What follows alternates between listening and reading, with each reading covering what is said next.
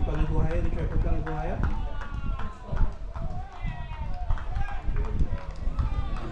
Yeah.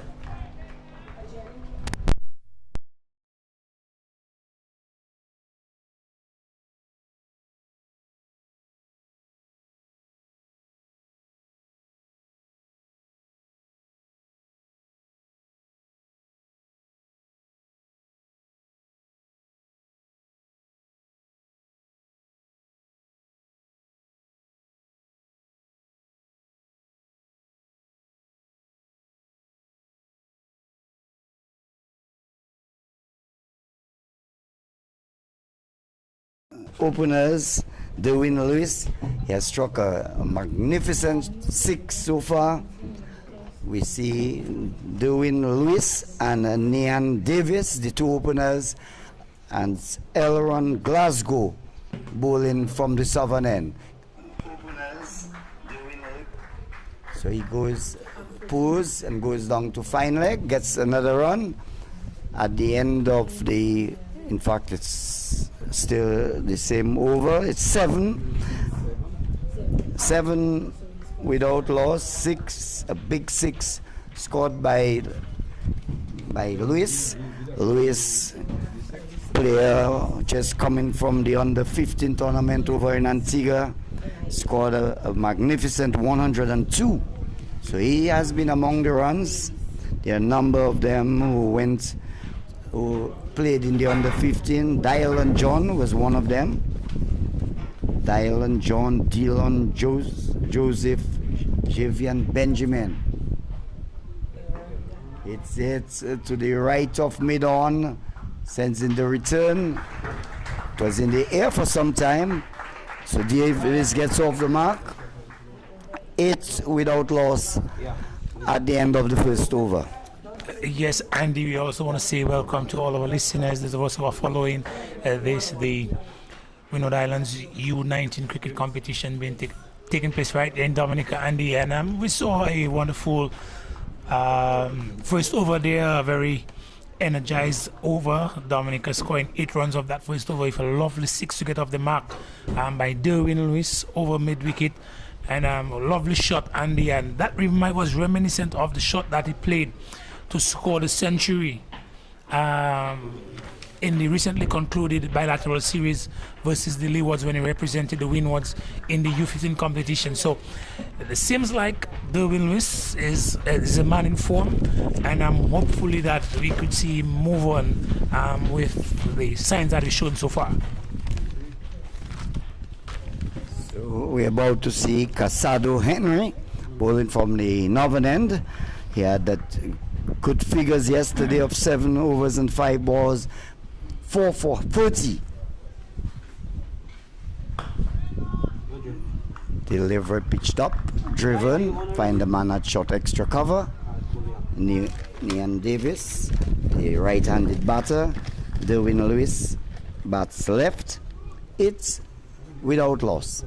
Dominica sent into bat by St. Vincent and the Grenadines. Yes, and you see over there bringing that ball up, and Nian just caresses it in the cover region. Gets a short delivery, pulls. The mid-wicket was inside the circle, and the batters crossed for 2 runs. Not getting hold of it as he would have liked, but nonetheless getting 2 runs. Yeah, not totally in control, and I think he was. It rushed him a bit, and then he was playing it a little bit late. Now he's rehearsing the shot, looking to get beneath, because in a power play there's nobody in the mid-wicket region, deep mid-wicket region, and so he feels it is safe. And you've seen him rehearsing that shot, and the shot, if the Vinces are to continue with the short pitch deliveries at that stage of the innings, they will be going over the top. Driven back past the bowler. Mid-off will run across to his right. We'll stop. It's Alston Bob there in that position. So the umpires in this match, umpire Andy Williams, veteran umpire. Delroy Liverpool is there. Ryan Lantan is the third umpire, and Dario the match commissioner. And he's bowled him. comprehensively bowled there, playing a ball pitched up. He went for the drive, and the ball going past the bat and hitting the stump. So Dominica lose their first wicket with the score on 10. Nian Davis bowled by Henry for 3.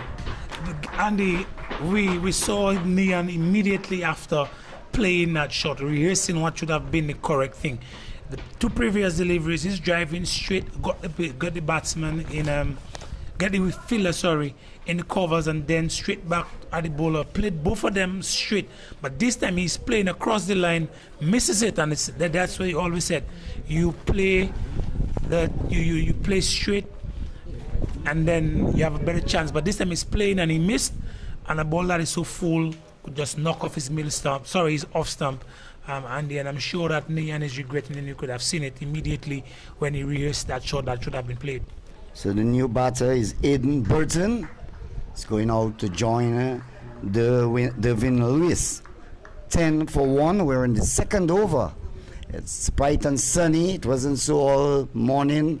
There was lots of rain last night, and this morning the field was all soggy. The pitch was always looking good, but the outfield a bit soggy, but things have gotten much better, Yudi. Yes, and just a few years ago, this ground was redone, and in certain areas of the field we have some good drainage. So in spite of the fact that we had flooding circumstances on the field, because when we got there this morning, they were scooping up water, sponging up water, but now we can play at that time of the day. I mean, it's testament of the work that was done on this Geneva playing field, and we can only hope for the future for things to get much better. But Aiden is on strike. Yesterday, I think he scored one of the first 50s for the tournament. Will he get an opportunity to do it again this year? In this Lovely match? drive there, straight to cover, but a lovely flowing drive for his first delivery. But certainly, and he seems to be a man in form. As we all know, the secondary schools competition is ongoing, and Aiden Burton has had 2 mammoth centuries, both of them in excess of 150. And so he came in starting this tournament with a 50, so he's a man in form, and we can only hope that he will continue from where he had left out. Ooh, lovely lifting delivery there, Andy. That one rushed him, also rushed the wicketkeeper. A lovely delivery there by Henry. Yes, that's one made some height, and the tall batter there, Aiden Burton, couldn't do much of it. It rose rather steeply and went through the gloves there of wicketkeeper Joanne Adams. So at the end of over number 2, it's 10 for the loss of 1. The batter out in that over. Nian Davis was bowled by Henry for 3. So Henry is having a good tournament so far. Yesterday he took 4 for 30 runs, and today among the wickets early. A lovely Yorkin delivery there by Glasgow, and an inform. Derwin Lewis is equal to the task to dig that one out. It's very circumspectly, and he seems to be somebody who is looking at the delivery. He doesn't force things. If the ball is there to be hit, then he dispatches it, but he does not force things out, and that is one of the attributes of Lewis. Not a well directed, in fact a wide signal by the umpire, so guilty of going extremely wide, and outstretched arms there of the umpire Andy Williams. So 1 more will be added to the total. 11 for 1. The overs have been reduced to 30 overs per side. Yesterday Dominica winning via the Duckworth Lewis system. Dominica scored 168 or thereabout, and this, Grenada having to get 208 for victory. They only managed 111. They had to get the 208 of 29 overs, so they only managed 111 for 7. Meanwhile, St. Vincent and the Grenadines set a mark of 208 for victory. It was 209 actually. They succumbed to some good fast bowling from St. Lucia, dismissed for 45 runs and lost by 163 runs.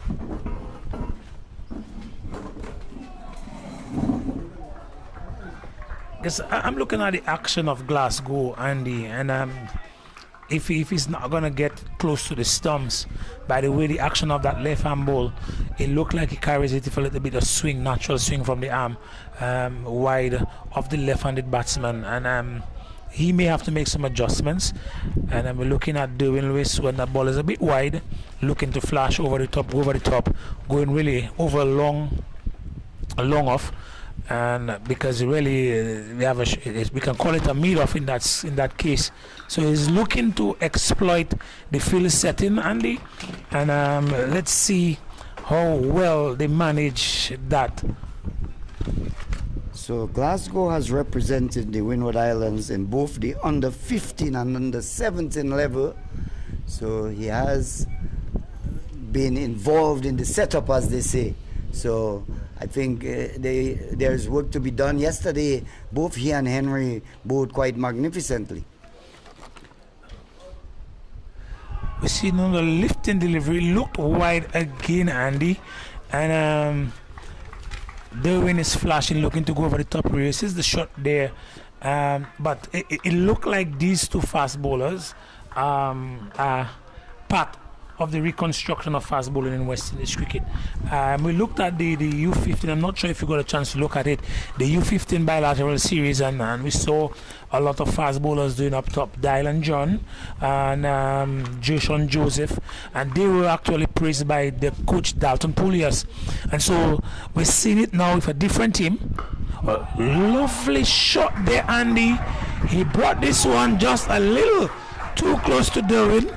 And Derwin is using the opportunity there to go over the top, over the wideish lawn, and 6 runs, Andy. Yes, a wonderful shot there by Luis. He executed it earlier in the very first over that Glasgow bowled. A similar shot and the same result. So he has moved on to 13-17 for the loss of 1 in the third over.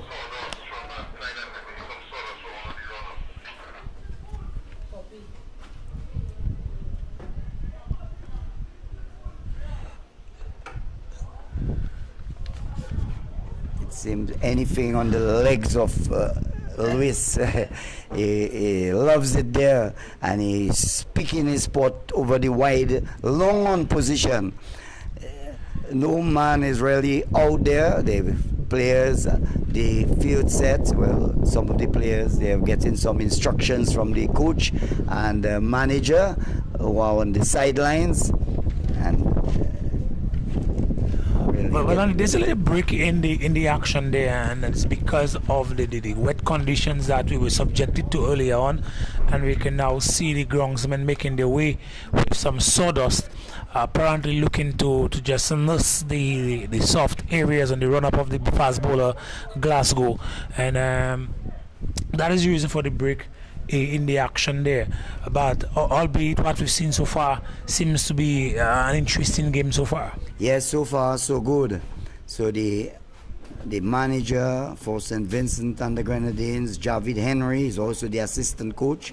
The coach is Elron Luis, and for Dominica, 2 former national players in the persons of Kevin James, who is the manager, and Phoenix Thomas is the coach.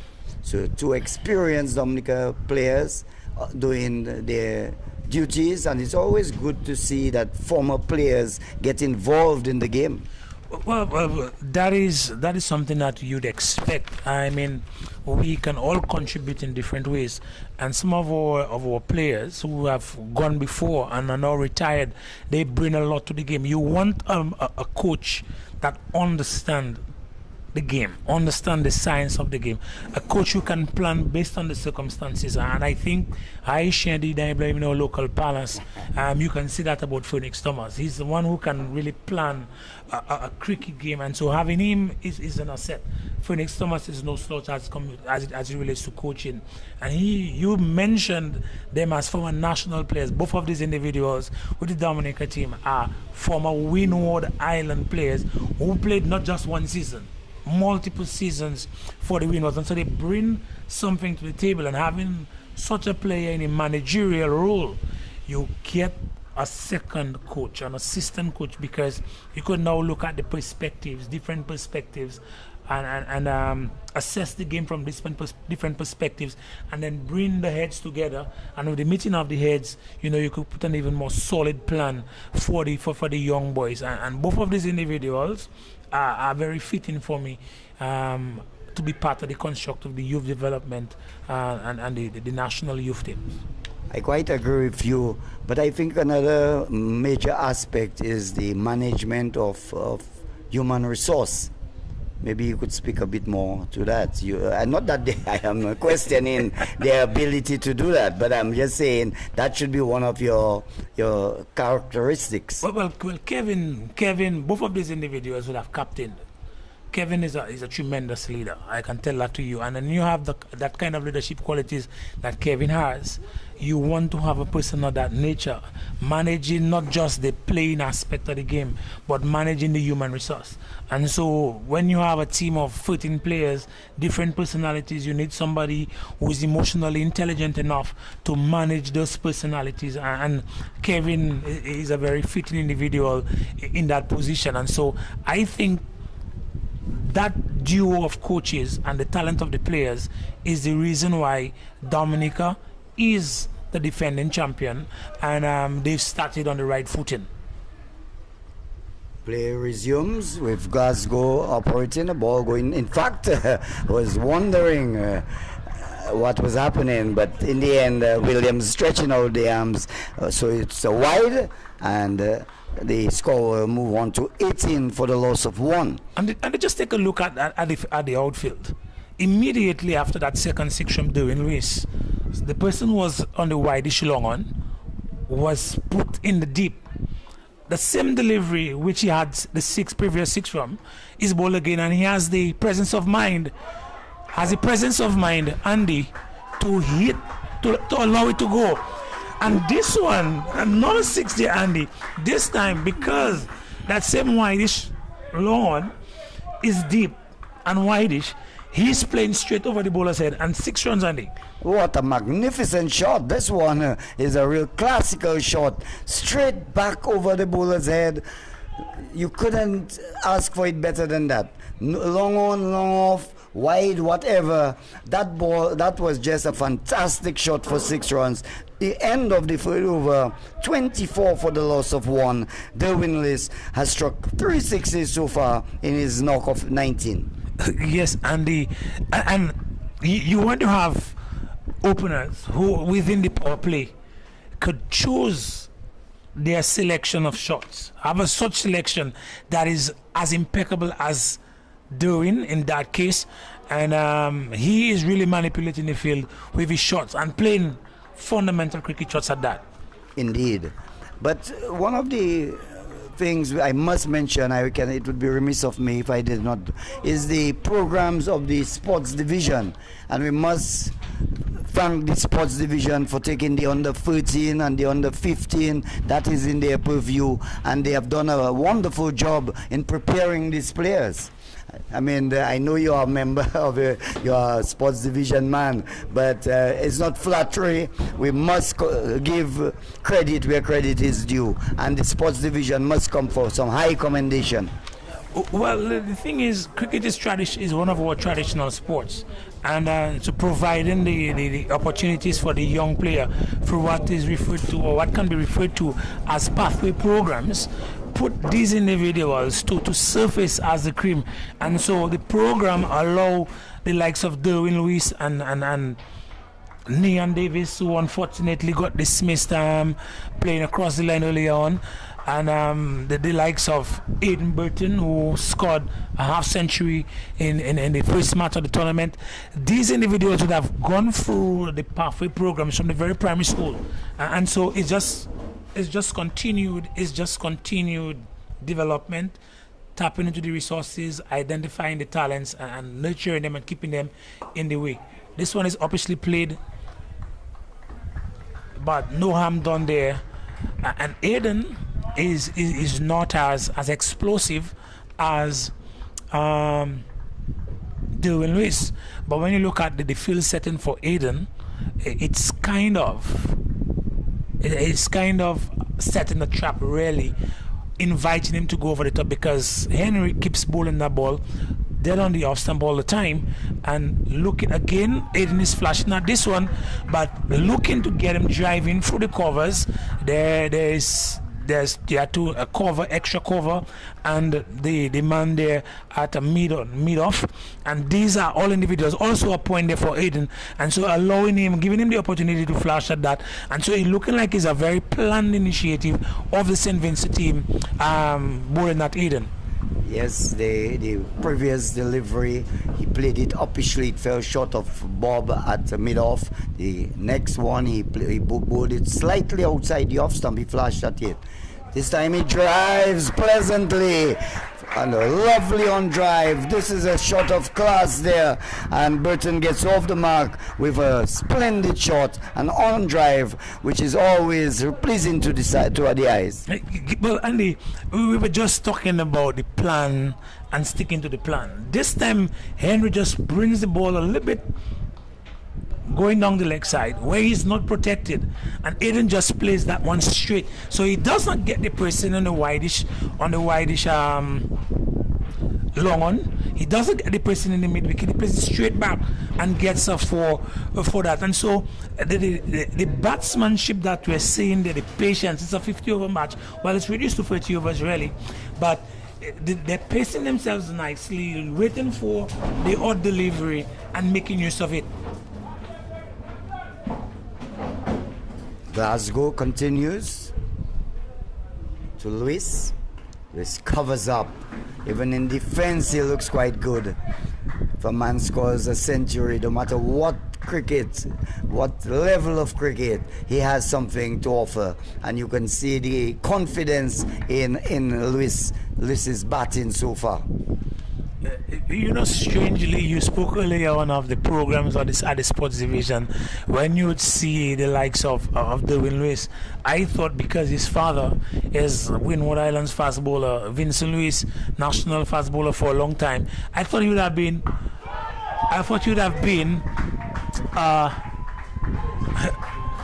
Go ahead, Andy. Big shot there by Lewis.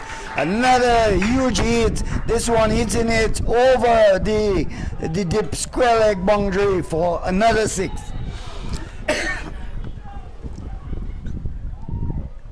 And I'm just there marveling at that. He's such selection.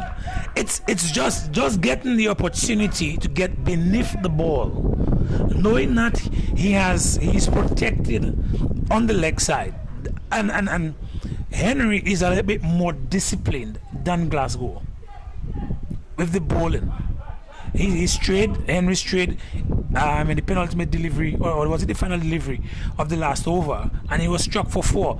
But he has shown that greater discipline, and so Glasgow is giving Lewis the opportunity to get beneath that ball and to hit the ball where he is protected, and he gets another 6. Good delivery, well defended. The Vincentians, they set the man there at wideish long on. Then Lewis delayed with his shot somewhat and hit it backward of square. Now they have put a man on the backward square leg boundary. So let's see how, in fact, he's looking there. It's good to recognize your field. He's looking around, and that's the sign of a mature batsman, where you watch and see where the gaps are. Well, now one of the gaps are is opening up because you have a third man who is being shifty right now, that is in the deep.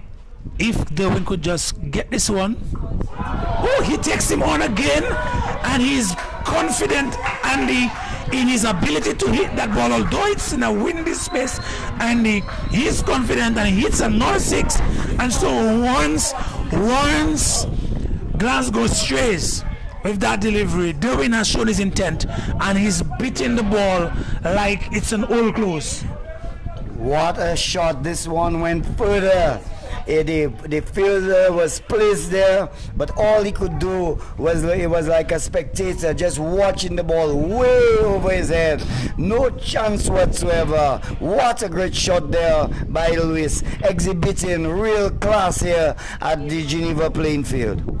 Yes, Andy, I was just about telling you, with the guy now at dip square leg, in the dip, it will give a chance for Innings and to rotate the strike with singles. But again, the bowler is giving the batsman an opportunity to get beneath the ball. It's no longer a 50 over. It's a 20 and a half over. Let's call it that, because we're playing 30 overs. And so Derwin recognizing that is, and I'm sure this is coming from the camp. I'm sure it is coming from the dugout. Guys, one of you gonna go there and hit when you get a chance, because if you look at Aiden is not looking to make those flashy shots. He's staying there, and Luis is going after the bowling, playing good shot selection, because you see him being resolute in defense when it merits a defensive play. But he's attacking and believing in his ability to hit. So the score has moved on to 40 for the loss of 1. Luis has progressed to 31, 5 sixes. My word, an opening bat, 5 sixes. Remind me of Clayton Lambert for Guyana, together with Philo Wallace, but Lambert being the left-hander.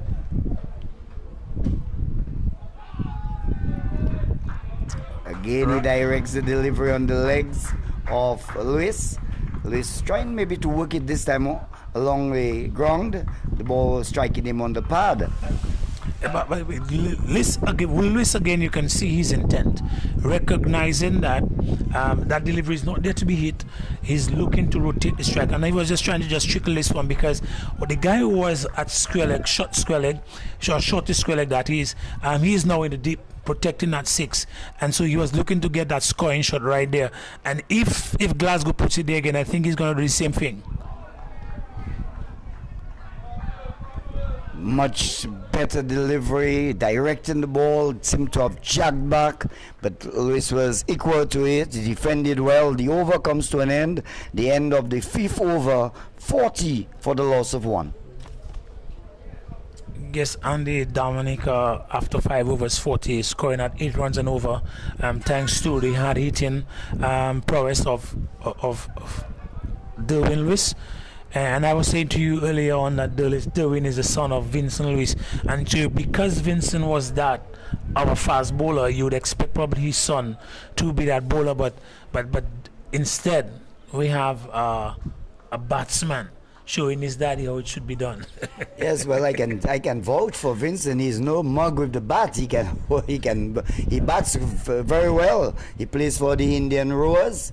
Maybe I'm not sure if he has changed team, but he has batted and has batted quite well. I've seen him hit some tremendous blows, so at least he has some idea of holding the bat and playing some good cricketing shots. Well, I am one of the persons who is of the view that if you are a cricketer, you should not just be a bowler.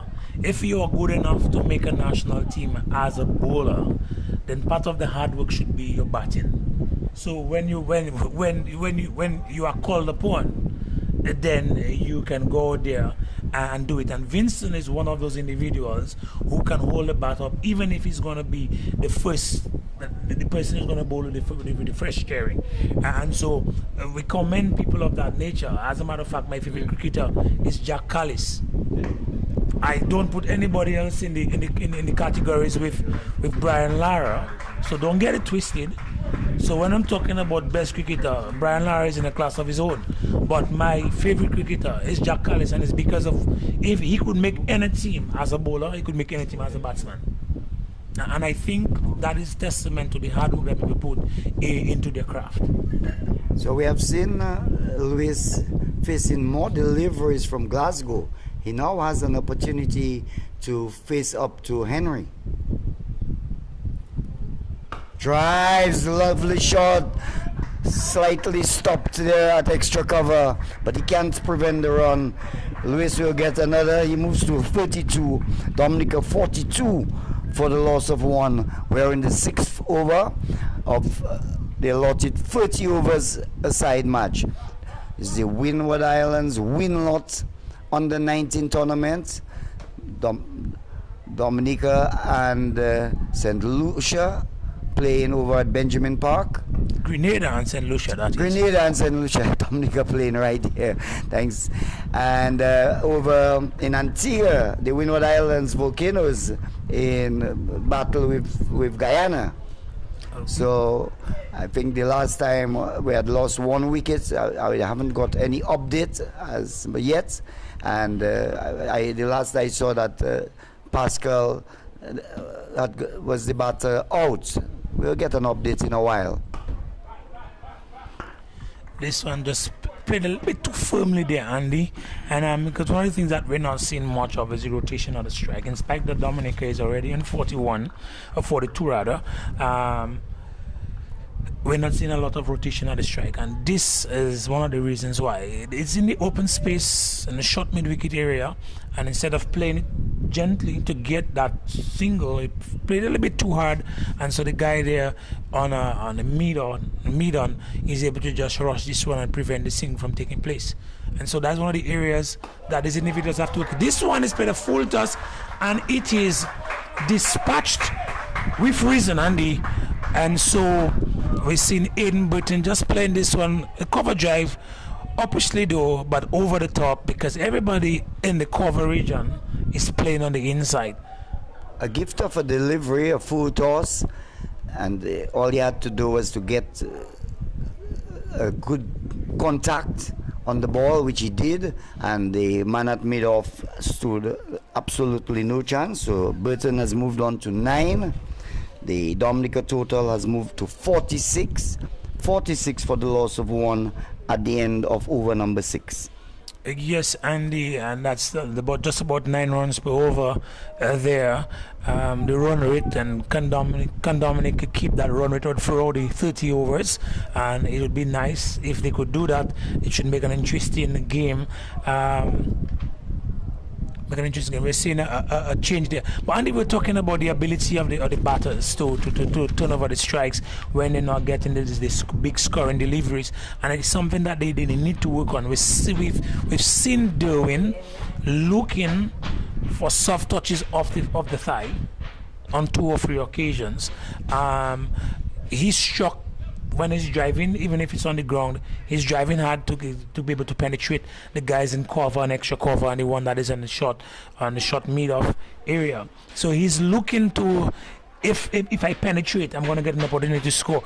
But there are opportunities that you have to go just because of a soft touch, and that's one of the things that I know Kevin is very good at, being able to just use the wrist to play that ball into the spaces. And let's see if the batters, it will be communicated to the batters to be able to make good use of the strike. But with a strike rate at 9, I think they're in a comfortable position. I think it's slightly under 8. I make it 9.6 is 54. Oh, sorry, that is right. Slightly under 8. Yeah, I'm sorry. Yeah, well, we all liable to make an error here or there. Yesterday we saw Kevin Joseph. He bowled quite well. Yeah, I think he exhibited control, good control, and he picked up what? Kevin Joseph. He picked up 2 wickets for 45 runs, and he exhibited good control. Let's see if he can produce that same level of control as he's introduced from the southern end. Yes, Andy, and we're just being updated with the actual scoring run rate, and that is 7.67. I was informed there by our electronic scorer. And so, but it's still still a good run rate, and I'm sure if Dominica could keep the wickets in hand as they get towards the back end of the innings, with the likes of Dylan John, and still to come West Indies batsman Senior Fontaine, I'm sure they're going to use the opportunity to accelerate the scoring. Driven, lovely shot. The sweeper will come off the boundary and limit the batter just to 1. So Luis gets another. He's 33. Dominica 47. And as you mentioned, Dylan John, he was the MVP of the bilateral series, which the under 15 played. I think is against the Leeward Islands. Yes. The island was able to come on a regular basis, come at the back end of the innings and accelerate the scoring, and that looks to be a slight bend in the elbow by this bowler there from St. Vincent. Let's take a look at it and see if that's really the case, and to see if we could get, because it'll be, if you see those challenges up early, dealing with it early is better than dealing with it late. What do you think of the elbow and by this bowler there? Well, before I comment, I think a 1 run going there it brings the score to 48.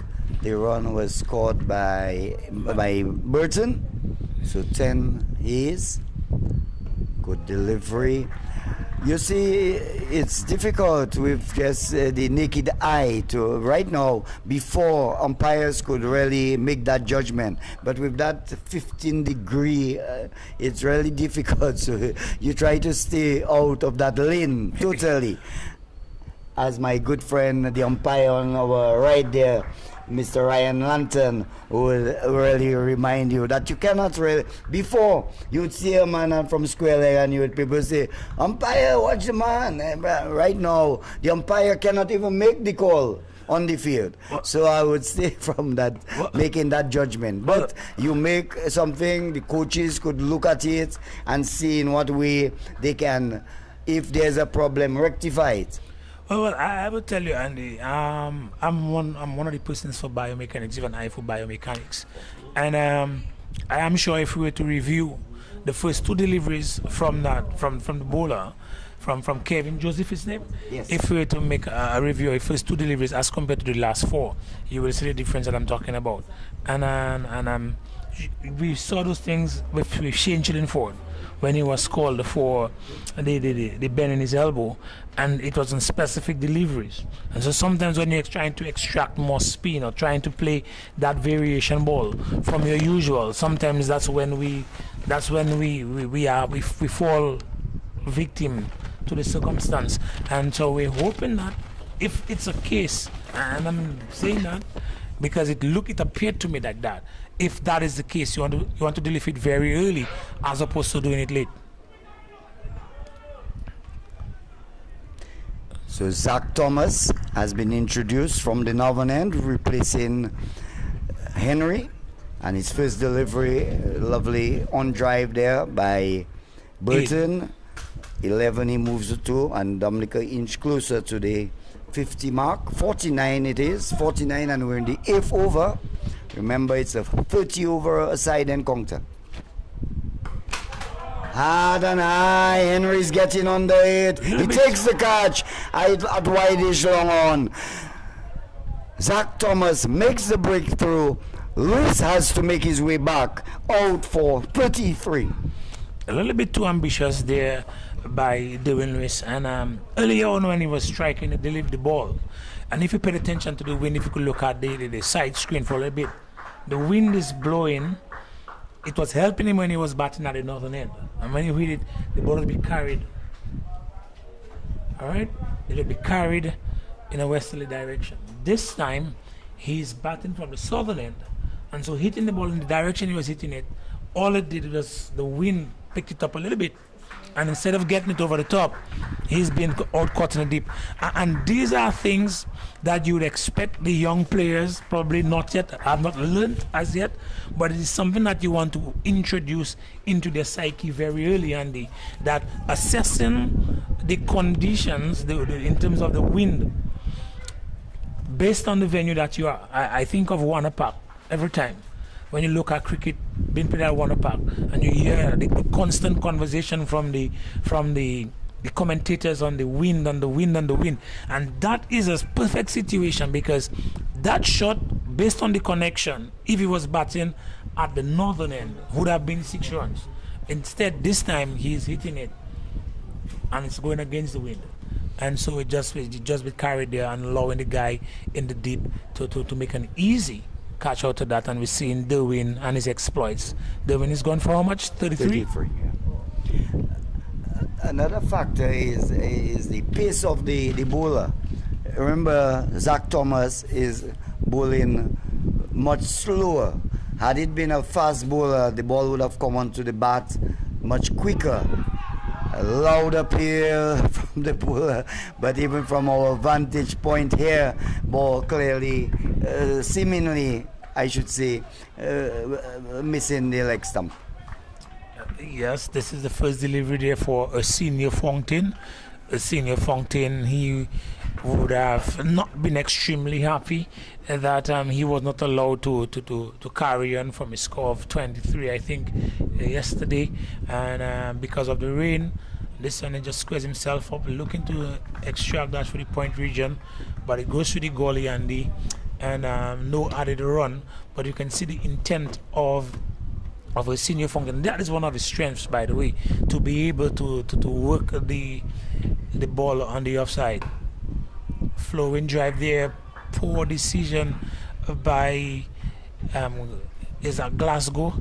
Yes, Glasgow there in the covers, and very, very poor decision there with the fielding sloppy at best, and to allow a senior to get off the mark. So 50 for Dominica is posted. 50 coming in 7.5 overs.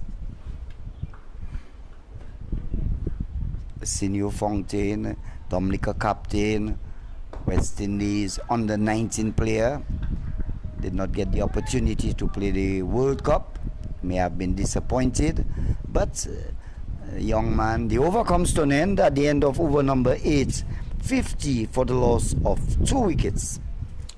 And yes, Andy, you start to see the gathering of the players, the meeting of the players in the middle of the pitch. Senior Fontaine and Aidan Burton, and Senior Fontaine's mom, Isa Burton, first cousins out there in the middle, and I'm sure that they two, as a matter of fact, the Dominica batting depends on them really, and I'm sure these two are looking to put their heads down there and to make a mark for themselves, and hope that based on this, on their performance in this tournament, that they both could make the Windwards team.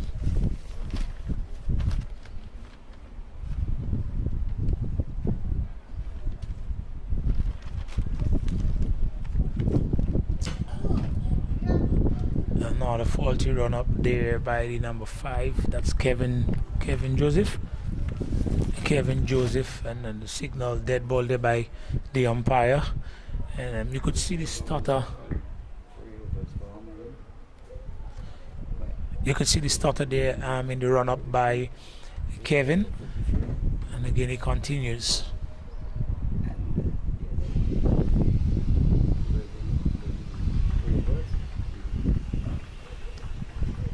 And a senior looking to work this one in the point region, just trying to get this one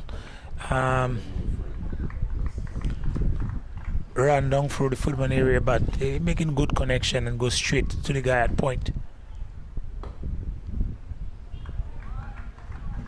One thing I can tell you, Andy, based on the way that a senior is shaping up, he doesn't look like he's going to be throwing his hand.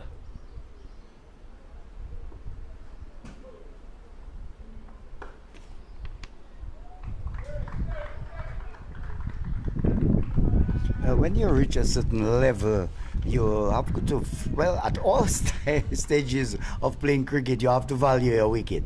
I hate to see batters just throw their hand away. You have to pride yourself in your wicket and value it. Trevor, lovely shot. Finds the sweeper at cover on the right on the boundary. So one more to Fontaine. He moves to 2. The total Dominica now 51 for 2. So the bowlers used so far, Glasgow bowled 3 expensive overs, 3 overs for 33 runs. On the other hand, Henry was very much more economical, bowled 3 overs for just 11 runs, the 2 opening bowlers. Yeah, Glasgow got the punishment from Derwin Lewis, who hit 4 sixes, 5 sixes, all of which came off the bowling of Glasgow, so that the 5 6 30 and just 3 additional runs, and so probably at most 8 scoring shots from the 18 deliveries, and so yes, expensive, but Henry was muffled in the scoring on the other end, and we saw Henry, well, not Henry, as soon as the spinner was introduced and then Derwin batting on the southern end, he was gone, looking to get over the top again with his aggression. But since we saw the dismissal of Derwin,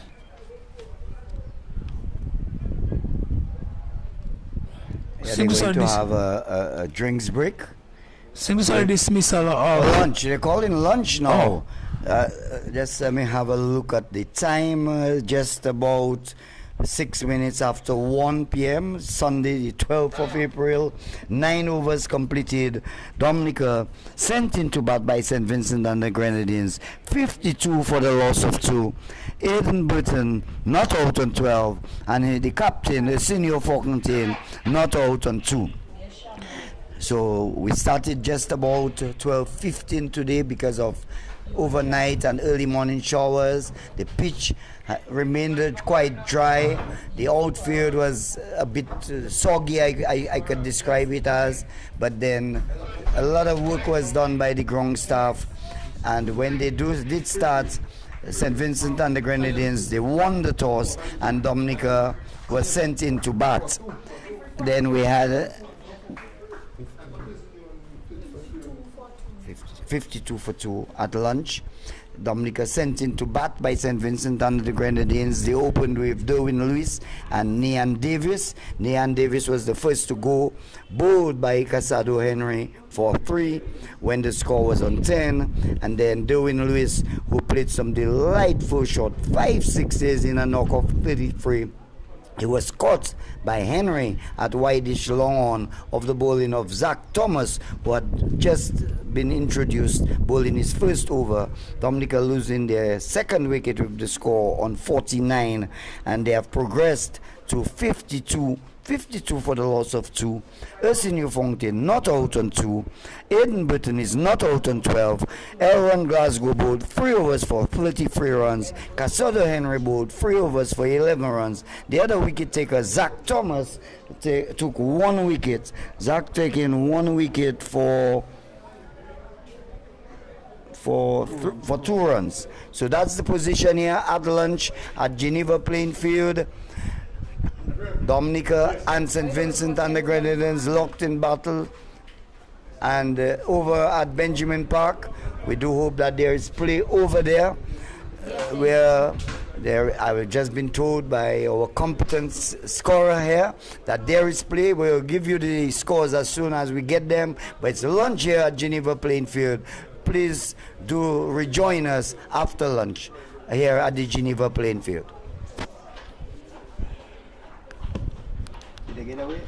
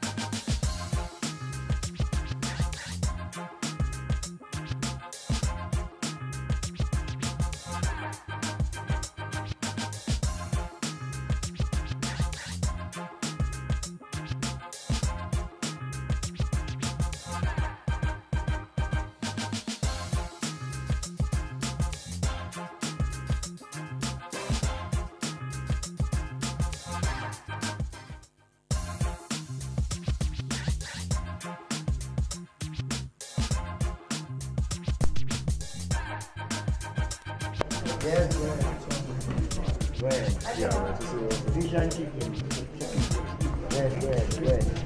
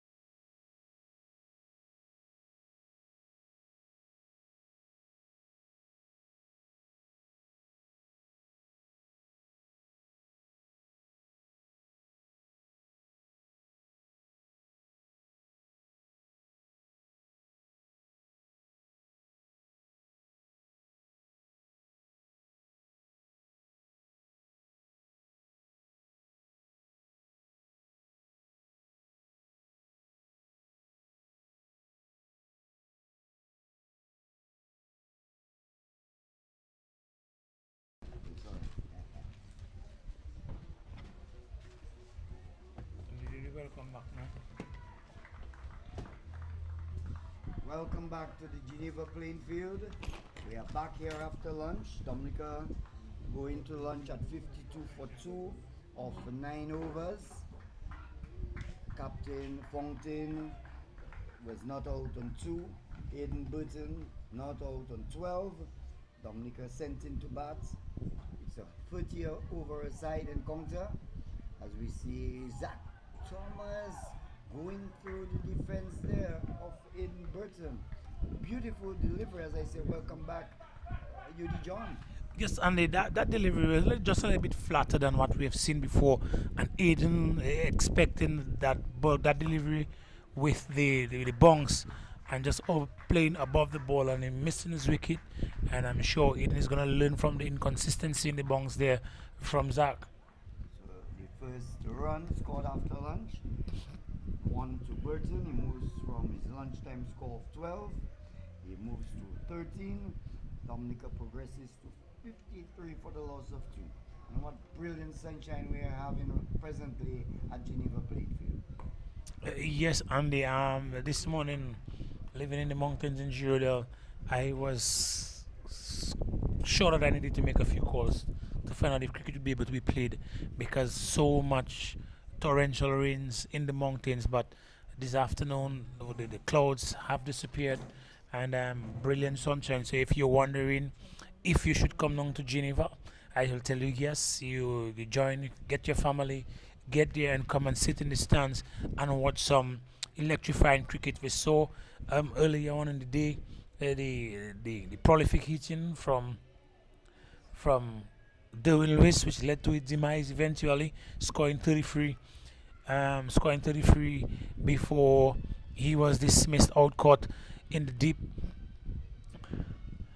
And so there's much more cricket that we can see as we see Kevin Joseph rips this one, spinning away from Aidan Burton and getting bunks at that, Andy. And so let's see how well he negotiates that spin and bunks. So Joseph does the batter on the back foot, and there is no run.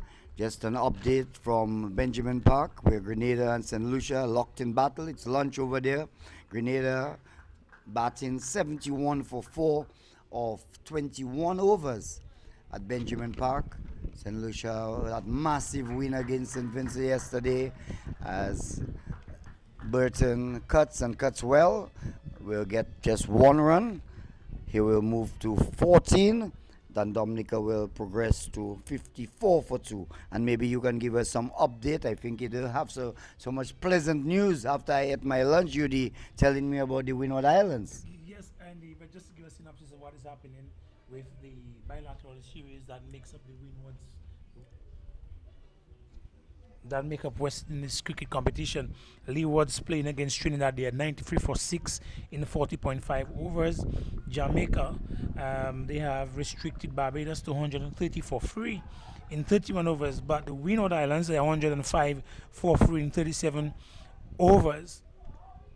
And just to give us an idea with the batting, Akim Ogesi is unbeaten in 48. Stephen Pascal was the first to go. He scored just 6. And he was outdone cotton bowled by Kimo Paul, who is returning to first class cricket. Kevin Hodge, he scored 31. Ali Kafanaz unfortunately scored 1. Kimo Paul as well. And Sunil Lambres is now unbeaten on 13 after 9 deliveries. So the Winlott Islands, they are 107 for 3 after 37 overs. So I've just seen Fontaine driving, the ball coming off, peeling off the inside edge of the bat and going down to fine leg, a boundary, one in the dark, as they would say. Fontaine moves to 6, and Dominica now 58 for the loss of 2. 58 for 2. The 11th over is complete. So just in excess of 5 runs per over. If we could get the exact run rate there for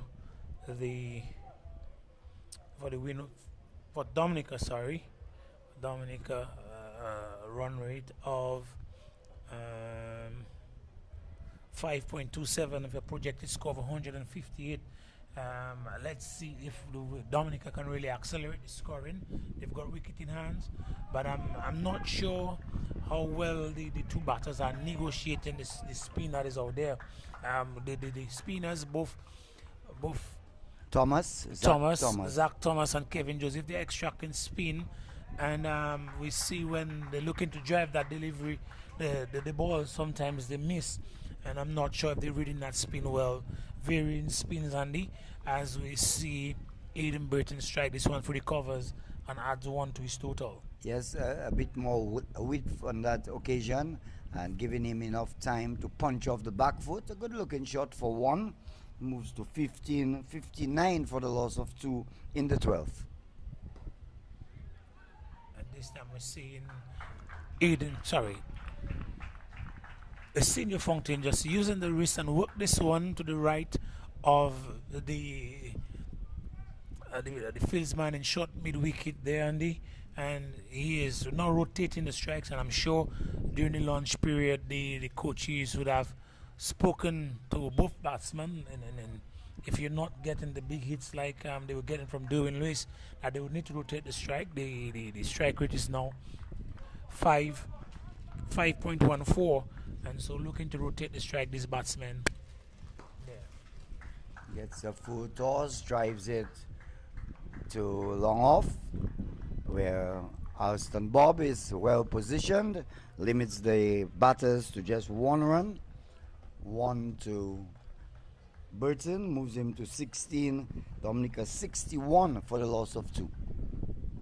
And if you just take a little look at all the batters, all the fieldmen in the deep, they are really in front of the batsman. There's a man in deep mid wicket, long on and long up. Both of them are in the deep, as well as the extra cover guy in the deep. And so nice at the ball into the actual plan, and forcing both Aiden Burton and the senior Fountain to look to rotate the strike with singles, and without being able to get over the top. So just 4 runs coming off that Zach Thomas over. After 12, 62 for 2. Kevin Joseph will continue from the southern end. Go to the right-handed captain of Dominica team, Senior Fountain. Gets a lift in delivery. Fountain was backing away, trying to punch it, but the ball made more height than he anticipated. Yes, Andy, and they will have a first slip for that type of lift and delivery if you're not making good contact and get that top edge, and good lovely field place. Again, another lift and delivery there, and the Kevin Joseph seems to be extracting a lot of bunks with all the moisture that is in the wicket from the overnight rain, and the at that time of the day usually the wicket start to get a little bit flat, but we've seen Kevin being able to extract some bunks, and Senior Fountain is not going to be able to get on top of it, but this one he pushes backward of point and he will get a single. He cuts and cuts well, gets one more. He moves to 9, 63 for 2. So on this occasion, not the amount of bongs the two previous deliveries had, and he was able to give himself some room and cut it quite well. But and recognizing the attitude and the intention of a Senior Fountain, what plan would you put in place if you are getting so much of a bounce from Kevin Joseph? Well, maybe you could deploy more slips. Maybe you could put 2 slips and maybe a gully. Yeah, but you've seen 2 balls do that, but then things go back to normal, so the captain might be skeptical and not wanting. There's a loud appeal as Burton trying to slog sweep this one over mid-wicket. The ball goes through to the wicketkeeper. Loud appeal from the Vincentians, but not out, says umpire Williams. Well, I will tell you, the St. Vincent team is a team, because whatever happens, you see the support from the very onset. Even when they were being struck all over the park with the sixes, we could see that the entire field is supportive and energetic, and so it's when one person goes up, everybody goes up. So tidy over from Kevin Joseph. Just the one run coming off it. 13 overs completed. 63 for 2. The batters out. Nian Davis bowled by Henry for 3 when the score was on 10. They lost the second wicket, that is Dominica, with Derwin Lewis caught by Henry at wideish long on of Zach Thomas for 33, which he scored 5 sixes, 5 towering sixes, I may add. Yes, it was a sight to behold looking at Derwin Lewis accelerate the score at the top of the innings there for Dominica, and but St. Vincent has really pulled it back from the in excess of 9 runs per over to now 5, just about 5 runs per over. It may have dropped below 5 runs per over. 4.78 actually, as they bring some respectability to the scores. Now with a projected score of just 142, with the 2 of Dominica main batters out there batting. Lovely shot there, playing squarish off the wicket by Senior Fontaine, but in spite of the beauty of the shot, just a single, Andy, and it moves the total to 64, and Fontaine goes into double figures. He's on 10. He seems to relish playing off the back foot. I've seen him play before, and he drives the ball quite well, but so far in his innings he's really going on the back foot, as Burton is driving the ball to long off. Alston Bob is in the way. One more to Burton. He moves to 17. Dominica 65 for the loss of 2 wickets. Yes, Burton firmly strike this one, giving the guy at short cover no chance to stop that, which forces the single. And we're now seeing the Dominican pair in Burton and Fontaine rotating the strike regularly now, Andy, and that's the kind of cricket that you're looking for. When you take away the big heaves that you'll be able to get, the bowlers no longer bowling that ball and allowing them to get beneath it, and so they're using the opportunity to just rotate the strike. So the 14th over has come to an end. Dominica sent into bat by St. Vincent under Grenadines after 14, 66 for the loss of 2. Senior Fontaine, the captain, is on 11. With him is Aidan Burton, who is on 17. And we have observed that a lot of the balls Fontaine has really played on the back foot, trying to force off the back foot. Was beaten a few times by Kevin Joseph. So let's see how he is still the captain of St. Vincent and the Grenadines, and the vice captain is the wicket keeper, Jordan Charles, as first slip, the captain. Again, he goes back and he punches it, finds the sweeper, comes off the cover boundary. One more to Fontaine. He moves him on to 12. 67 the score for 2 wickets. Dominica batting. Yes, and the senior Fontaine is 12 from 21 deliveries. But previously, let's look at the class of senior Fontaine. Previously, senior Fontaine has been playing that shot, but he's always getting square of the wicket to the guy there, square of the wicket. This time he plays a very similar shot, but stays and pushes it between cover and the guy there at point to extract that single. And so it speaks to his ability to manipulate the field and to play just circumspect and to build his innings.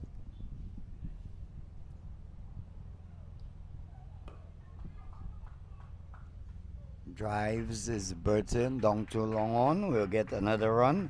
We'll move on to 18. And you can 68 for the loss of 2. And you can hear the cheers from the dugout of the Dominican team, Andy, to every single that is scored, which speaks to the plan, or the actual batters responding to the plan of the team to rotate that strike. It's something that's always sound like a Stock City. Lovely shot play there, Andy, off the pad, and Fontaine will just push this one into the short mid-wicket region, and he will add 1 to his total. So Fontaine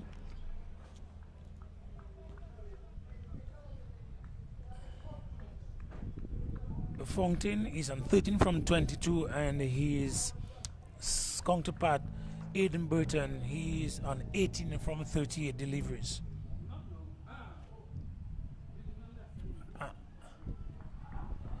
And only just to provide you with an update, Akim August, he has now reached his 50. He's now 51 from 126 deliveries, and with him is Sunil Lambris, who's not out on 16 as the Windwards, and now 113 for 3 in 40 overs in their bilateral series against Guyana.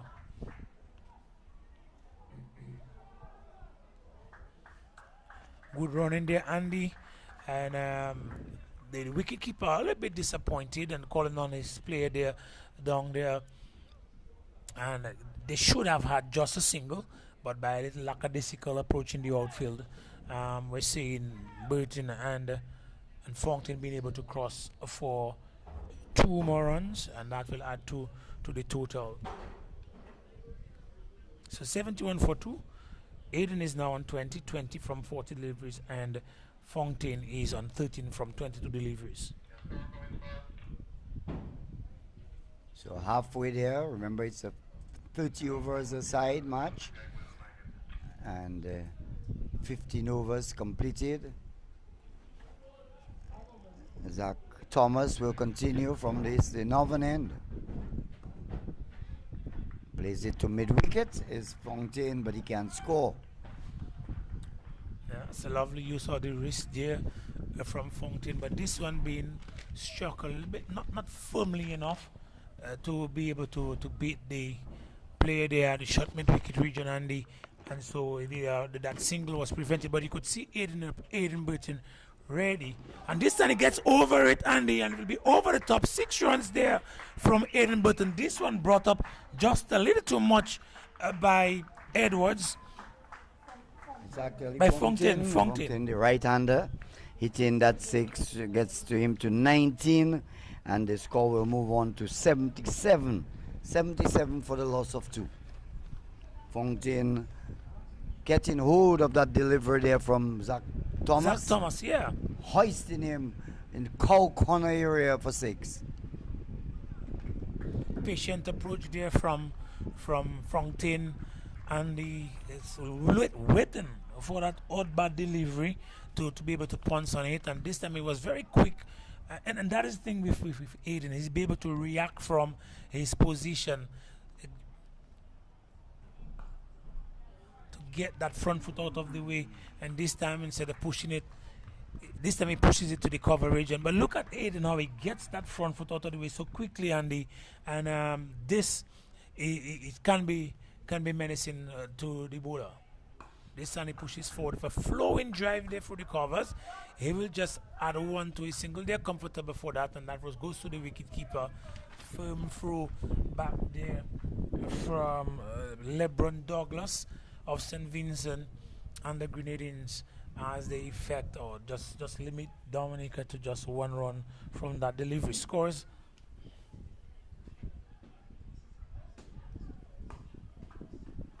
$78 for 2, Andy. 4.93 for projected score of 140. Do you think Dominica will be able to post a total of 150 by the end of that?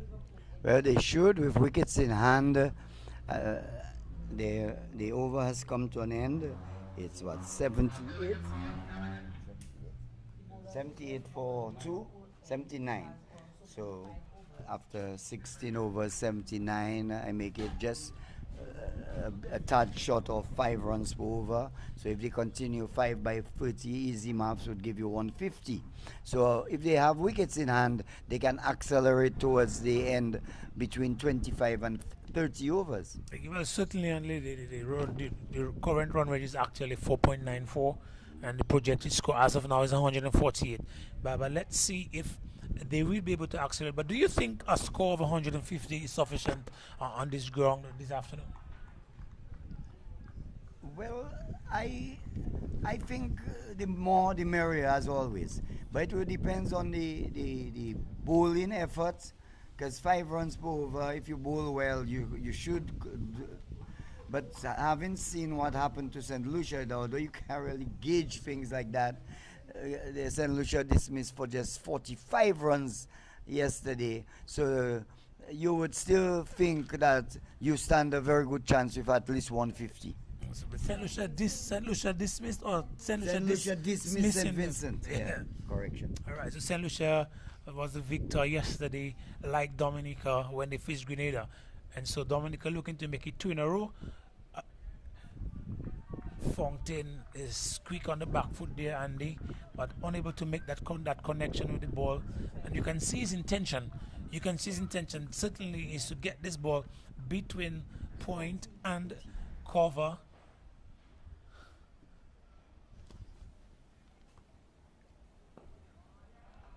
And as I was saying, looking to get that ball between the cover and point to see if he could get that single on a regular basis, Andy. And that is the intention of a senior Fontaine, looking to manipulate the foot. But sometimes, if you could just push it between that wideish, the extra cover region, and because the long one, the long off, is very deep, and so there too could get the single in that area. And so I think, I'm not sure if he's trying to overcompensate to get that ball, and maybe it's a compulsive shot, Andy.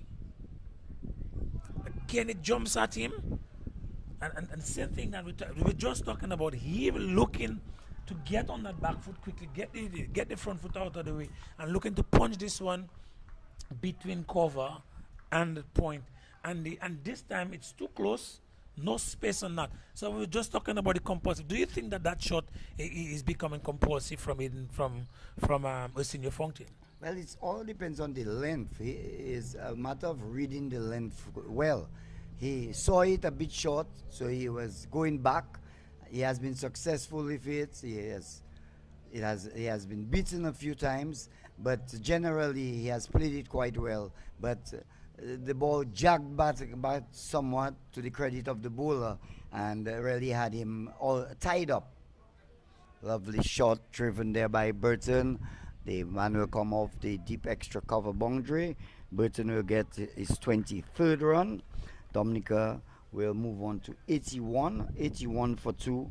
Fontaine, who is on 20, will take strike. We're in the 18th over. Bowled by Zach Thomas, stopped in his run up there by the umpire Liverpool, Delroy Liverpool. I don't think we have mentioned him too much today. We have Andy Williams and Liverpool, as Fontaine turns it to short backward square, gets a run, moves to 21. Dominica now 82 for the loss of 2. Yes, and just to comment on Burton's ability to rock onto the back foot, I think he's picking up the length well, but in terms of the line, oh my God, this one just passes through between bat and pad, and this one will run down. Let's see if the signal, if it's an inside edge, it's by's being signaled there. So a lovely delivery there from the bowler, Thomas. That is Zach Thomas, and beating everything that Aiden Burton threw at it, and they would come back for 2 byes. The flight of the ball is what deceived the Burton. Hits it in the air, the short extra cover can't get across to it. It will go down to Bob at long off, and one more to Burton. He will move to 24. Dominica will progress to 85 for the loss of 2 in the 18th. Yeah, so and just to go back to the conversation that we were having with Fontaine's ability to pick up the short delivery and rock onto the back foot.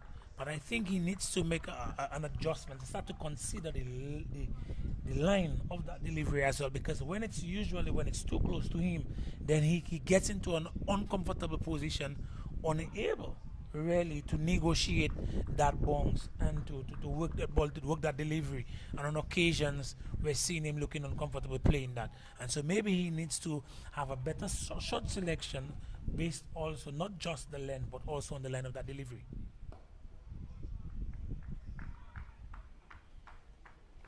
Thomas completes his over, 86 for the loss of 2.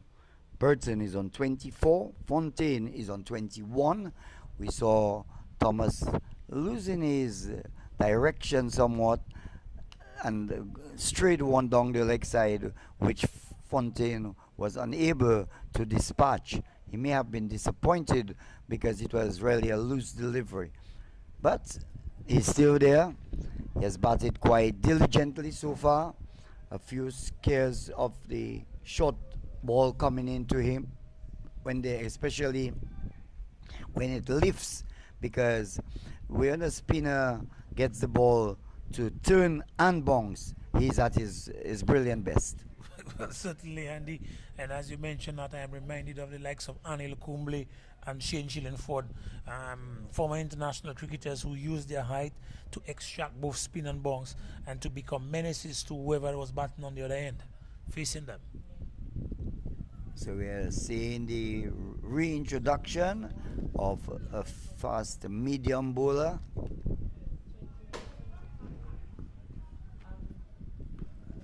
I'm not LeBron Douglas is the new bowler, driven down to long on. So Douglas starts there to Burton. Burton gets another run. Looking quite comfortable right now. 87 for the loss of 2. So they're trying different bowlers. They have tried Zach, they have tried Kevin Thomas, they have tried Henry and Glasgow.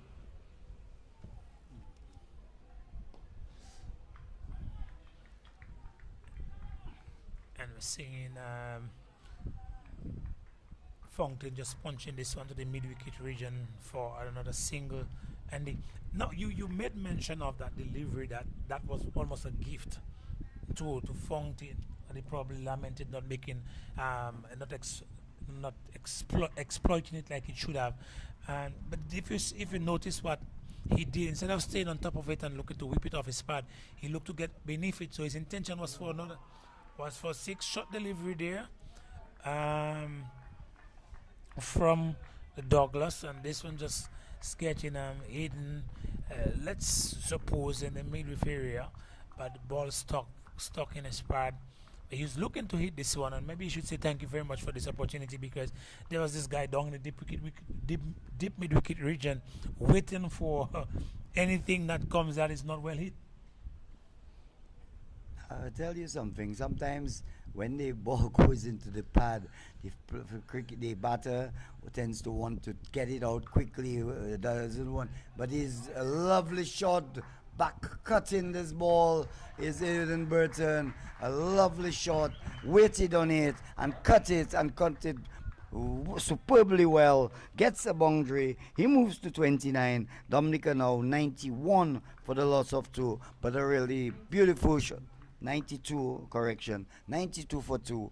A real beautiful shot there by Burton. Yes, Andy, and even if you reflect on the out when Nean Davis was bowled. When Nean Davis was bowled, Andy, he was playing across the line. But we've not seen that from Aiden Burton. This ball is right outside the out stump. Although it is yet to be hit, he's hitting it in the direction that it's supposed to be hit. And I'm just making use of the delivery. And on both occasions this time, and on the ball before, when he got the 4 runs, he was able to just push this one where it should be hit. As you want to tell that to the young cricketers, not playing across the line.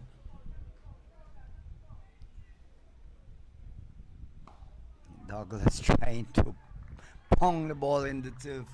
The pitch responding but a bit slow on this occasion. The over comes to an end. Over number 18. 93, I make it for the loss of 3. Fontaine is on 22. Burton is on 30. 12 more overs to go. Can they get at least 6 runs per over? 12 sixes would be 72. That would put them to about 165. I think that would be something they would have to look forward to, getting somewhere around 165. Yes, Andy. If you just look at if we just look at what happened with that shot from Fountain looking to accelerate, short delivery, it was yet to be hit, but considering the field placement and opting not to do that.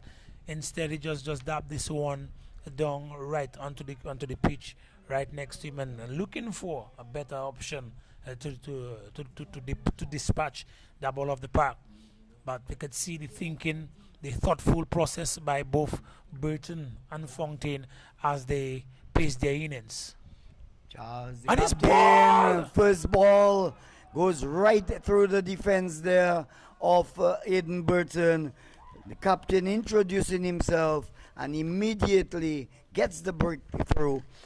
Dominica lose their third wicket with the third wicket with the score 93. Aiden Burton goes clean bowled by Captain Jordan Charles for 30 runs. Yeah, there is something that we've noticed from both Burton and Fountain, looking quickly to get onto the back foot, and this time this delivery, that leg spinner from the captain there, and not much of bounce from that, and so by keeping low, he was really caught unaware what was happening, and by the time he recognized that that ball was not with the bounce that he had been accustomed with, he was already bowled. So we're about to see Dylan John, number 10, the MVP of the last under 15 series, a bilateral series with Dominica and I think it was some Leeward Islands team. Windward versus Leeward Islands. And Dylan, who was representing the Windward Islands, was adjudged to be the MVP. So he comes out now with good form, and he'll join his captain, Arsenio Fountain.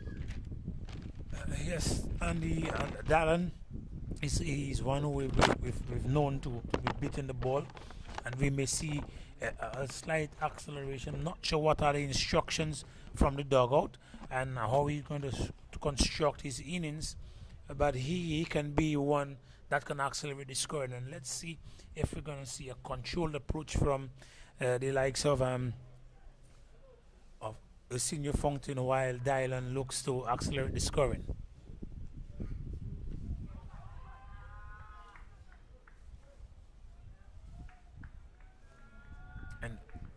And early up, Andy, we're seeing on that shot that he's looking to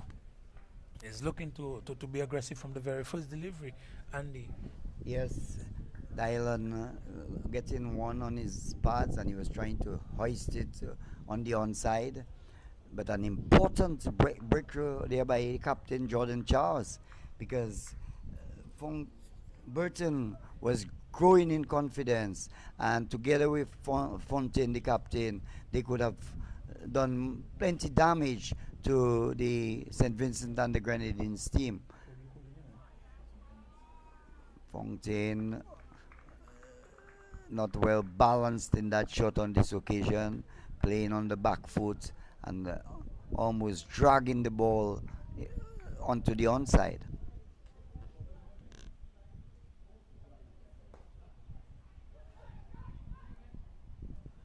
And there are a few rarities in West Indies cricket, left arm fast bowlers, and we saw that with Glasgow, a rarity with quality leg spinning, and we're seeing that now from the captain. Jordan Charles, the bowler. Yeah. Jordan Charles. And so the cricket is still alive. Cricket is still alive. And Dylan goes. We told you that he's going to look to hit, and then we could see that ball just moving away by Jordan Charles as he bowls a nice leggy, conventional leggy, Andy, and Dylan goes out, caught behind. Had just a single? No, not a single. Duck, because I think he got a leg bite when he on his first ball. So it's duck for. It goes for duck. Dylan John. I think Dominica would be dependent on Dylan to accelerate, both accelerate and add to the scores And so now Dominica, after being in a very comfortable position at maybe 90 for 2, they are now 95 for 4. Yes, we see Kenny Valmont going out to join the skipper, so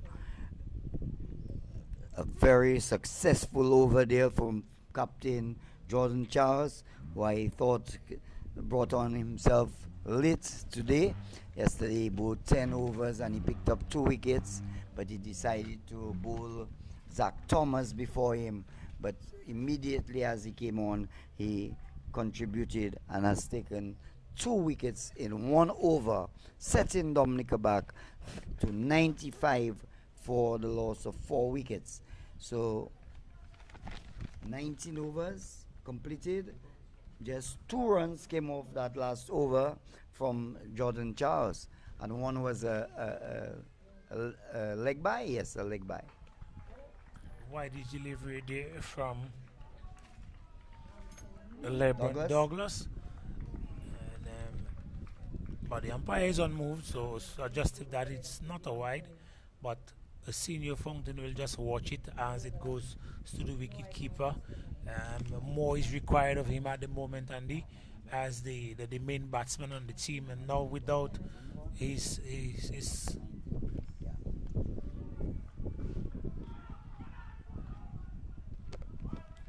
a bit of miscommunication there by Kenneth Valmore and Senior Fountain. That ball again, and the inconsistent bounce from the wicket. That ball usually would have been a bouncy ball, but just keeping low, and Senior Fountain playing, but it's well above that ball, and that would just go to the wicket keeper. So far, Dominica losing wickets at a critical juncture. We're in the 20th over. After this, there will be only 10 overs. Good delivery, good line, good length. Fountain defends and defends well. And the applause from the Vincentian players really encouraging Douglas to keep it there. That's the way to go. Keep it there. But Fountain will have other ideas. He's on 23. Kenny Valmont has joined him. Yet to score, yet to face a ball. Driving loosely at one outside the off stump, really dangling the car there, LeBron Douglas. And Fountain not getting, maybe getting his feet across in line with the delivery and not making contact. As though I heard a song that maybe, but I'm not too sure. Yes, we may have to check ultra edge to confirm. Yes, and but again, that delivery was it didn't have as much bounce as it normally has, and again, this time the inconsistency of the bounce. Think of the last 3 deliveries being faced by Senior Fountain. 2 of those deliveries keeping low. This time it does not keep low, gets the extra bounce, but by the way he plays it, you could tell that he's not certain as to what is the level of bounce that is getting from these deliveries. Well, a little more efforts there by Douglas, and have struck a senior on the glove, and the end of the over, a good steep bouncing ball. Fountain was getting into his wicket. It rushed on him, hit him on the glove. Seemed to be a painful blow. You're seeing him wringing his hand there, and certainly a moral victory scored there by LeBron Douglas. Yes, and you could tell that Senior was into the shot way too early. As a matter of fact, the ball knocking him after he had already executed that shot entirely, and so I'm not sure if it was a slower delivery, but certainly he was into the shot much too early, Andy.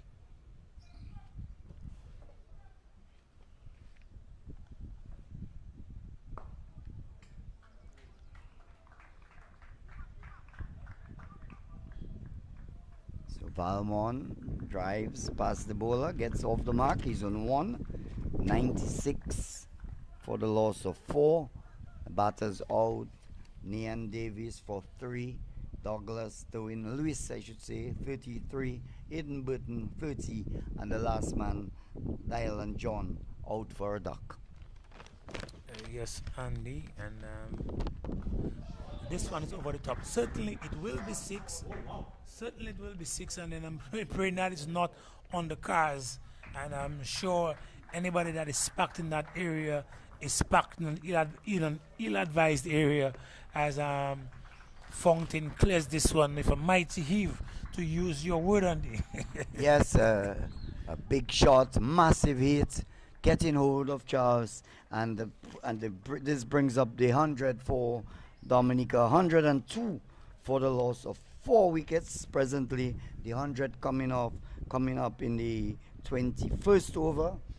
Get it from my scorer, 20.3 overs. So massive blue struck there. Seems the ball has been lost. In fact, no, I'm seeing somebody, I think he's coming with it. Yes, he has the ball, he has retrieved the ball. And the point you were making with the pitch, it has, the sun has bit down on it for some hours now, and you expected the moisture to dissipate and it become a bit more placid. Yes, Andy, but based on the amount of water that is in the ground, by the amount of rain, certain areas are not as, how do I say it, for want of a better word, not as dry as other areas, and I think that contributes to the inconsistency in the bunks. Fountain has decided anything up in the slot, he will be dispatching it. Charles, again, this one, a lovely extra cover drive over the top. That was a fantastic shot, inside out, over extra cover. 6 runs to Fountain. A real tremendous blue struck there by Fountain. He moves to 35. Dominica now 108 for the loss of 4. Andy, for the persons who don't understand part 2, I'm going to use an expression. It says, and it's very prevalent in the Vegas area. It says, "Ku bai se pa ku se ku wan ki ku." It says, he who laughs last laughs the best. Because in the previous over, Jordan was able to take 2 wickets, and this time he's going for 2 sixes, consecutive 6s at that. And so Fountain is using the opportunity to do vengeance, to take revenge for what was happening to his players as captain, and he's looking to accelerate the scores and showing no respect for the leg spinning ability of the captain, Jordan Charles. Yes, the final delivery, firm on drive, brilliantly stopped. We have to already give the fielders, it's a batter, bowler, fielder game. So when the fielders do well, we have to give them the credit. And there was a fine stop by Glasgow at mid-wicket. So, Arsenio currently is now the top scorer so far for the Dominican innings with 34, 35. So 21 overs. 35 from 48 deliveries. 22 overs, Andy. 22 overs half.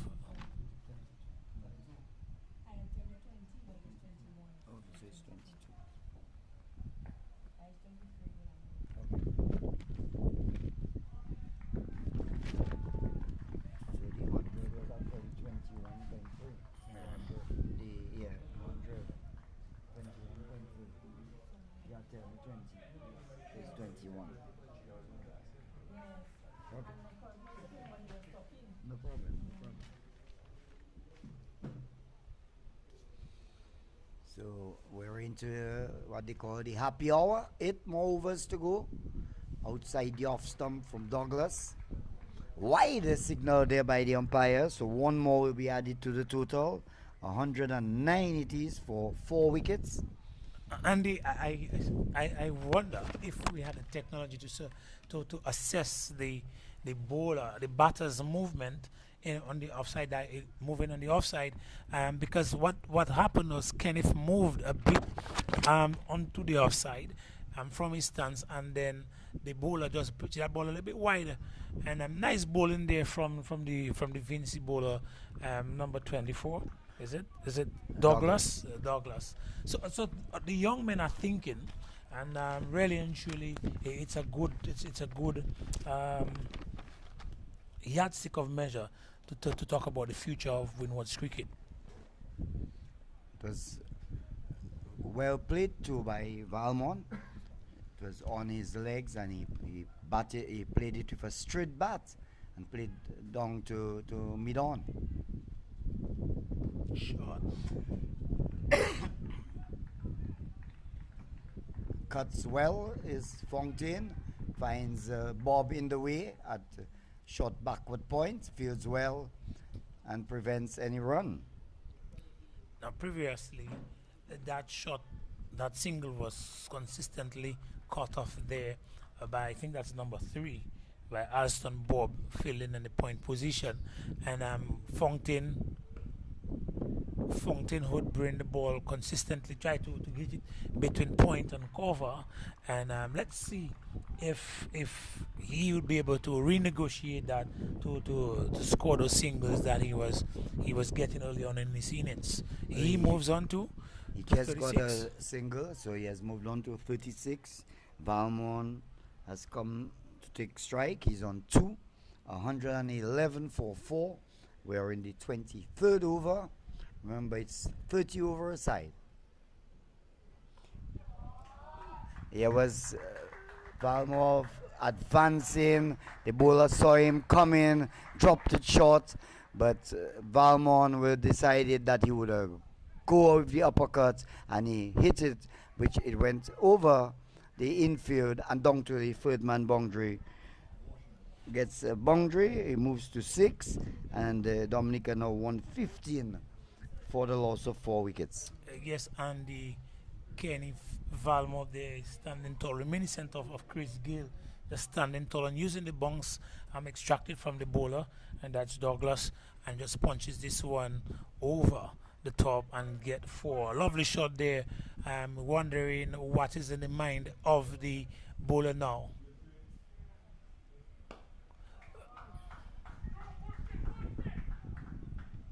And the powerfully driven there to long, but it's just a single. So the over comes to an end. Over number 23 is complete. 116 for the loss of 4. Just 7 more overs to go. Fontaine, the captain, is on 36. Valmont is with him, is on 7. And the final delivery of Douglas over. We saw a good looking drive down to long off. Good timing, good balance. Everything was correct, but the fielder was well positioned. Okay, and after a very long time, Dominica now has a run rate in excess of 5.04 is the run rate. The projected score of 151, and we're seeing the acceleration slightly happening since the introduction of Kenneth Valmont after joining Senior Fontaine. So Valmont is on 7 from 6 deliveries, and Senior on 36 from 50 deliveries.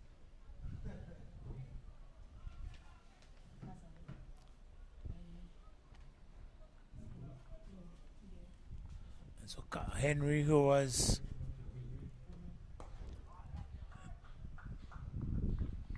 very economical in his first spell, and he's been reintroduced at the northern end. Casado Henry, number 29, and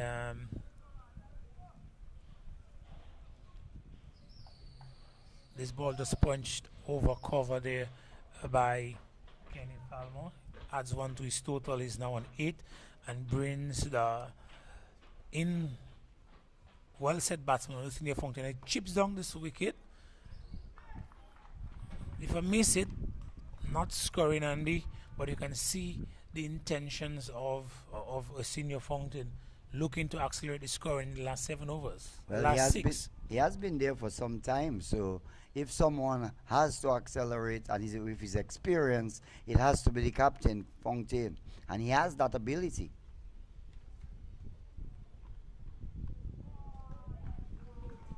This time, first time in a long time that we've seen somebody going hitting across the line. This ball a little bit outside the off stump, walks across and looking to whip this one over long on, but he misses everything, and he survives.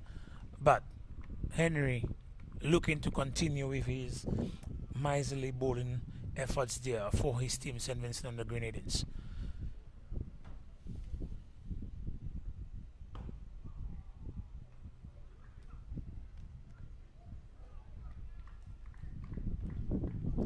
Lovely work in the outfield there by Alston Bob.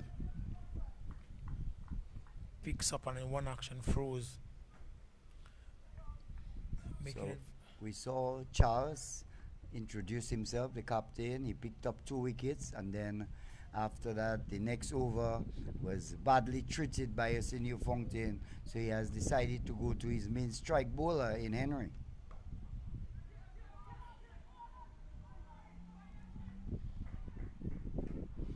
Nice running between the wickets between Fontaine and Valmore, both of them from the Kalinago territory in Dominica, a place where cricket is really a culture. Somebody dare to say a religion, Andy.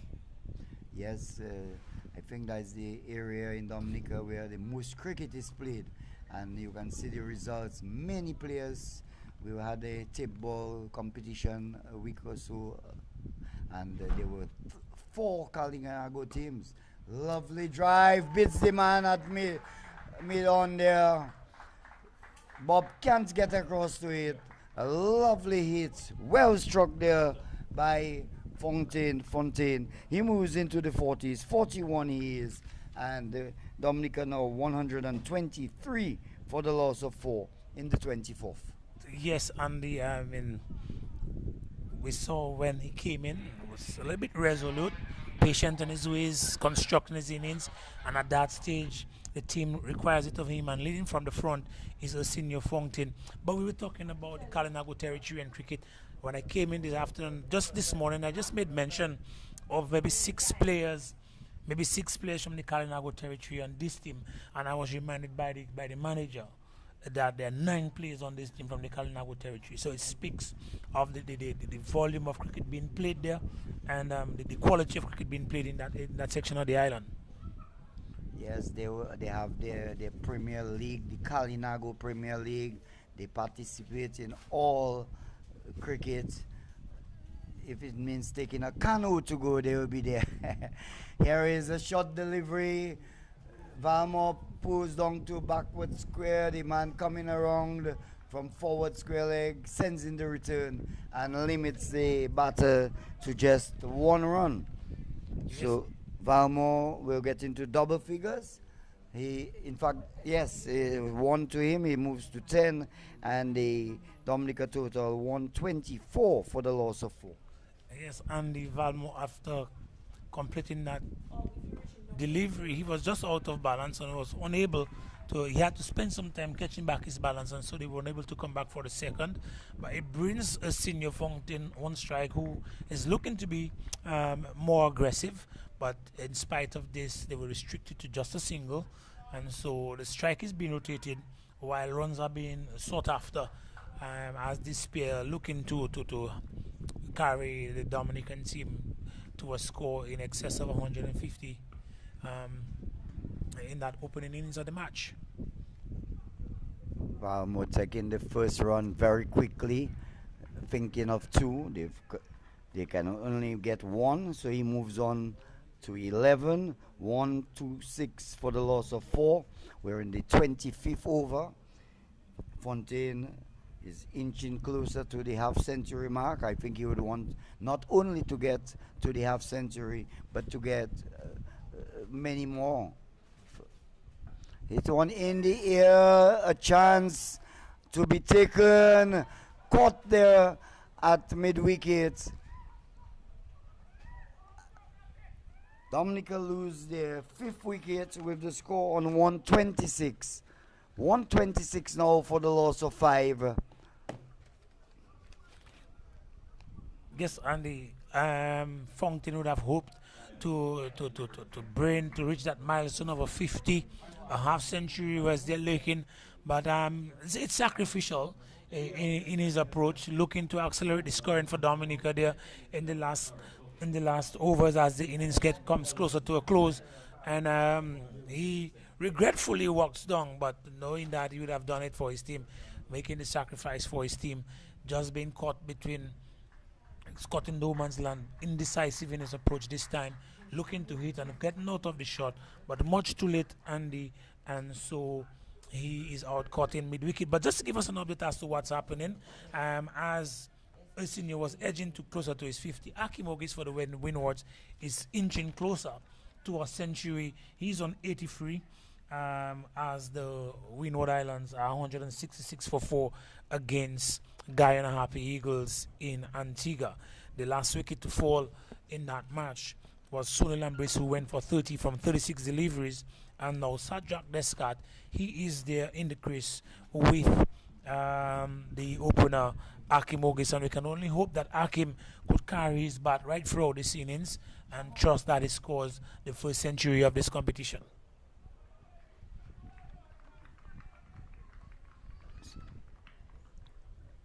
LeBron Douglas has been rewarded with the prize wicket of Arsenio Fontaine. Fontaine gone for 42, skying a ball to mid-wicket,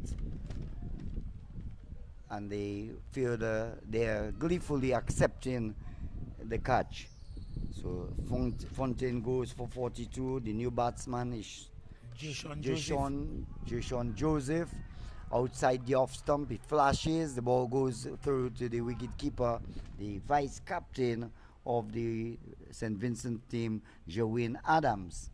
The over comes to an end. Over number 25 completed 126 for 5. 3 runs came off that over, and importantly, the prize wicket of Fontaine. Yes, unfortunate for Dominica, but Jason Joseph, he has demonstrated in the past as someone who can hold his bat. Kenny Valmo too, last year at the finals, or during the course of the secondary schools under 20 cricket competition, he will have scored a massive century. So he at this stage, this one is swinging and misses everything, Andy. But as I was saying, he too can carry his bat, and so we can only hope that that Dominica reaches that planned target of at least 150 to set a target that is probably respectable enough for St. Vincent to chase. Yes, so 5 more overs, you would need to get at least 6 runs per over to get you to 5, 6, 5, 30, to you would be 156, and maybe they would need some more, but runs on the board, as they say, are runs on the board. So first things, try to get going, try to get a score. You have only lost 5 wickets. There are 5 more in the hut, but that doesn't mean that you just throw it away. You have to be disciplined in your approach, because I can tell you Henry is a bowler. He's a very tricky bowler. We spoke earlier on about the elbows and the bending of the elbows and the required degrees and the range of degrees. What do you make of this one, Andy? Well, what I can tell you, it rose quite steeply, and I don't think the batter on that occasion was too happy about that. No one likes the ball, as they say, for you to be smelling the leather. Pitches this one up in the thinking where the batter will be forced on the back foot. He plays it well. Valmo, he gets a single, moves him to 12, 127 for the loss of 5. And you could see what was the intention there of Henry. He pitched that short ball, and then he followed it up with a ball targeting the stumps. But just drifting down the leg side a little bit, which gave Kenneth a chance to move and use his feet and get that single. The inside edge there, and they going down square the wicket. Will it go for 4?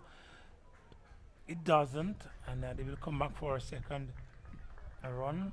So Joseph gets off the mark, and the Dominica totals inches a little further by 2, takes us to 129 for 5. One more delivery in the 25th, in the 26th over. So 4 more overs to go.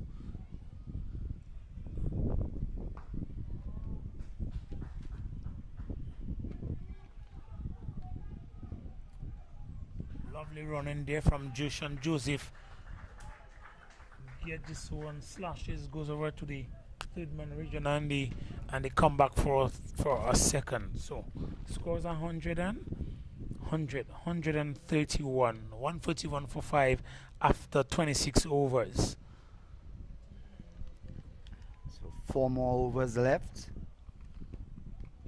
Kenny Valmont is on 12. Jushan Joseph is on 4. The batters out so far. Nian Davis for 3, Derwin Lewis 33, Aiden Burton 30, Dylan John did not score, and Arsenio Fontaine scored 42.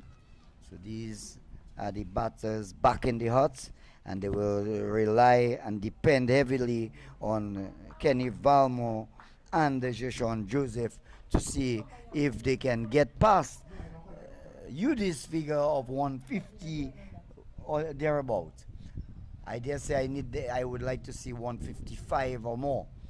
In the air, stroke to long off, 1 run to the total, 132 it is, 132 for 5. The run to be credited to Valmont. He will move on to 13. So they need to get along with things now. It's the happy hour. And with 5 wickets in the hut, you've got to 132. Yes, 132 it is. Swings at. Oh, and this just peels the bails off the leg stump, and you did not notice that. Just peels the bail off right off the leg stump. Wonderful delivery there, and the by the bowler there as that Jushan Joseph. Jushan Joseph. Yes. Yeah, Jushan Joseph goes bold by LeBron Douglas. Yeah, LeBron Douglas. I think that's his second wicket, Andy. Yes. Second. 2-4. He got Fontaine, and now he has dismissed Jushan Joseph for 4. So contributing heavily. We see number 11 walking out. Kellen Christmas. Kellen Christmas.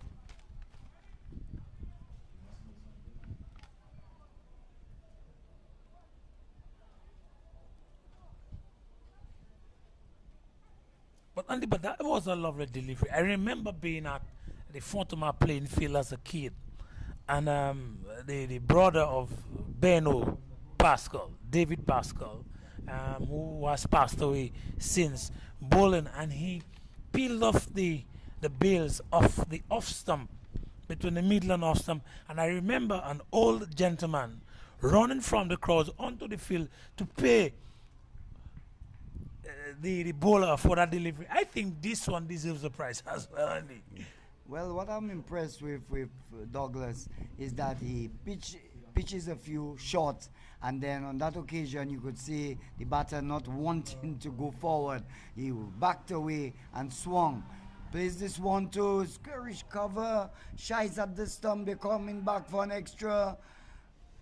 Still passes him, more runs. So they have crossed 2, they'll come for 3, and in the end, an all-run 4. I make it. Yes, it is, Andy. It's not a home run, but that to use the baseball parlance, a home run with the ball in the infield. But the ball on the last toss of that ball, and the ball probably would have knocked one of the players, Alston Bob. It looks like, Andy, and we can not Alston Bob, certainly not, but we could see him there limping and still rubbing at leg. But a comedy of errors. Yes, there was the opportunity to effect a run out. So the driven in the air too long off, and they will take one, and that's all they will be. The players begging, imploring that take it easy after what happened a while ago. Take it easy, just relax a bit. Do not shy loosely and give away runs. One of the things I've learned, Andy, about cricket, as playing with Kevin James, is that you have to know when to and when not to. And at that stage, the single was already there. The wicketkeeper was not in position to effect the run out. I think playing it safe probably would have been the better option. And the tossing of the ball in both cases ill advised. And what would have just been a single became 4 runs with the ball still playing in the infield.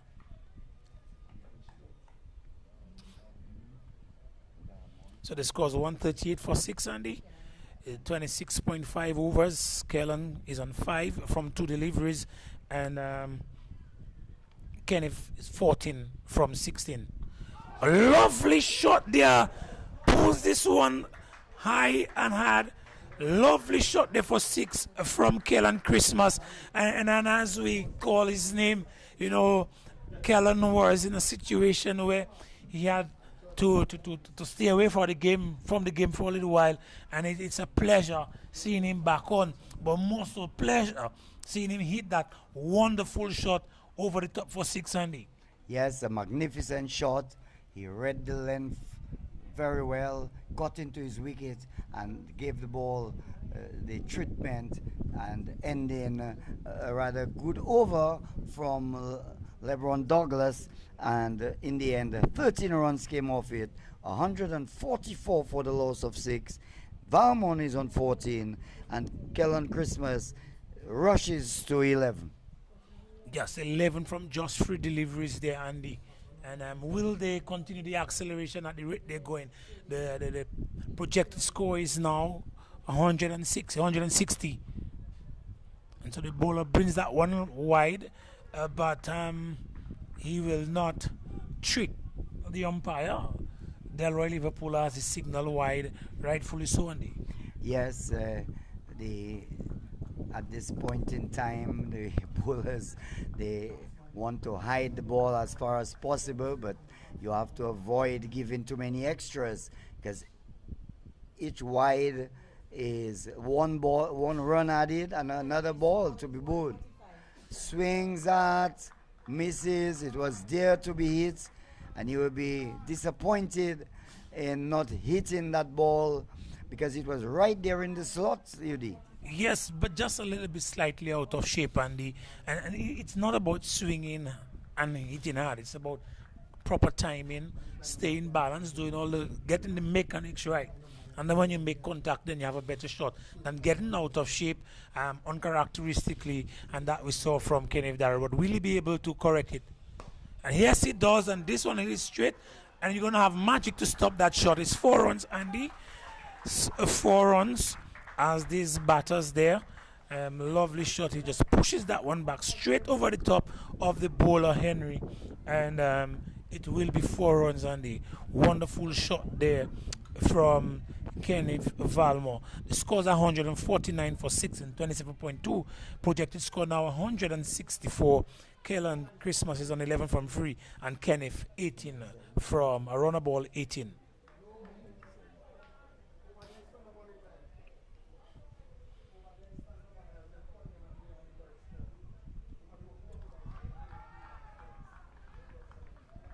Faint appeal goes up, and excited Vice Captain Joanne Adams beyond the stumps, signaling, saying how's that umpire, but very muffled. And the usual St. Vincent team is a team that is full of glory. Everybody's excited and supporting each other, but not this time.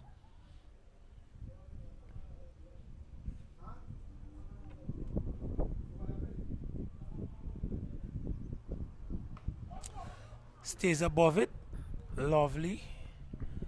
Kenneth Darrow. Kenneth Valmore. I'm sorry, Kenneth Darrow is minister, former minister, CEO now of the Dominica China Friendship Hospital. But if I say Kenneth Darrow, then probably somebody would excuse me, because while he does not play, he is somebody who is very supportive of the sports and has been the main sponsor for the PSC Falcons, that is the Patient Sports Club Falcons. That's Dr. Darrow, so Dr. Kenneth Darrow. So my apologies, Kenneth Valmore. And his son of Kenny Valmore, who last week was doing mighty things at the Ansdime playing field in that softball tournament. And they will get two from that. Kaelan is really rushing Kenneth Darrow with a sense of urgency there. Now, Kenneth Valmore, Lucia and St. Kenneth Valmore, sorry, really rushing him there and keeping him on his P's and Q's. And as Dominica has now crossed that presumed target of 150, Dominica now 152 for 6 in 27.5 overs. So the previous delivery, we saw the 150 posted by Dominica. They have moved on to 152. 152 in the 28th over. And Christmas pulls this six. One. This is six. Going over the mid-wicket boundary. You go get it. That's all. Lovely six there from Kaelan Christmas. And Dominica, quite a few sixes in the Dominican innings. I would love to know. I think Senior Fountain had 2 of them. Kaelan now has 2. And Derwin Lewis had 5 of them, sorry. 5 sixes. So number of sixes there in the Dominica innings. I'm not sure if there were any sixes from Aiden Burton, but Dominica doing well. The scores of 158 for 6 in 28 overs. 2 more overs, Andy. What's your projected score? 2 more overs. If you can get at least 7 runs per over, just modestly 7. That put you to 14 and 58. That put you to 172. That will be a reasonable good score. But we have to wait and see. Christmas has catched up with Valmore, both players on 19. 2 more overs to go. And it looks like it is going to be the reintroduction of Elron Glasgow from the southern end. Well, Glasgow was struck all over the outfield by Derwin Lewis, the left-handed batsman. We have a left-hander who has demonstrated the ability to hit in Kaelan Christmas, and he's been brought again at the southern end, and so we're wondering if he will be able to replicate the type of innings that was played by Derwin Lewis against Glasgow. And signaling a no ball being signaled there. It will be a free hit.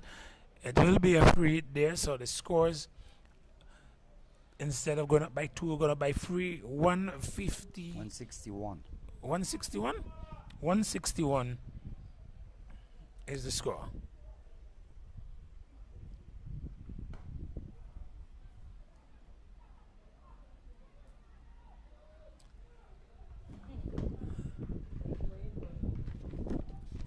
Yeah, miss it there from Kenneth Valmore, and I'm not really capitalizing on the free hit, but the score is 162 for 6.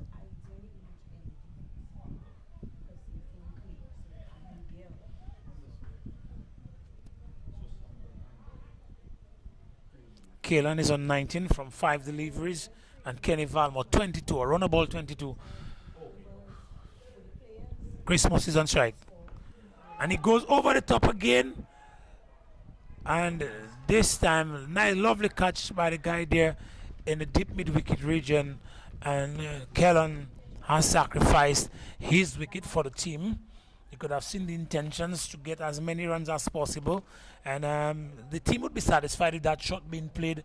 Andy, not very well collected, but a wonderful catch indeed from the guy down there in deep mid-wicket. So Kellon Charles goes, caught at mid wicket of the bowling of Elron Glasgow for 19. They were the first spell from Glasgow, Elron Glasgow. He came from for some harsh treatment from Derwin Lewis. He was struck 5 sixes in his spell of 3 overs. 33 runs came off it. As we see the new batter going out there, number 9 is Vince Darrow. And I think we saw Vince Darrow in the tip ball competition playing for the Cynical Red Force. So today, and he opened the innings for the Cynical Red Force, and he's coming down lower today. It's Vince Darrow. Now you have a case of saying Darrow. So now I think you will say Kenneth, but not Kenneth Darrow. Vince Darrow. Again, another player there, Andy, from the Kalinago territory, replacing another Kellen Christmas from the Kalinago territory, just being out there, out caught in the deep, and Vince Darrow is now on strike. Another player from the Kalinago territory. Lovely shot there for square drive, and it gets off the mark immediately. Nice flowing shot there by Darrow, the sweeper coming off the boundary, and really limiting the batters just to 1 run. 163 for 7. Beg your pardon. That should be a no ball. That should be a no ball. It's not signal, but I think both umpires probably would have missed this one. Well, no signal yet, and Liverpool having a word with Williams. Williams did not make the decision, maybe looking for some assistance, but the batter is walking away, so we'll have to consider it as out. 8 wicket goes down, Dominica losing their 8th wicket with the score on 163. 163 for 8. And Valmont is the man who will have to make his way back to pavilion. Caught deep mid-wicket, hit the ball. There was a slight debate on whether it was over waist-high. Not in the opinion of the umpire, who is the one who matters. And in the end, Kenny Valmont makes his way back out for 22. Yeah, I saw the standing umpire signaling, making a gesture to suggest that that ball was deep in at the point of contact, and that probably was the reason why it was not signaled no ball. But we could hear the voices and the distances suggesting that it probably is, it was, but the umpire decision is final, and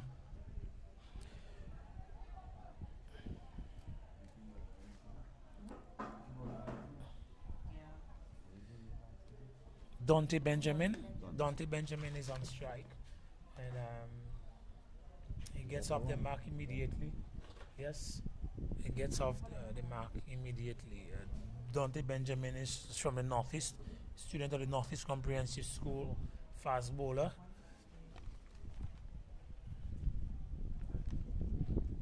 But a young man who really loves the game.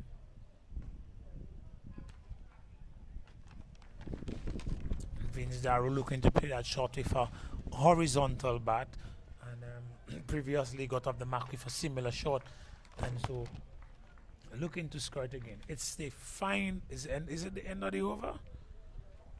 End of the over. The final over is coming up now, Andy, who will be entrusted with that one. Henry, previously he bowled well, but it will be LeBron Douglas who will bowl the final over for St. Vincent and the Grenadines.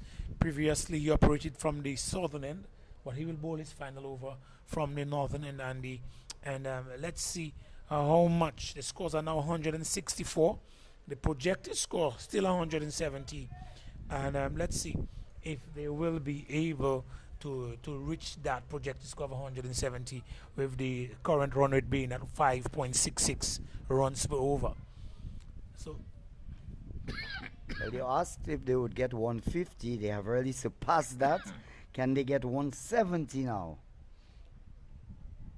Well, we'll wait and see. As Douglas.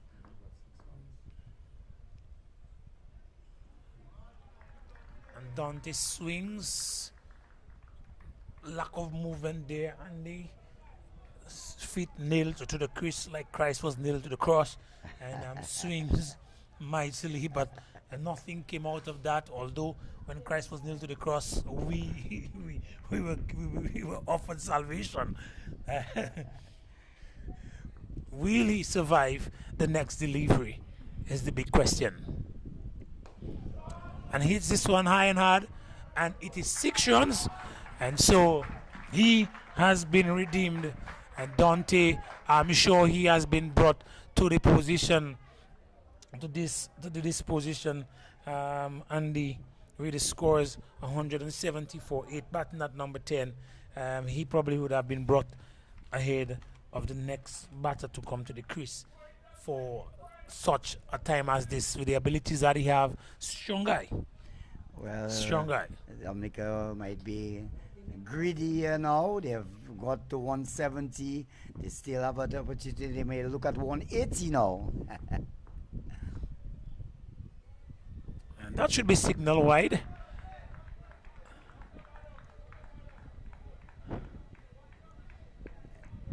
Dante showing the umpire that one was.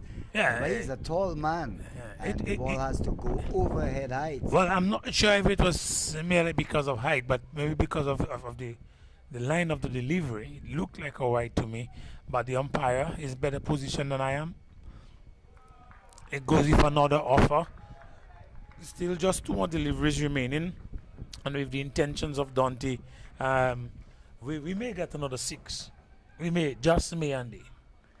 Yes, but he has to keep focused. He has to keep his eyes on the ball. Get in line with the ball. Douglas has the tendency of pitching short. I don't think he'll bring one up to the bat now. Again short. And again he can't make contact. And if it's working, why change the approach? Douglas is getting his results. He was struck for one mighty 6, but now he seems to be just nagging just outside the off stump and getting the ball to lift.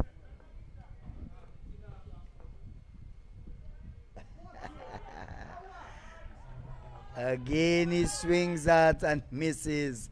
So he struck one mighty blow for 6. 170 for the loss of 8 wickets at the completion of the 30 allotted overs. Douglas, in fact Dante Benjamin, remains not out on 7. Vince Daru not out on 1 after 30 overs. Dominica having been sent into bat by St. Vincent and the Grenadines, and on 170, which means that St. Vincent and the Grenadines will have to get 171 of the 30 overs. That is what? It's on over 5 for sure. It's not 6, because 6 would give you to 180. But I'll let the mathematicians and their computer get the exact required rate for St. Vincent to get. What I will do now, while the scorers compile the bowling figures, I'll just run through what transpired. Dominica sent into bat by St. Vincent and the Grenadines after St. Vincent and the Grenadines won the toss. The first wicket to go was Nian Davis, who was bowled by Henry for 3 when the score was on 10. 2 for 49. Derwin Lewis was caught by Henry at long on of the bowling of Zach Thomas for 33. He struck 5 sixes in that 33 and really got things going for Dominica. Aiden Burton and Fontaine, they put on some 34 runs before Aidan Burton was bowled by Jordan Charles, who had introduced himself, the captain, bowled Aidan Burton for 30, 4 for 95 when Dylan John was caught at the wicket of the bowling of Jordan Charles for a duck. Then Fountain stayed there. He added some 31 runs before he was out, caught at mid-wicket of Douglas for 42, a well-played 42 by Arsenio Fountain. Next to go was Jason Joseph, who was out of the bowling of Douglas, once again for 4. It was 6 for 142, 7 for 162 when Kellen Charles, who swung his bat and got some useful runs for Dominica, he was caught off the bowling of Glasgow for 19, and Dominica lost the 8th wicket when Kenny Valmore was caught at mid-wicket of the bowling of Glasgow for 22. 163 when they lost their 8th wicket, and in the end 170 for the same 8 wickets of their 30 overs. The bowling, if I can get it for you, I'll just run through it. Elran Glasgow bowled 4 overs, no maidens, 2 for 40. Casado Henry, 6 overs, 1 for 38, did not bowl a maiden. Kevin Joseph bowled 6 overs, no maidens, none for 16. Zach Thomas bowled 6 overs, no maiden, 1 for 22. LeBron Douglas bowled 6 overs, 1 maiden, 37 runs and 2 wickets, and the captain Jordan Charles, who picked up 2 wickets in an over, but then the next over he was struck for 2 sixes, ended with figures of 2 for 14 of his 2 overs. So that's the position here. We're going to have an innings break before St. Vincent and the Grenadines need to get 171. We get some thoughts from Yudi John as to his impressions of what took place so far. Well, certainly, Andy, we started the morning in very wet conditions. The weather has improved significantly, and once the game started, we could have told from the very intention that Dominica was looking to post a total of in excess of 150 runs per over, and that they achieved as they enjoyed the batting prowess from the opener. That's Derwin Lewis, who scored 33, and then Aidan Bertie came in supported with 30, and in the middle order with the captain Senior Fountain, he got 42. Those individuals really batted well to hold the innings, and then when the competition, when they needed to accelerate the scoring towards the back end of the innings, we saw Kellen Christmas come in, and he brought a nice 19, and also Kenny Valmore, these players contributing significantly, and even Dante Benjamin, the last batsman to come in, he went out. He was not out. He scored that 96 to the second delivery of the final over to take Dominica to 170. So 170 is Dominica's score, and I think it's a very defendable total. If you ask me in the context of the game, 5.66 I think is the run rate that Dominica scored those runs in, and so it's gonna be a good ask. And I think the Dominica the support from the back end of the innings with the batters from Dominica is commendable, and I think also Dominica has bowlers that they can use really to defend that total. But so far, good cricket, both from the Dominican team that was batting and the St. Vincent team that was in the outfield. They supported each other very well. Andy.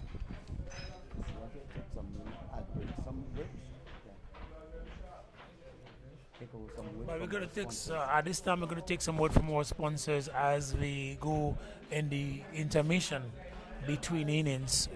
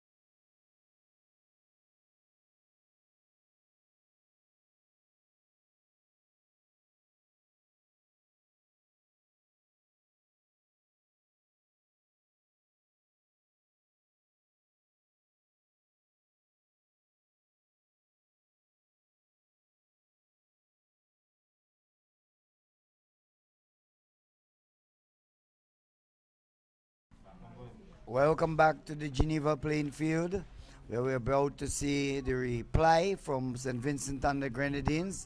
Dominica scored 170 for 8, with Arsenio Fontaine getting 42, Devin Lewis getting 33, Eden Burton getting 30, Kenny Ballard chipped in with 22, and Kellen Charles an invaluable 19.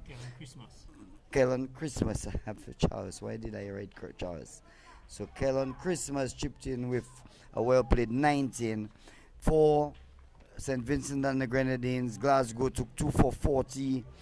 LeBron Douglas 2 for 37. Jordan Charles 2 for 14.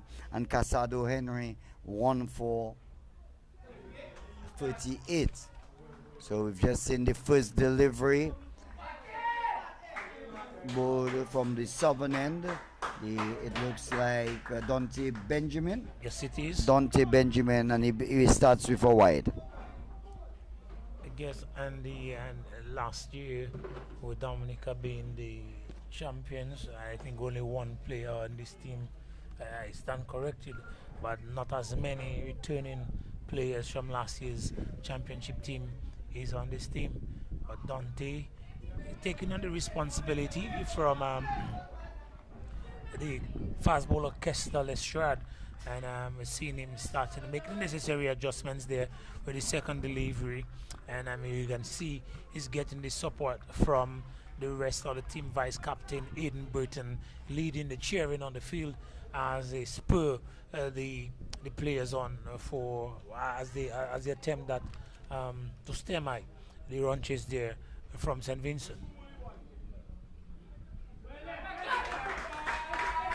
So the openers for St. Vincent and the Grenadines, left-handed batter there, Alston Bob Jr. And the non-striker is Damali Phillips. And over at Benjamin Park, we've just got the news that Grenada, they were dismissed for 123 of 32 overs and 1 ball. So St. Lucia will need 124 and all of 35 overs to do so.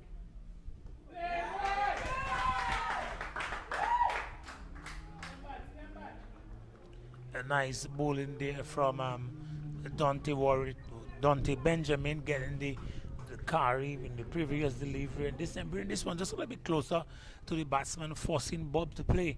And the you before you said Alston Bob Jr., I remember the name Alston Bob as a cricketer for the for the senior St. Vincent team.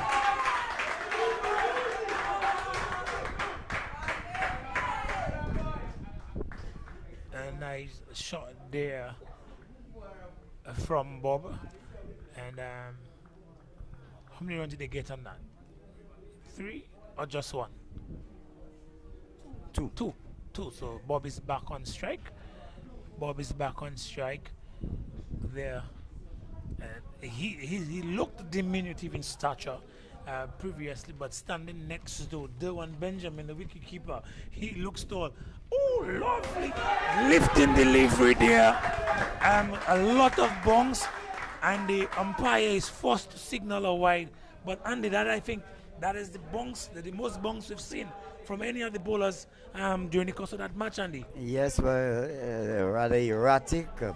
A lot of bongs and going over the wicketkeeper, not forcing the batter to play, and giving away 5 runs. So the score will move on to 7. 8 it is? Was a wide, yes. So you had 2 and yeah, so it's without loss in the first over.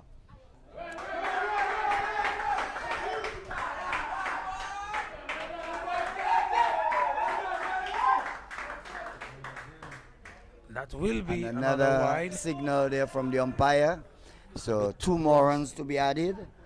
10 now, 10 without loss, and he is trying to work up a good head of pace there, but his direction is letting him down so far. And I'm not sure the wicketkeeper is making the necessary adjustments. Earlier, the ball went over his head. A nice lifting delivery. Bob is not the tallest of players, and a nice lifting delivery that was well directed. But the wicketkeeper, the ball went over his head. The next delivery, Andy, we're seeing him still getting closer when he should be getting further away, based on the level of carry that we're getting from Dante Benjamin, and so the necessary adjustments must be made. I can imagine that standing at slips is Derwin Lewis, probably just talking to him a bit to see if he'd come back, because Derwin himself has moved back a bit in the first position.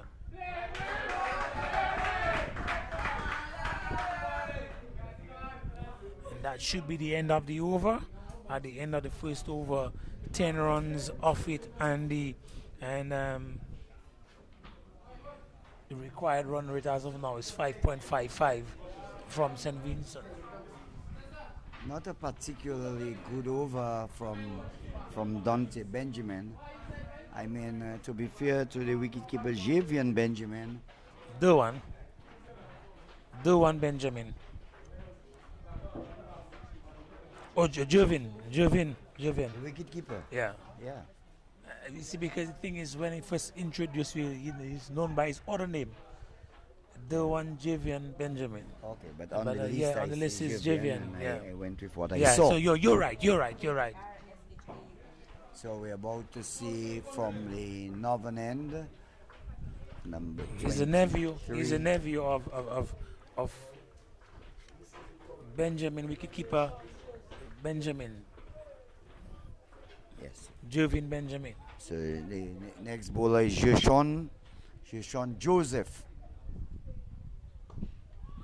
This one has been officially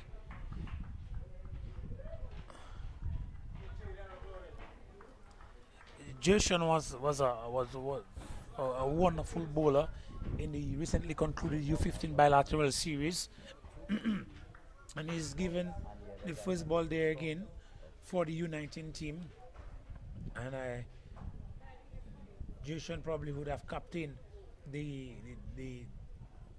Windwards U15 team. This one is up top. It'll just be a single and lovely throw there from Vice Captain Aidan Burton, restricting them to just 2. Just chipping the ball there is Bob, and giving the fielders on the onside some work to do. They gave chase, but Bob gets 2 more runs. He moves to 4. 12 without loss in the second. Ooh, a lovely swing there from Joshua Benjamin. Alston Bob was not sure how to play this one. Tried to rip this one off his pad, striking his pad, and by the judgment of the umpire, it seems to be going down the leg side. But lovely swing there, Joshua Joseph. Joseph. A lovely swing there, Andy. Yes, got the ball to swing through the air and deceived the left-handed batter Bob. Low ball, keeps low, but seemed to have been struck outside the off stump. The appeal from the players, but umpire Delroy Liverpool does not think much of it, doesn't give the decision.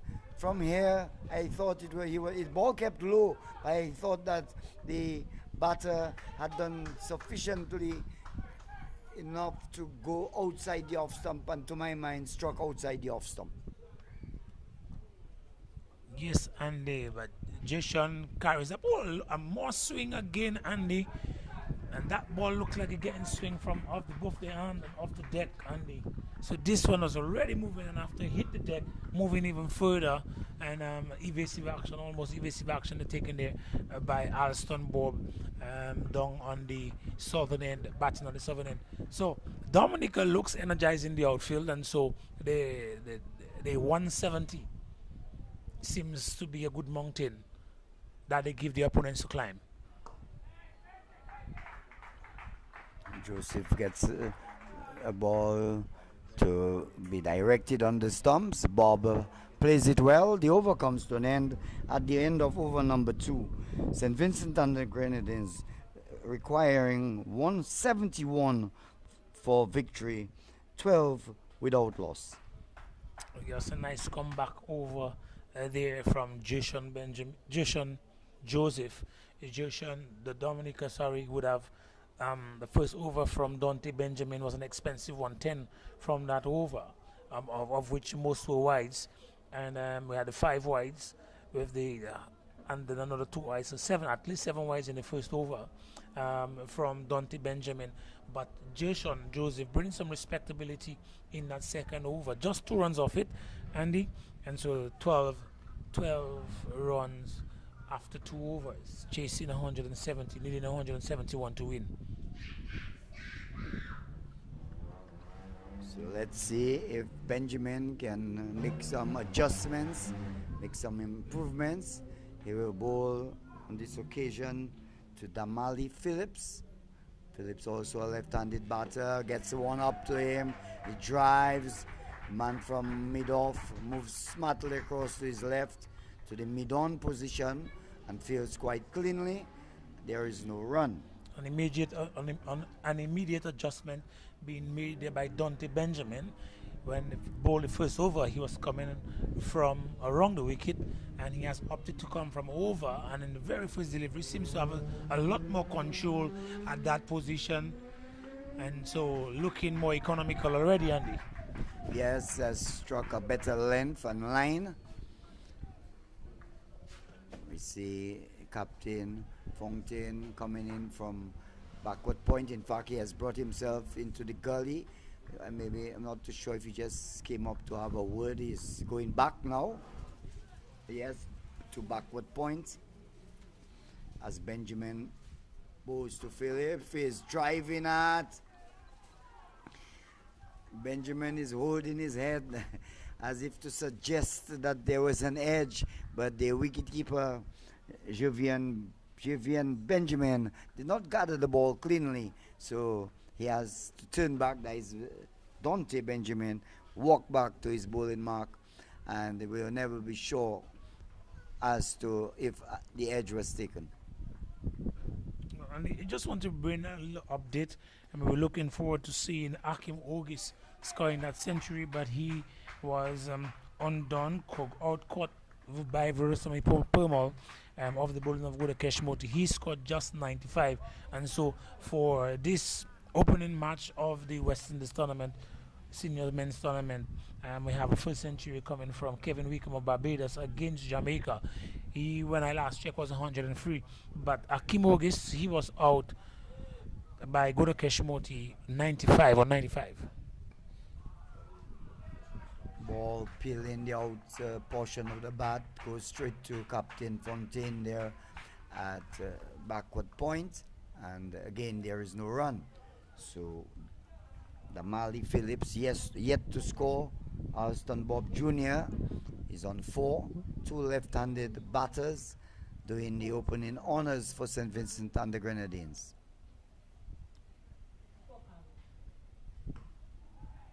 And so Benjamin is looking more threatening coming from over the wicket, certainly. And much better over, maiden.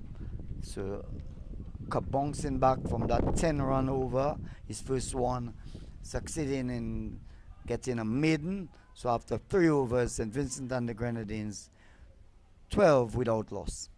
Yes, Andy, a nice bounce back there, and it seems that he has the mental fortitude to not wallow on the things of the past, but looking forward to things that are ahead of him and controlling the moment, not what is in the past. So, which is a good attribute of a young cricketer, to not dwell on the past. Because sometimes you bowl a wide, you've been struck all over the place, and because of the situation, you just continue to go down that deep rabbit hole. But Benjamin has demonstrated a sense of control, and both in terms of his mental and with the actual tactical and technical skills as a fast bowler. Yes, he came back quite well. And now we see Jason Joseph continuing from the northern end, ball into Bob. Good length delivery, bouncing a bit, not exceedingly high, but Bob is a short man. Hit him somewhere above the pad. He's rubbing it now vigorously. This ball is the sting, you know, Yudi.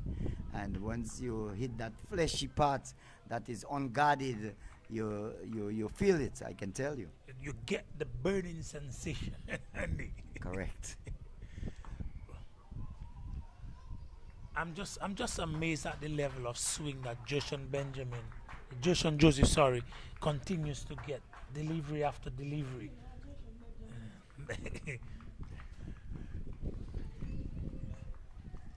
I'm being asked there by the official scorer, Miss LeBlanc, if I know Joshan Benjamin, because I guess I'm going to have to apologize every time I say Joshan Benjamin, but it's actually Joshan Joseph, and we have on the other end his other opening partner, Dante Benjamin.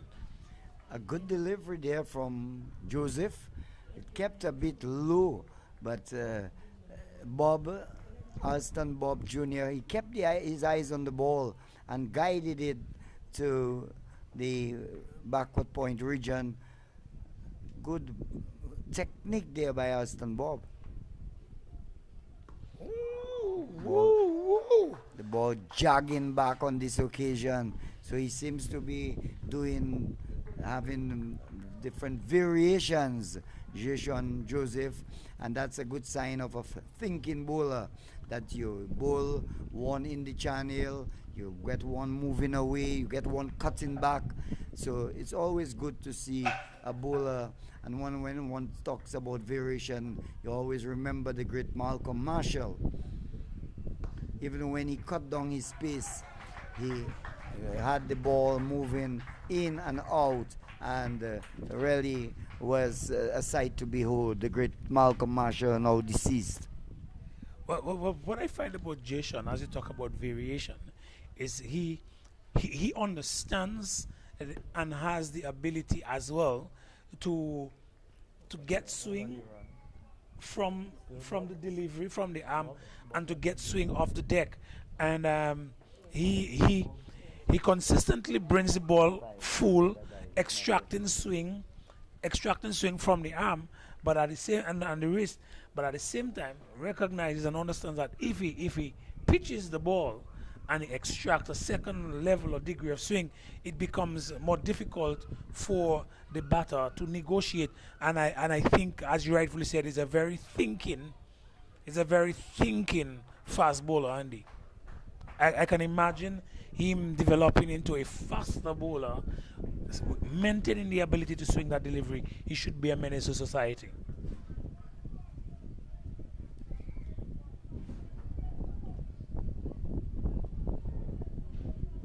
We've been blessed with fine weather after the early morning scares when we thought maybe there will be no play, but things have got quite bright here, nice sunshine, no threat of rain. I hope I'm not speaking too prematurely, but let's hope we get to the completion of this game. It has been reduced to 30 overs.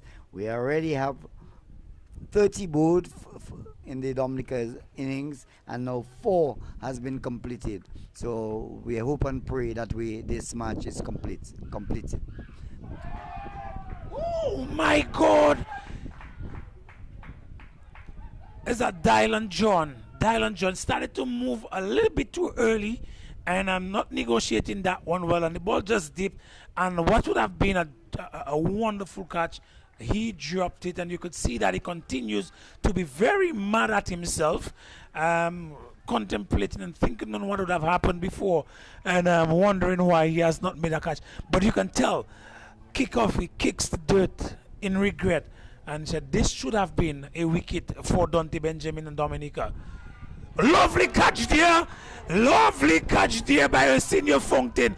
Dante Benjamin continues to extract bongs, and unfortunately not getting that previous wicket there, but this time a senior Fountain, just a little backward of point, makes a wonderful catch there, Andy. Yes, brilliant take there by Fontaine. Goalkeeper style after Dylan John had just put down the bob and a relatively simple catch. He made the effort, but that one, no mistake about it. He got it to lift Benjamin. The ball peeled of the top part of the bat. It was going over the head of Fontaine, and goalkeeper style, he went up and held on to the catch. A brilliant catch there taken by Senior Fontaine, and sends the batter, Damali Phillips, going, caught Fontaine, bowled Benjamin for a duck, 14 for the loss of 1. Yes, and the wonderful catch there by Senior Fontaine, demonstrating what leadership really is.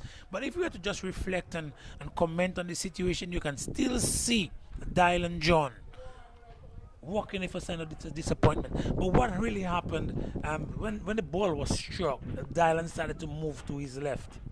And then he stopped and paid attention to the trajectory of the ball. And instead of continuing to move forward, that little slight delay cost him. And so by the time he got to the ball, it was deep in a little bit too much, actually stretching a bit forward, trying to effect the catch. And so you can commend him for his effort, although it was a catchable one. But no damage was done really, because the very next delivery, Dante Benjamin was able to dismiss the batsman there, the Mali Phillips, and he went for what? For duck. 14 for 1 out of scores in 4.5 after 4.5 overs, chasing 170. So the asking rate so far is 6.24 runs per over for St. Vincent, 157 runs needed from 151 deliveries.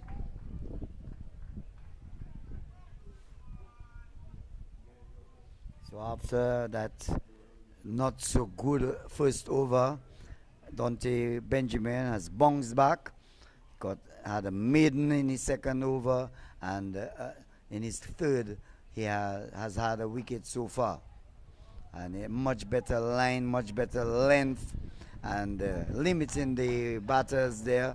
The over has come to an end.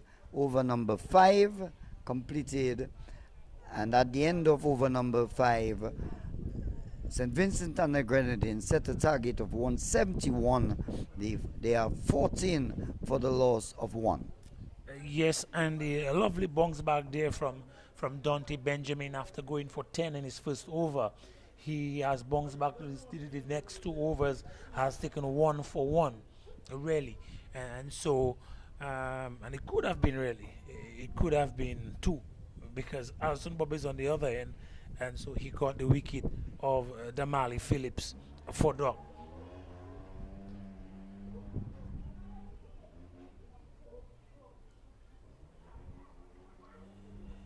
And we're seeing Jason, he was unable in the past to get the LBW, which I think is what he's looking for against Alston Bob. And so he's now changing his line, coming from around the wicket, and to see if he can swing this ball into the left-hander, because sometimes some of our left-hand batsmen have problems with the ball coming back into them.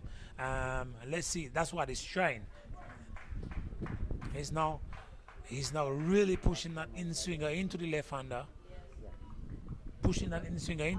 But Alston Bob negotiates this one well, and he negotiates this well. But you can see the plan for Jason Joseph trying to swing this ball into Alston Bob and see if there's a weakness in his game in that area.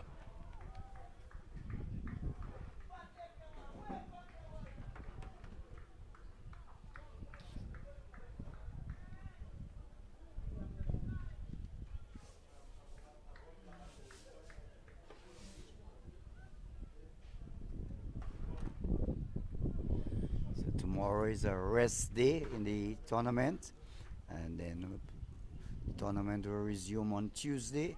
I guess it's Tuesday and Wednesday, and then a rest day on Thursday, and then play on Friday and Saturday. Tournament will end on Saturday. Kenny Valmore, they are appealing, but to no avail, as umpire Delwell Delroy, Liverpool remains unmoved, and you could see Kenny Valmore signaling that he probably would have heard something, and he was asking of the umpire, "Did you hear exactly what I heard? Are we hearing the same thing? Was it really a cut behind?" But unmoved. Oh, lovely ball coming into him, and he just whipped this one off his leg. They will cross for one, come back for the second, and Alston Bob continues to look pretty, negotiating the in-swingers from Jason Joseph. Yes, he played that one quite well. It was coming into him on his legs. The left-handed batter always likes the ball there, and he just clipped it beautifully down past the backward square leg region, and they got 2 runs. Moves Bob to 8, 16. So Joseph comes back for fine delivery. The over has come to an end. Over number 6 is completed. 16 for the loss of 1. I guess we're saying that continued battle between Jason Joseph, the bowler, and Alston Bob, the left-handed batsman for St. Vincent opener, and the two are having a battle out there. Andy, Jason Joseph is very miserly in his approach with the bowling, and equal to the task and patient in his ways. He is Alston Bob.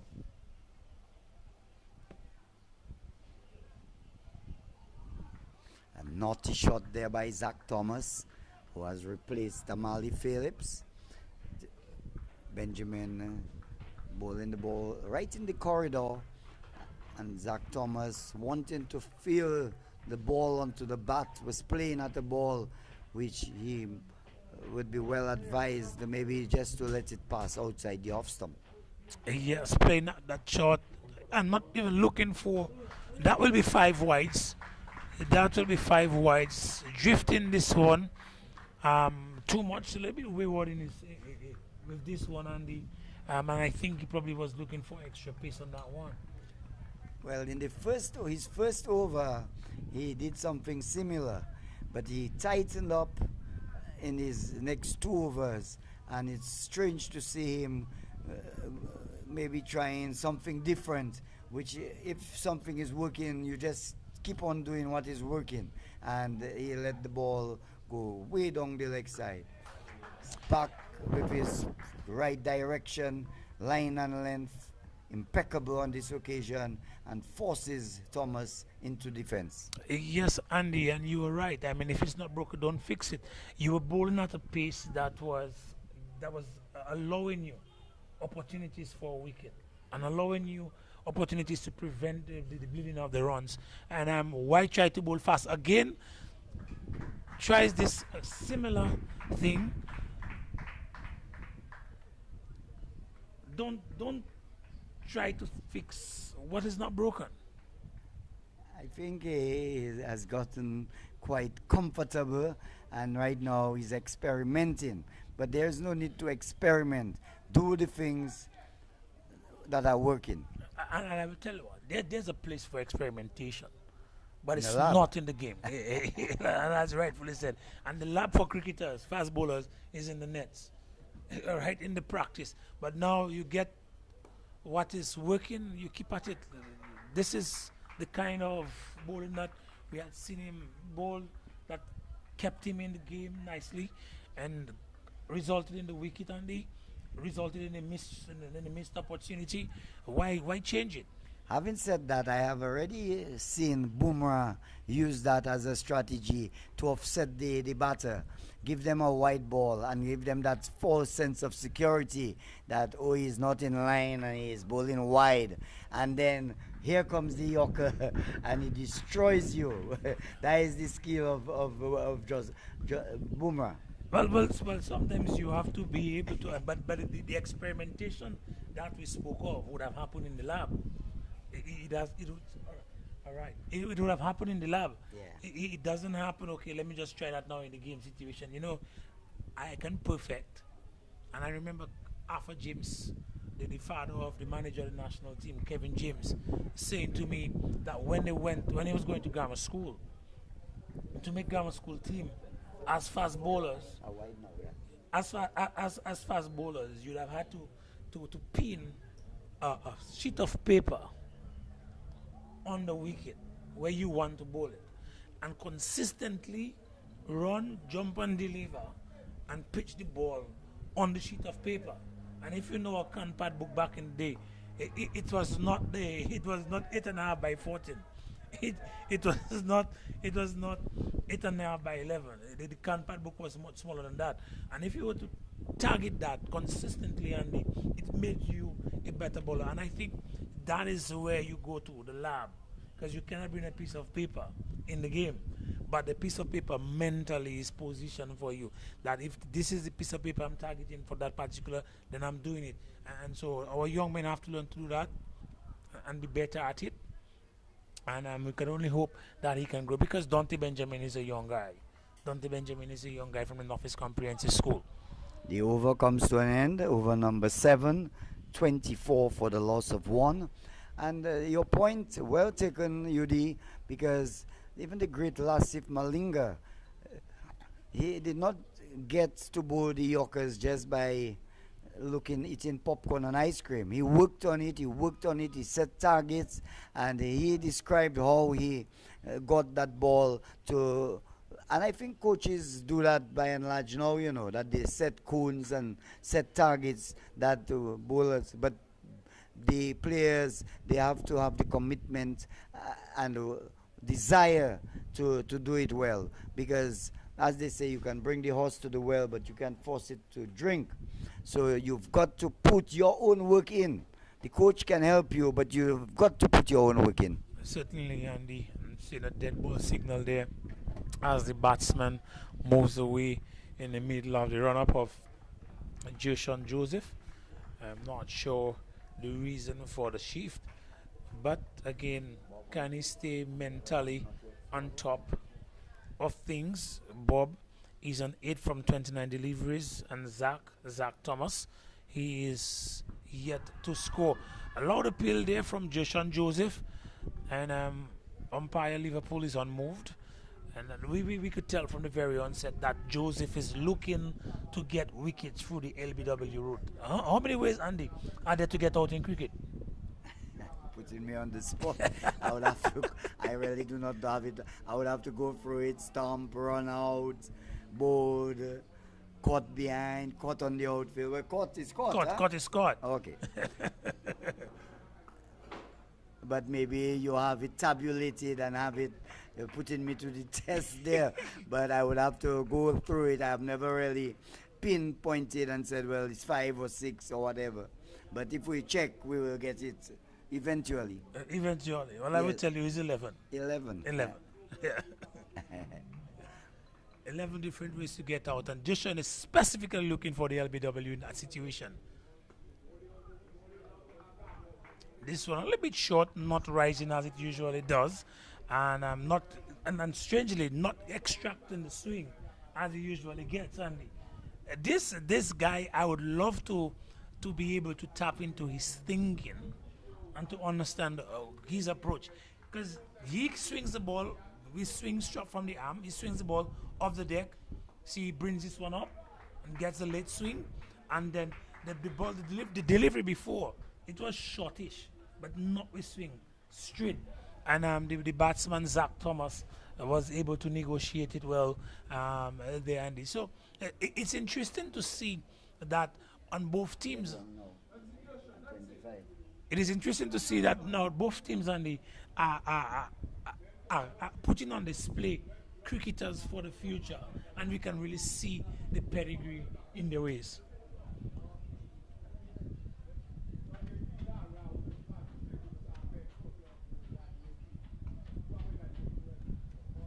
As you mentioned the word pedigree, my mind immediately flashed to ends with Irish. He loves that word. Is his favorite word. And today they're having their Paralympic games, I think, at the Lindo Park today. So we'll say hi to Mr. Irish and his team, doing a fantastic job. And a misfield there, they'll run 1 and they'll come back for 2. Bob will get to double figures. He'll move to 10. And St. Vincent and the Grenadines 27 for the loss of 1. So a poor piece of fielding there at cover, allowing the batters to get 2. They may have gotten 1 comfortably, but in the end 2. So the over has come to an end. 8 overs completed, 27 for the loss of 1.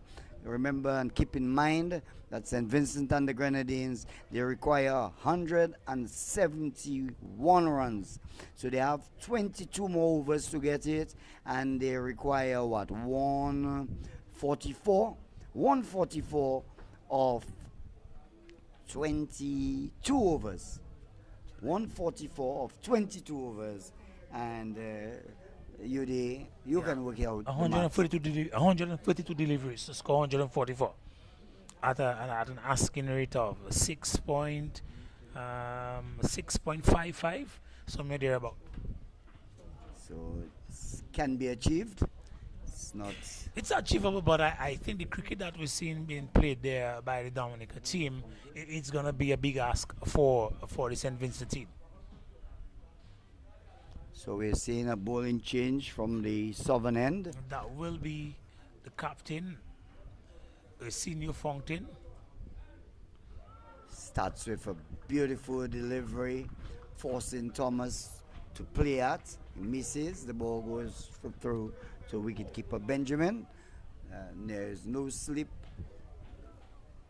Third man, fine leg, square leg, mid wicket. Mid on, mid off. Plays this one square, but there's a man coming off the cover boundary, and they'll take 1. So 1 more to the score, 28 for the loss of 1. Yeah. Zach Thomas getting his 2nd run. That brings on strike Alston Bob. Alston has faced so far some 31 deliveries, and let us see as he gets a different flavor, different kind of bongs, different kind of pace from the Senior Fountain. Let us see how well he negotiates that one with the new bowler who is now opting to come from around the wicket.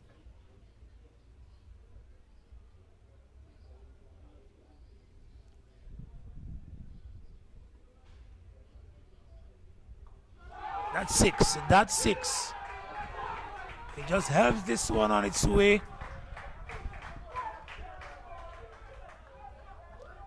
Beautiful shot there by Bob, getting into his wicket. Fountain pitching shot, and Aston Bob obliges, hitting it over the backward square leg boundary for 6. Moves him to 16. 34 for 1. The real first shot we have seen of real aggression by Alston Bob. And this time he makes the adjustment, and the previous delivery from which he was hit for 6 was shot, was there to get beneath it, allowed the batsman Alston Bob to get beneath it and just sweep it off and put it for 6. But this time he has eliminated the opportunity for the batsman to get beneath it, bowls it a little bit more full, short of a good length handy, and makes it difficult. As a matter of fact, if he was coming from over the wicket, it probably would have been a cotton ball situation. Well, that ball there played back to Fontaine. Bob was making his way down the track, and Fontaine saw the opportunity for a run out, but he did not want to shy, and he played it quite cautiously. But I still believe with the position of the game that a slip should be employed. Well, when we are no longer in any power play, and then so you have 5 players outside of the circle, and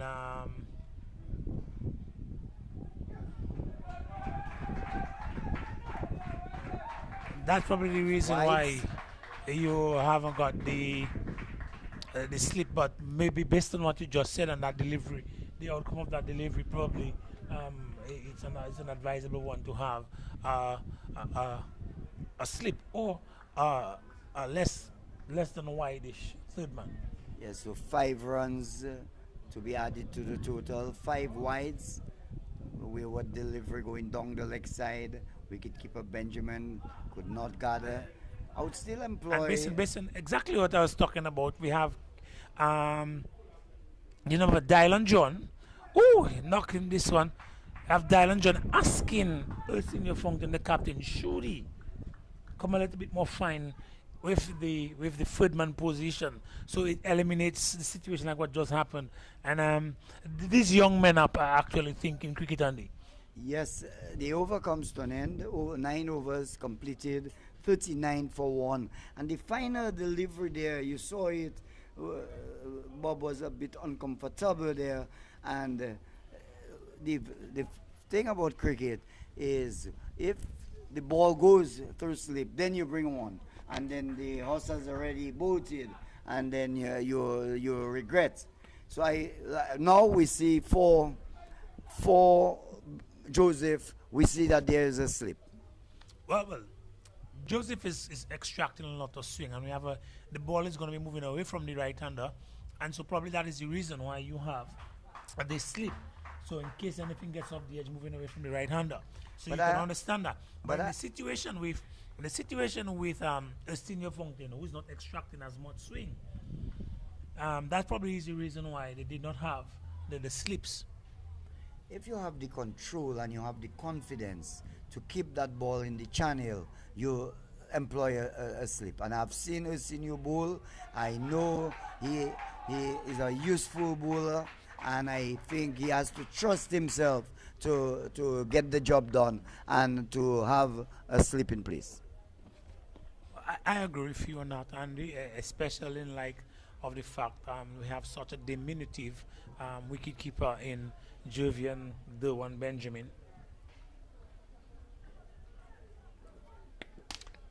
I thought a wicketkeeper probably would have gotten that ball into his glove.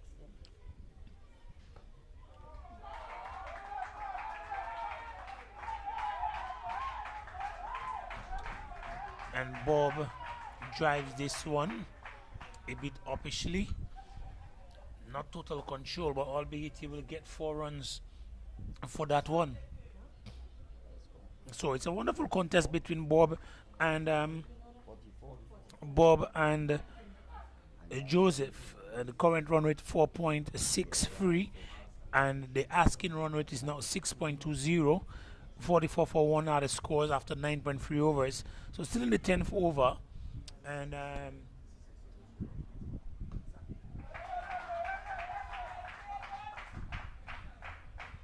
but what I can say, based on what we've seen and the approach that Bob is taking, he is very comfortable with the ball coming into him. And sometimes we've looked at a number of batsmen for the West Indies cricket, and now corrected by, if I should say, not Cavem, but Alec Athenas used to have an issue when the right-hand bowlers would come with the ball coming into him, and we're seeing that's not the case really. That's not the case really with Alston Bob. It's like he almost welcomes the ball coming into him, and he finds a way to play. So it's nice that we have these players being able to negotiate that type of bowling, Andy. Yes, the weakness there is when you have a bowler like Hazelwood who gets the ball to pitch on and go away, and then comes around the wicket and inducts the ball to the left-handed batter. So that poses the problem.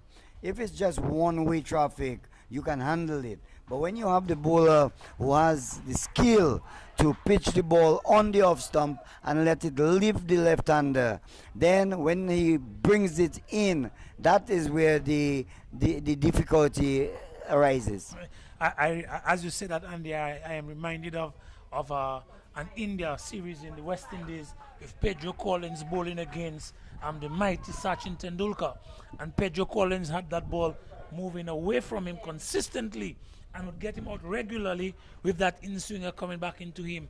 And so yes, if you can manipulate the ball like this, then you really set up the batsman with your variation. But we're not going to pour water on the wine of Alston Bob. He's been doing a good job so far.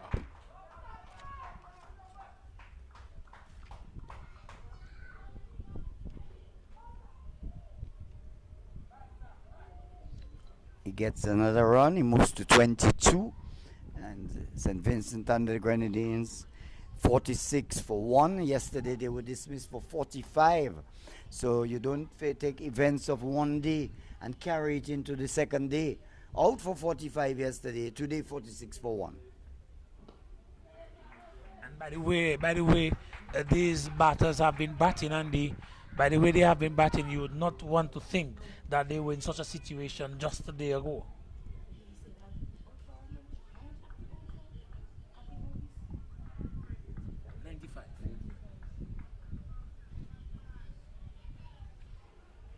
Kevin Wickham is 138 for Barbados against.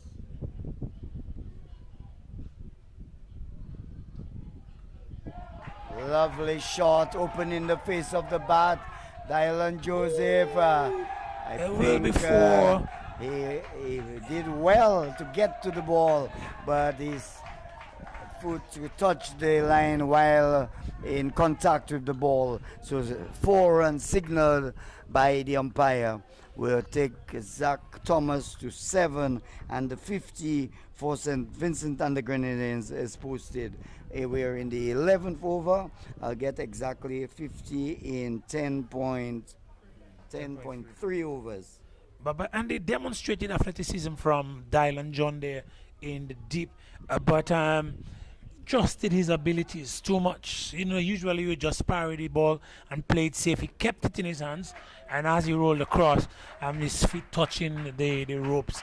And so probably, I'm sure he will probably learn from that era. He was supported there by the other fielder in the deep. So if he had just parried it, certainly he probably would have, maybe not, maybe they'd have taken a second, but certainly he would have saved some runs. But trusting his abilities a little bit too much, and he's going for 4. So young guy, and I'm sure he's going to learn from it. But certainly the athleticism that he has demonstrated is something that is welcomed.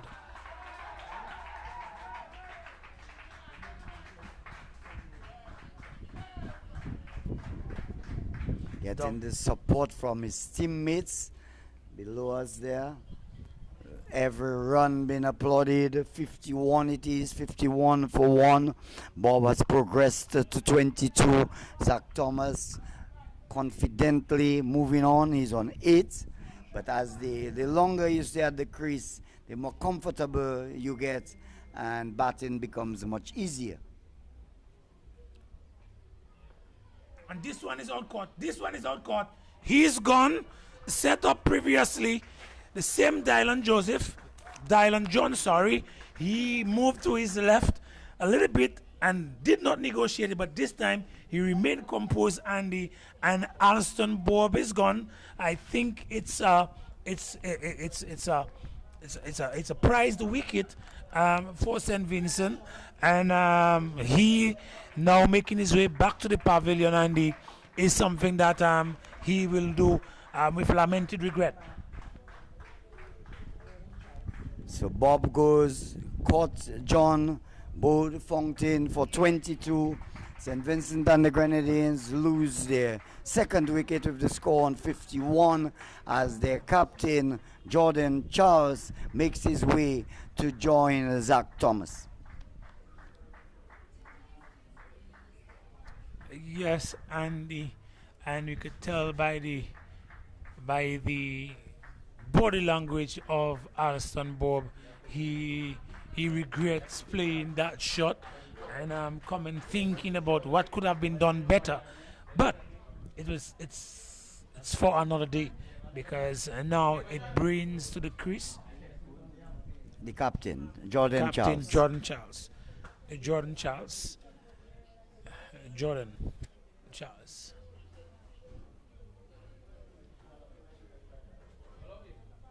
So over number 11, completed there by Fontaine. He got the wicket. 6 runs came off it, and the wicket of Alston Bob Jr. When you hear a lot of cricketers, former cricketers, when they hear the name Alston Bob, they say, but that's Alston Bob used to play for the Windward Islands. Yes, that's the son of the former Windward Islands player.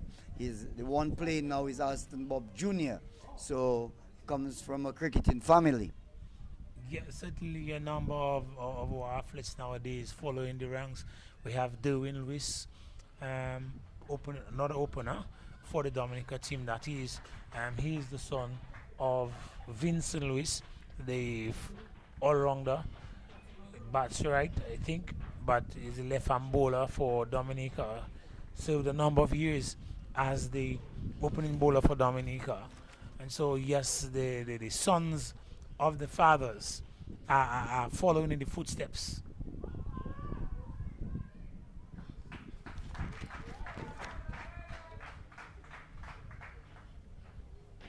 And this one was coming off the bat as opposed to thinking it came off the pad. And so one more run added to the total. Scores 53 for 2 after 11.2 overs. St. Vincent still leading 118 from 112 deliveries at an asking rate of 6.32. And Jordan is yet to face a delivery. He's the captain of St. Vincent. But Zach Thomas, he is on 9 from 20. Over at Benjamin Park, Grenada dismissed for 123. St. Lucia need to get 124. They are 50 for the loss of 3 after 9 overs. So St. Lucia making a statement so far in this year's tournament, getting rid of St. Vincent yesterday, and today they require about 73 more runs in 26 overs. Ball struck there beautifully by Jordan Charles, getting hold of a delivery there from the bowler Jeshon Joseph, hitting it powerfully, beating the man there, Aiden Burton, at mid-on, and into the boundary it went. 4 runs to Jordan Charles, getting him off the mark and moving St. Vincent and the Grenadines to 57 for the loss of 2. But Josh, Joseph should not be perturbed by that shot. I can tell you, you could see the Jordan Charles looking to hit that delivery, and by the way Joseph swings that ball, you're gonna be in a situation where you miss and I hit either LBW or bold, and so he should be encouraged by that shot, because if with the swing the batsman is willing to play that kind of a shot, he should be excited as a bowler. He shouldn't be undone by that. I remember the likes of what's his name, Sawan, the battle between Sawan and Glenn McGrath. Glenn McGrath would consistently pitch that ball for the compulsive hooker in Ramnare Sawan, and eventually you'd get him out pulling that same hook shot. And so if you're gonna play it, then I'm gonna continue to bowl it, Andy. And if Jason has the presence of mind, the fortitude of character to continue, then he should be able to get Jordan Charles out on either LBW or bowled. Looks like the captain Fontaine will continue. 12 overs completed, 58 for the loss of 2. Jordan Charles comes down to have a word with Zach Thomas. I have no idea on what he would be telling him now. Then maybe just to, in fact, it's the captain facing. The captain is facing. The captain has the bright red shoes. You shouldn't make a mistake with him. And he bats the left. So he's taking his guard there from the umpire and will face up to Fontaine.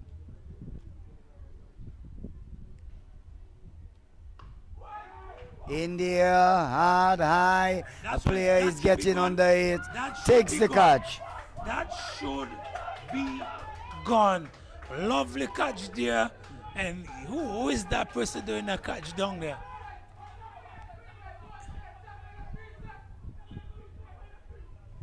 Is that Dante Benjamin?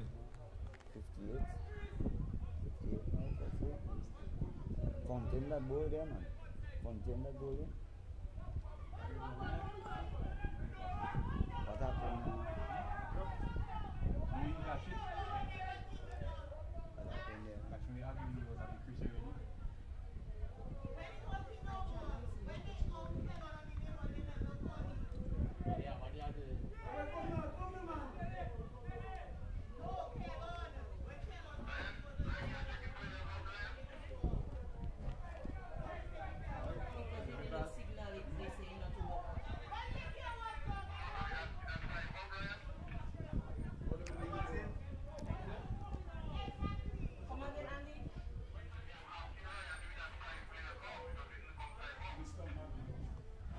But if you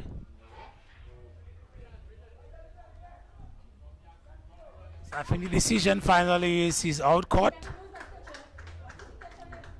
Don't Benjamin look like? That's Number 7, Aiden Burton.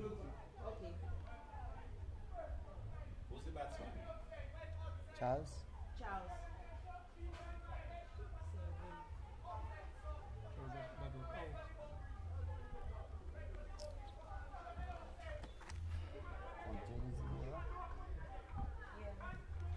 there. Jordan Charles? Huh? Jordan.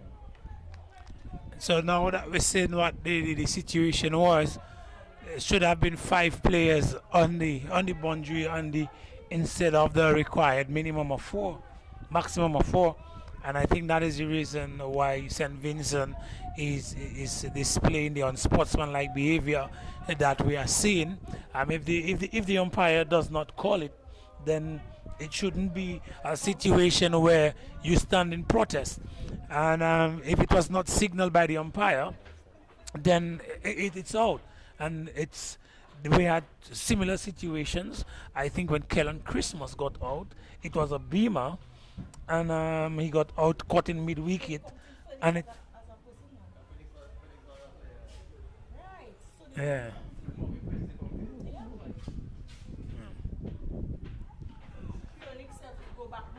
Yeah, but at that stage, if the umpire, if it's a situation where the umpire did not signal out, I can understand you staying, waiting for the umpire to signal out. But if the umpire signals out, it is your responsibility as a batsman. And he's bowled, first delivery, and so the captain. Vice captain now. No. Well, the vice captain goes. Out. But Jordan Charles was the captain out before, and now his first delivery, Jowin Adams, clean bowled by Fontaine for a duck. But now, Senior Fontaine, the captain of Dominica, is on a hat trick, Andy. Wickets on successive deliveries, and but as we say, we hate to see the sport look ugly, irrespective of the decisions. I think I have a co-worker in Edmond Odin that says, once the umpire says you're out, you walk. If the umpire does not signal, then you give him a chance to make a decision. You don't make the decision for him. And once the umpire makes a decision, I think we should go with it.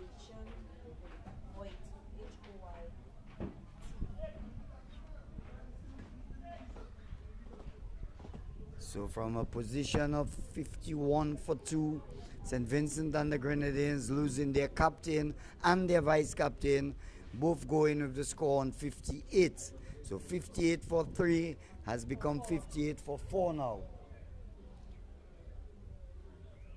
And will he get the hat trick, Andy? And maybe it will be the first of the tournament? Yes, as far as my recollection is. And we see the new batter, Keyshawn Hoyt, batting a left-handed batter, taps at the crease and waits for Fontaine. Goes for the lovely stumps. committed stop there from Dylan John. But you could see Fontaine aiming for the stumps, and the ball peeling off the inner portion of the bat and just going past the stumps and going to John there at fine leg. So For a second, Andy, I thought that was coming off the pad. Maybe it's just an excitement or the desire to see the chance of the hat trick. But it's one more run added to. Lovely! Oh my God! Right through him. He's still wondering what is happening, but as somebody says, too comfortable on the field. Fielding in point requires you to be at the peak of your focus. Still looking at his finger as the ball passed right through him. The number five, and that is Derwin Lewis. Derwin Lewis. Can still see him squinching that hand. Might have just touched the finger as he dropped that catch there, Andy. But certainly a chance went missing. Yes, a good height. He's a tall man. It was just about waist high, between the waist and chest. He should have gobbled it. Batter swings, they get one, and that's all they'll be.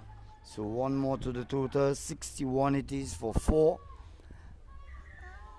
As Hoyt gets his second run. But Andy, let's look at that shot and the execution of that shot. Batting at number 6. It seemed, I don't even want to call it agricultural, because sometimes when we refer to a shot as being agricultural, it's just a mighty heave and a swing of the bat. But when you look at how the bat was swung, it doesn't look like a class of a batsman, do you? Yes, he was looking not too good at all. Not so pretty. No, not pretty. Not so pretty. But the over ends with a good delivery from Fontaine, a successful over, one which he picked up 2 wickets, and only 3 runs came off that over. 2 wickets for 3 runs in that Arsenio Fontaine over. 61 for 4 after 13 overs. Still needing 110 from 102 deliveries at an asking rate of 6.47. So St. Vincent has been kept beneath the required run rate throughout the innings, maybe except for the first over when 10 runs went off it. But from there on after, they've been kept below the asking rate. But I still think that St. Vincent has the potential to get that score. 6.47 in the context of that game, albeit that you have only 6 wickets standing. But I still think they will get it, and it would make nice for a good chase, a good run chase, as the fans come out of the neighboring communities of Grand Bay to come there at this very scenic Geneva playing field to look at the game. So if you want to come, you can still come, because St. Vincent is making an innings, making a run chase of it. They are the 61 for 4, needing another 110 from 102 deliveries. Andy. Yes, it's Aiden Burton, introduced from the northern end. Bows a delivery outside the off stump. Hoyt plays that, misses, and it goes through to Benjamin, standing up behind the stumps. So a good start there by Burton. And earlier on we spoke about the number of people from the Kalinago territory. The bowler, that's too short and wide. Signal there by umpire Delroy Liverpool. But Aiden Burton with the ball in mid-on is, no, that's Jason Joseph, but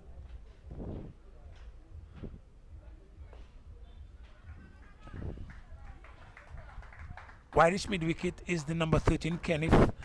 In the mid wicket is Neon Davis, that's number 3. In the long on position now, number 10 Dylan John. In the deep, Kellan Christmas. At square leg, now moving to short mid wicket, is a senior Fountain. All of these players and backward square leg is Vince Darrow. And in the dugout still is Dylan Joseph. So quite a few players from the Kalinago territory representing Dominica there.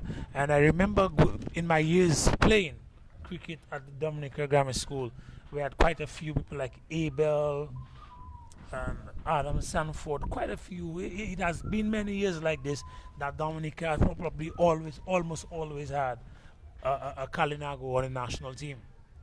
But now they dominate their presence in national team. And he's bowled him. Hoyt going to the well once too often, backing away, and Burton strikes, gets him bowled. Hoyt goes for 3, 64 for the loss of 5 now, St. Vincent and the Grenadines. Yes, and a little bit, not any flight in that ball, just a straight delivery. The previous one where he bowled it wide, we saw a lot of spin on that ball, deviation, that resulted in a wide. This time it's short, not as short, but straighter, flatter, and Hoyt playing that agricultural shot as opposed to be playing straight, playing across the line, and his middle stump went to flying.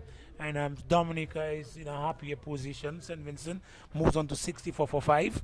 With just 5 more, still in 100 and maybe 110, 107, sorry, from 98 deliveries, and it's making the task and even a more daunting task for St. Vincent. So Kevin Joseph comes out to bat with, to join his partner, I should say, Zach Thomas, who has been there for some time. Zach is on 11. Burton will bow to the new batter, who is Kevin Joseph. Some field adjustments been made. He's sending back Dylan John way back to long on. There's a man at long off right on the boundary.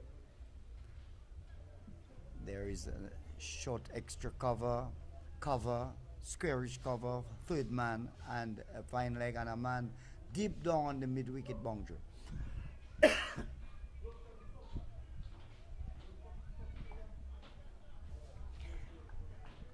Kevin Joseph came down hurriedly on that. I'm sure had he missed that ball, there would be a loud appeal for leg before. Certainly, Andy, and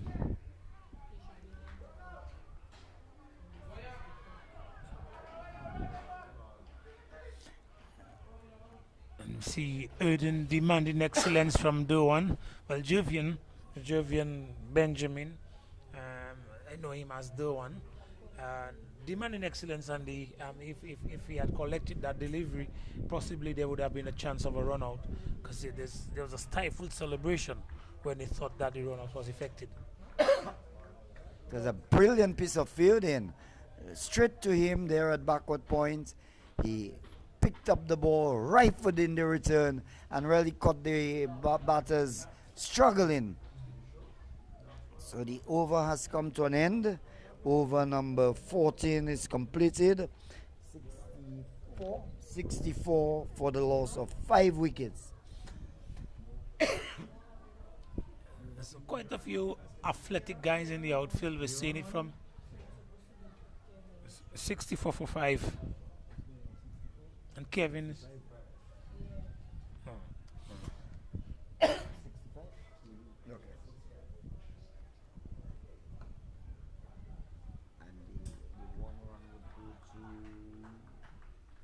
Number 5 is on strike. Kevin Joseph is on strike. Yeah, okay.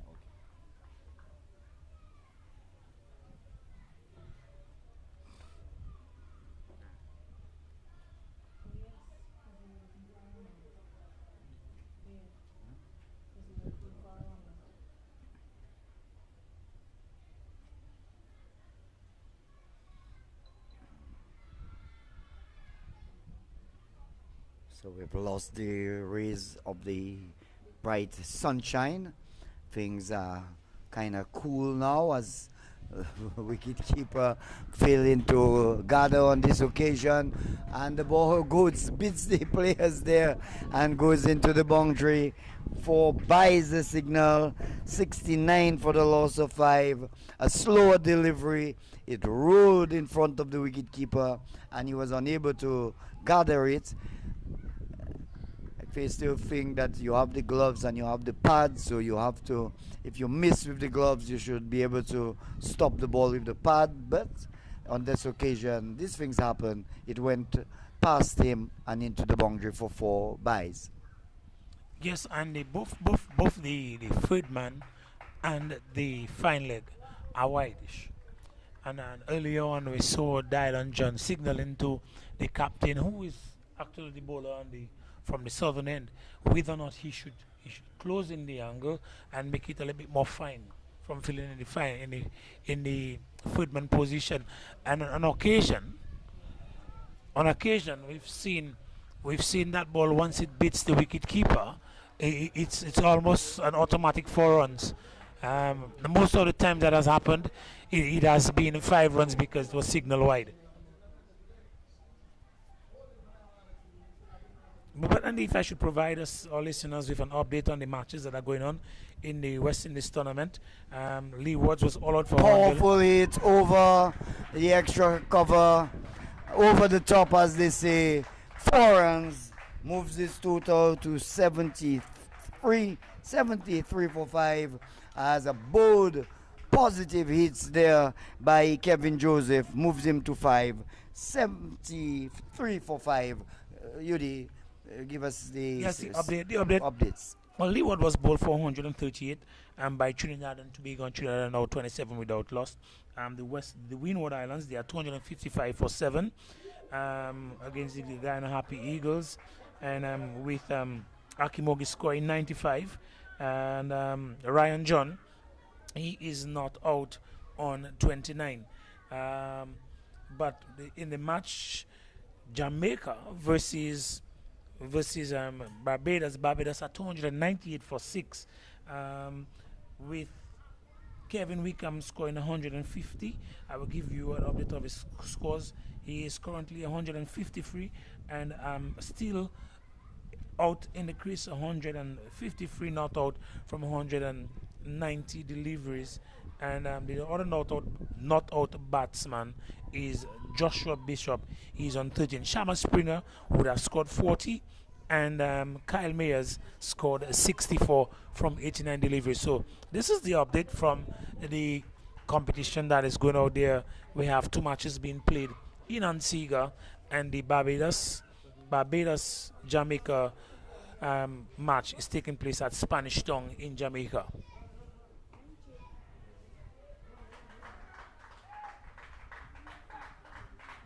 So Zach Thomas gets another run. He moves on to 12. St. Vincent and the Grenadines 74 for 5. Been told that under the Duckworth list method, the St. Vincent and the Grenadines team, they have 30 runs behind, but I don't see that really coming into play. I predict that the 30 overs will be bowled.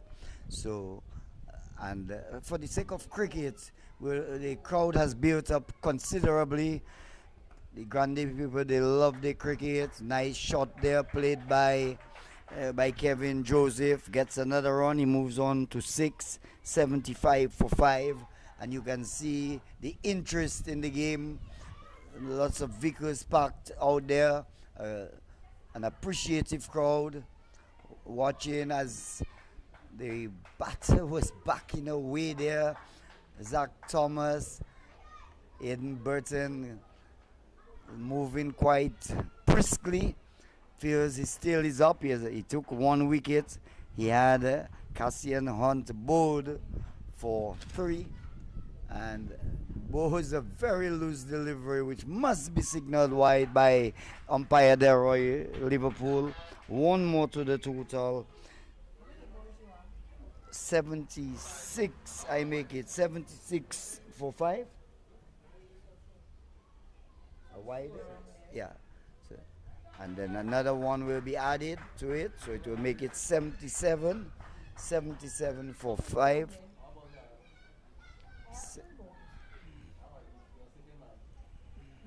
So the over has come to an end. 16 overs completed, 77 for 5. 4 runs came off that over, and the Last run was taken by who scored the last run? And last free was scored by Zach. Take the win. Who scored the win?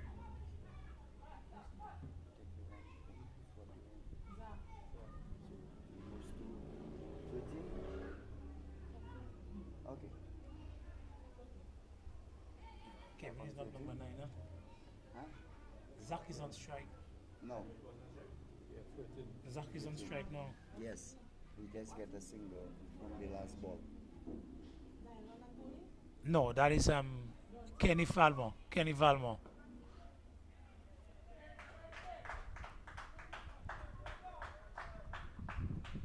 So we're seeing the introduction of Kenny Valmont from the southern end, replacing the captain,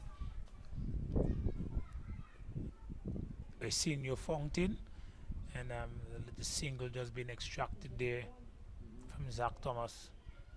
Woo! Nice take there by Dewan Benjamin, Javian Benjamin, and for a second everyone was in all standing and thinking that it was a dismissal for him, but no, he survives. As Kevin Joseph gets rocks onto the back foot Andy, and again being choked for space from Kenny Valmont, and there is no run. We're seeing an energetic vice captain in Aiden Burton coming in to field that ball in the place of Derwin Lewis. They were off by 5 down there.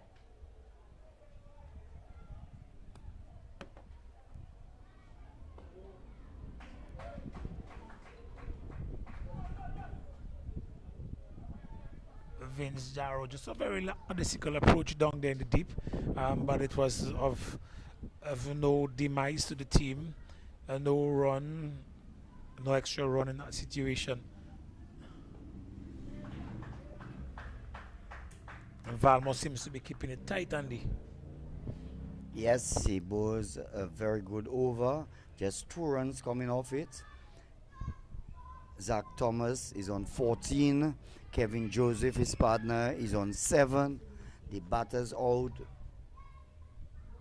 Phillips out for a duck. Bob 22. Captain Jordan Charles out for a duck. And Adams also out for naught. Oh yes, he hit a boundary. Jordan Charles hit a 4 and a single. So Jordan Charles out for 5. And Adams, the vice captain, was bowled for a duck. Christian Hoyt was bowled by Aiden Burton for 3. These are the batters out for St. Vincent and the Grenadines at the end of 17 overs, 79 for 5.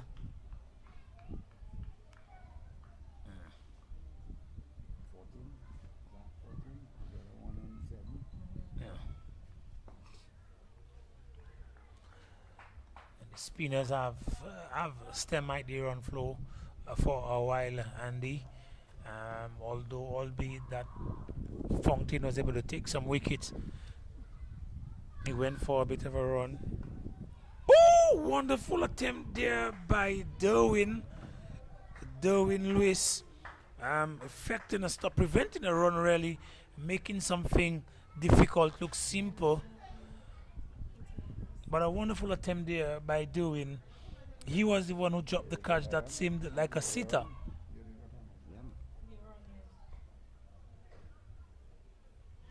They took a run? Just reminded you that yes, there was a single there for Zach Thomas of that delivery. But a wonderful stop there by Derwin Lewis, certainly diving to his left to effect that stop. I was reminiscent of the catch that was taken. Woo! Oh my God! That's a wonderful catch there, and that is Dylan John. That is what Dylan John brings to the table, Andy.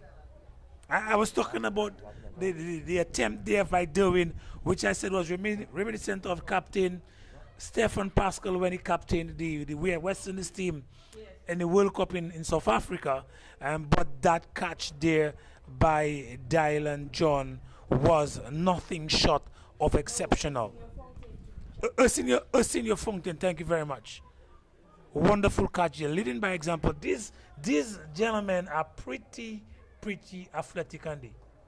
Yes, a fine catch there, taken by the captain of the bowling of Aidan Burton. Zach Thomas going for 14, and the 6th wicket has fallen 80 for the loss of 6 wickets. Zach Thomas going for exactly 14 runs. Oh, yes, and again Dominica stamping the dominance in the tournament so far. They would have defeated Grenada yesterday handsomely at the Benjamin Park, and now they're here and making it easy. Pickings of St. Vincent scores 80 for 6, still require another 91 runs from 73 deliveries, and Dominica is doing well so far. Asking rate as of now is 7.48, and it's becoming a little bit more difficult for St. Vincent and the Grenadines, Andy. Yes, indeed. We see Casado Henry comes out, is playing back, push it to extra cover. The over comes to an end. A successful one by Aidan Burton, 80 for the loss of 6 wickets.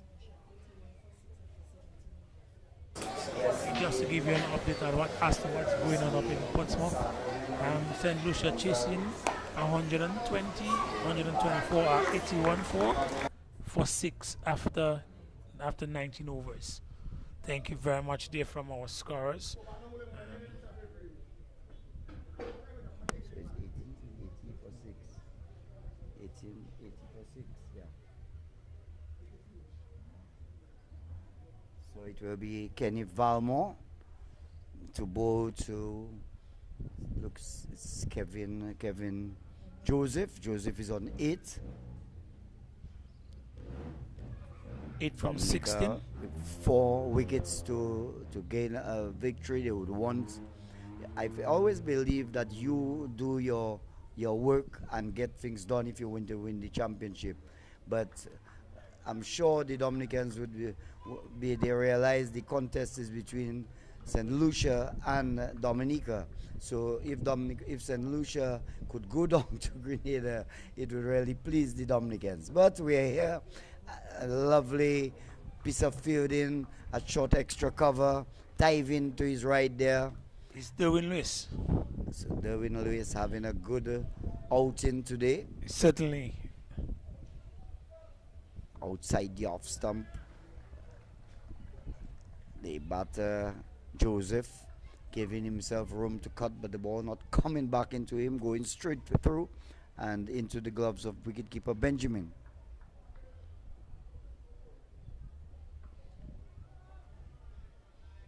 Again backing away, this time finds Dylan John at short third man, and once again he can score in the 19th over.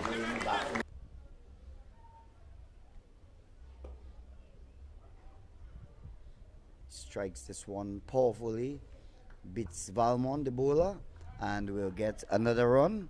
Joseph will move on to 9. St. Vincent and the Grenadines 81 for the loss of 6 wickets. Yes, Andy. As I said earlier on, when the introduction of the spinners has really stymied the run flow for St. Vincent and the Grenadines, as Dominica gets the upper hand in this match. Outside the off stump, and Henry shoulders arms, allows it to go through to the wicket keeper. Benjamin collects cleanly. The over comes to an end. 19 overs completed. 81 for the loss of 6. An economical over, just the 1 run coming off it. The 19th over from Kenny Valmont.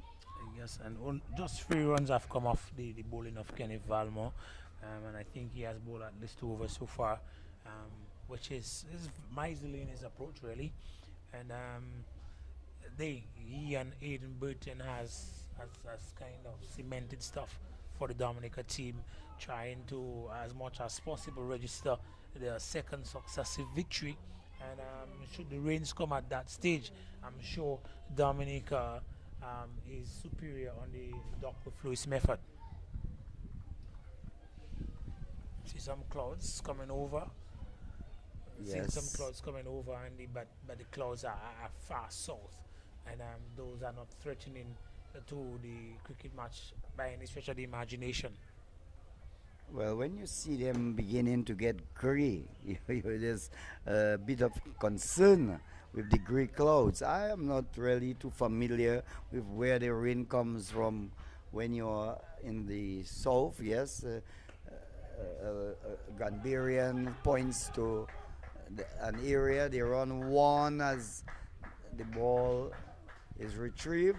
So two more runs, 2 runs to Joseph. He will get into double figures. He will move to 11. St. Vincent and the Grenadines will move to 83 for 6. A cloud, if you notice a cloud on the eastern, southeastern side of this field, you are almost guaranteed a shower here. It's got to take a lot of wind to prevent it from happening. If the clouds are southerly, it's directly south, then more than likely you're not going to get the rains. If the cloud is on the northeastern side, usually that wind blowing from the sea carries that rain all the way up to Pichler. And so you could be here and Pichler is flooding with rain, and the area is overcast. If the wind, if the clouds are heavily stationed over the Tetmon area, which is more of a northeasterly area, if the wind is coming in opposite direction, then you may not get the showers coming across.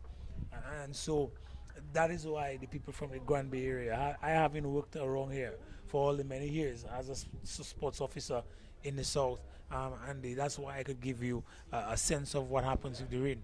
But it took me some time to really understand it. I was wondering, let me just say the overs come to an end. 20 overs, 84 for the loss of 6. I was wondering if you did most of that research in your geography class, or has Fitzroy, Pascal, and Marshall Alexander given you a crash course? No, it's just the experience coming to supervise cricket matches here, coming to do cricket training here with the students of the Grand Bay Primary School or the Bellevue Primary School or the Pichler Primary School when it used to be. That used to happen right here at the Geneva playing field, and so the years spent here were years of gathered knowledge. So 10 overs to go, 87 runs to get. The asking rate has climbed considerably, driven straight to Lewis at short extra cover. He can't stop it cleanly, and the batters cross for 1. Will move Zach Thomas to 15.85 for the loss of 6 wickets. So as we go deeper into the overs, we see the run rate climbing and more pressure put on the Vincentian batters to try to push on, and with trying to score you take more risk, and you're kind of vulnerable in getting dismissed. Certainly, Andy, and Kenneth Valmont is making it very difficult. He's extracting bunks of the pitch, and he's bowling that ball. Is that a run out? Oh no! And he's extracting the bunks, as I was saying, Andy, and he's cramping the batters for space, not giving them the space to free their hands. If you want to do that, you're going to move away from your position, standing on your guard, and which because of the unbalance, so that the imbalance situation that you'd be in, you may get a chance of being bowled, and so he's using that knowledge and that ability to really cramp the batters for runs. When Alston Bob was batting, it was a different kettle of fish. He was able to manipulate those deliveries and to score off them. But since Alston Bob returned to the dugout, and really and truly, we have not seen somebody who has replaced him with that kind of aura, with an ability to score. So St. Vincent's challenge becomes even more daunting, a task, as they need another 9.27 runs per over. 85 runs, that is, from 54 deliveries.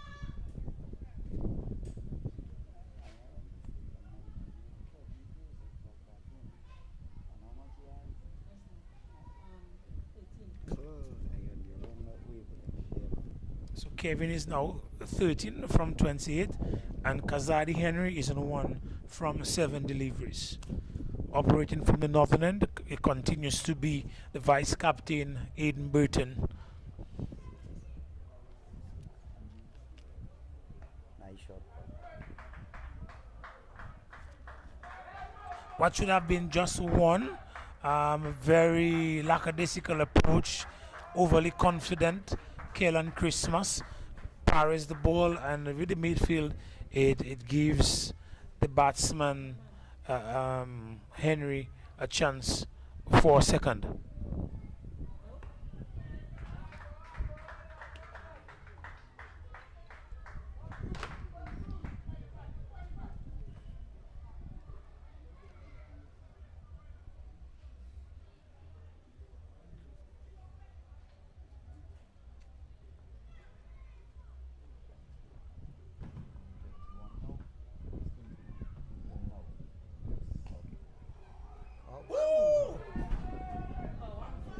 Just jumping when it was not necessary, and Derwin puts this one down. I mean, Derwin has done such great work in stopping runs in the outfield, and but on 2 occasions on the drop catches that probably could be described as easily taken. What do you make of this opportunity, Andy? Yes, another simple catch. He was adding some flair to it, which wasn't really required. Just stand up, hold your balance, and catch the ball. He was doing like it's a basketball, and he was jumping to catch it. And it really was uncalled for. And you don't drop these matches in crucial games. They might get away with it today, but when matches get tight, and you need wickets, you don't drop simple catches like that. I describe it as a simple. Certainly, Andy, and I will agree with you. Everybody who was looking, and I'm sure Derwin, even by his body language, still continues to stand in an unmoving position. Well after a second, after delivery, a delivery following that situation, and he's still standing, probably in disgust of himself, with himself.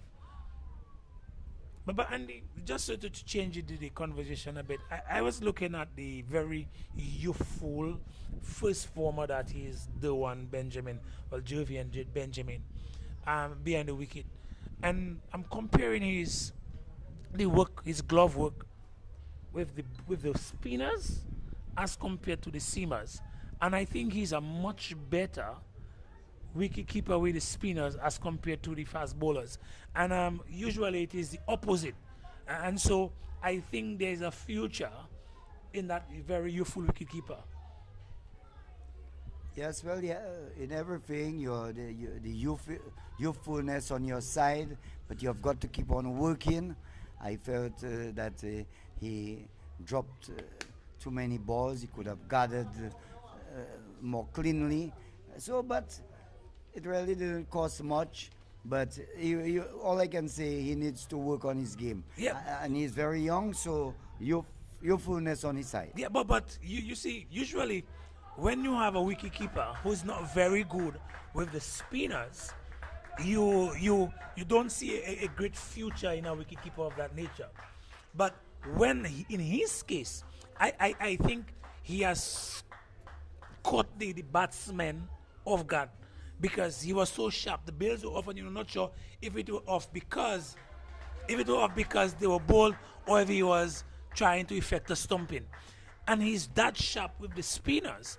But when he was keeping to the seamers, the fast bowlers, the ball, what should have been an easy take, was it became difficult. You had situations where you had 5 wides, 2 wides come in because he did not glove it properly. But since they brought on the spinners, we are seeing a different type of wicket keeper, Andy. Yes, I tend to agree with you that when your skill against the spinner, which is when you're standing up to the stumps and having to negotiate the turn and the bonks, and if your glove work is good, then it makes it easier when the fast bowlers bowl and you are standing back. You have more time to see the ball and react. So it's a good sign when you can do the good glove work against the spinners, and I tend to agree with you on that point. Yes, certainly. And what I think I'm starting to wonder, is it should I call it a fear factor? Is it a fear factor of the seaming ball coming hot into your glove that probably he still have a little bit of a, if you understand what I'm trying to say. But that over time, I'm sure will go away. We have a wicket keeper close to us in Kazo. Kazo, what was easier for you? Keeping to the seamers or keeping to the spinners?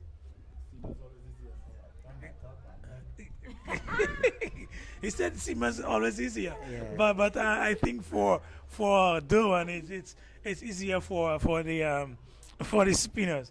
But it's interesting, and I can only hope for, if he actually is on the team, had to get permission from the powers that be at Windwards Cricket, because he's such a youthful wicket keeper and they just started in secondary school. So if he's still in first form at secondary school, it means he's at the oldest now 12 years. 12, possibly 13.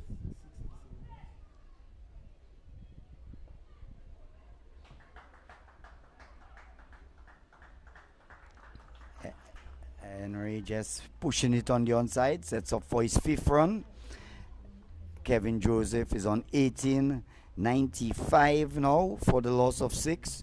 We are in the 23rd over. So after this over, there will be 7 more overs. And the asking rate keeps climbing. Goes for a big hit, a good solid hit over the bowler's head. Good strike there by Kevin Joseph. Gets a boundary. Lovely shot by him. Bold and effective. He moves to 22. And St. Vincent and the Grenadines total 99 for the loss of 6. Yes, we just seen Aiden Britton carrying this one up a bit and giving Joseph room to swing his hand. And he did that, hitting that straight back over his head and taking away in the equation Jason Joseph at the wideish long off, and Dylan John on a wideish. This time is his undoing. It should be his undoing, and he's looking for one more, a big heave, Andy, and Jason Joseph is underneath it, and he takes that catch, and I think Kevin Joseph laments the way he falls in that wicket. But I was just saying, Aiden is allowing him to freeze hand as compared to Kenneth, and freeing his hand one too many, and this time if I miss it. And this one, an easy catch there for Jason Joseph, just sitting there waiting for it to come into his hands. No excitement, no extra movement like we saw from Derwin Lewis, and he is now gone. He's gone for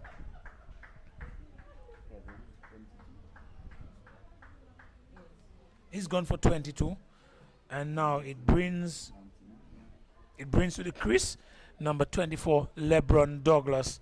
The bowler probably had 2 wickets during.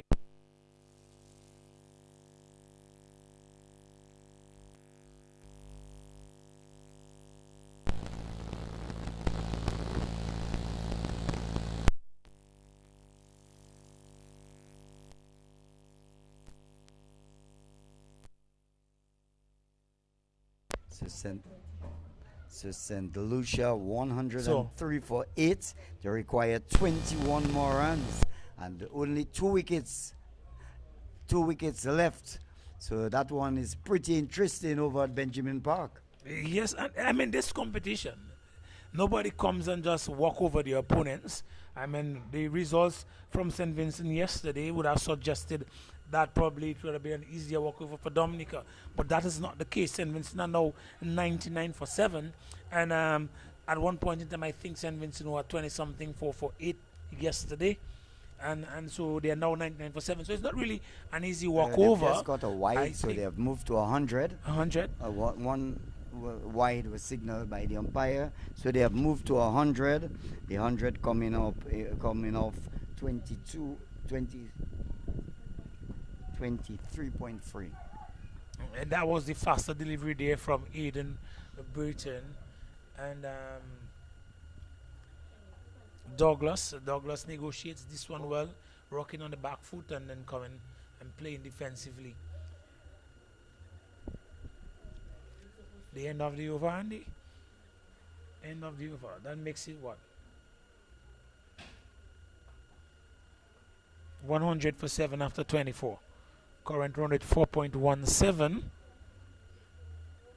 And they need some 71 runs from 36 deliveries at 11.83 runs per over. St. Vincent seems to be going on for a second time, albeit that the performance today was a much better one than against St. Lucia yesterday right here at the Geneva playing field. But Dominica, after a very comfortable victory in the first match against Grenada, they are here and doing equally as well against St. Vincent. Looking to go up. 2 wins from as many matches, and St. Lucia over at Portsmouth looking to score that final 21 runs with the last 2 wickets remaining. Grenada making a good fight out of it. Lovely punch of the back foot. This one will run pretty close to the boundary. The fielder from long off will run across, but he won't prevent the batters from getting 2 runs. Henry gets 2 more. He moves to 702 for the loss of 7 wickets.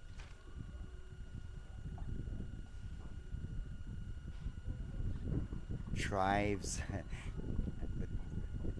only air. The ball guarded cleanly by wicketkeeper Benjamin. So Kenny Valmont bowling from around the wicket. Again outside the off stump, trying to tempt the batter into a foul shot. He watches the ball into the gloves of wicketkeeper Benjamin.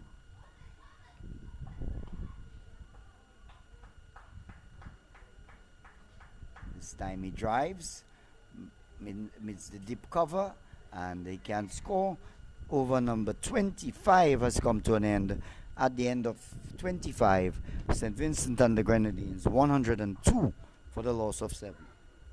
There's 5 more overs to go, and Dominica would just hope for those 5 overs to elapse very quickly, rather, so they will get a chance to go out back into the dugout and to their hotel rooms to take a little relaxation from the exceptional performances over the past 2 days. And the Dominica looking good, but is that Vince Darrow? Vince Darrow, yes, coming in very late in the innings. And Vince Darrow, I remember, as part of our training program at the Kalinago territory last let's call it summer, it generated some pace, and if an extra year on him, he should be delivering rather quickly. Let's see what he has to offer. A very short run rather, but very powerful whip of that arm, and you probably could see it from the very onset. Yes, for sure. A diminutive guy. That ball skidded onto the batter. Just sort of caught him by surprise. He didn't realize that young Vince Darrow could get that ball to skid with that pace. He reminds me, not absolutely by any stretch of the imagination, the stature, but he reminds me a bit of Adam Sanford. Very unsuspected. Adam Sanford and I were at school around the same time, and his run was not very long, nor was it very fast. But when he delivered that ball, it was lightning quick. And not similar type of pace from Vince Daru, but very unsuspecting the speed that it generates with his short run up, but the whip of his arm very, very fast, Andy, and can be very unsuspecting to batsmen. LeBron has one. He has one. And the other guy now get another one. It's bold. Clean bold. Daru gets a wicket. Ball skidding. And he's a short guy. And he not extracted any bongs. Do not expect bongs from Vince Daru. The ball skidding through. And the batter there getting a skidder and going out to score 104 for the loss of 8. St. Vincent and the Grenadines in further trouble as LeBron Douglas. Am I saying LeBron? I know I would have said that eventually because that name LeBron.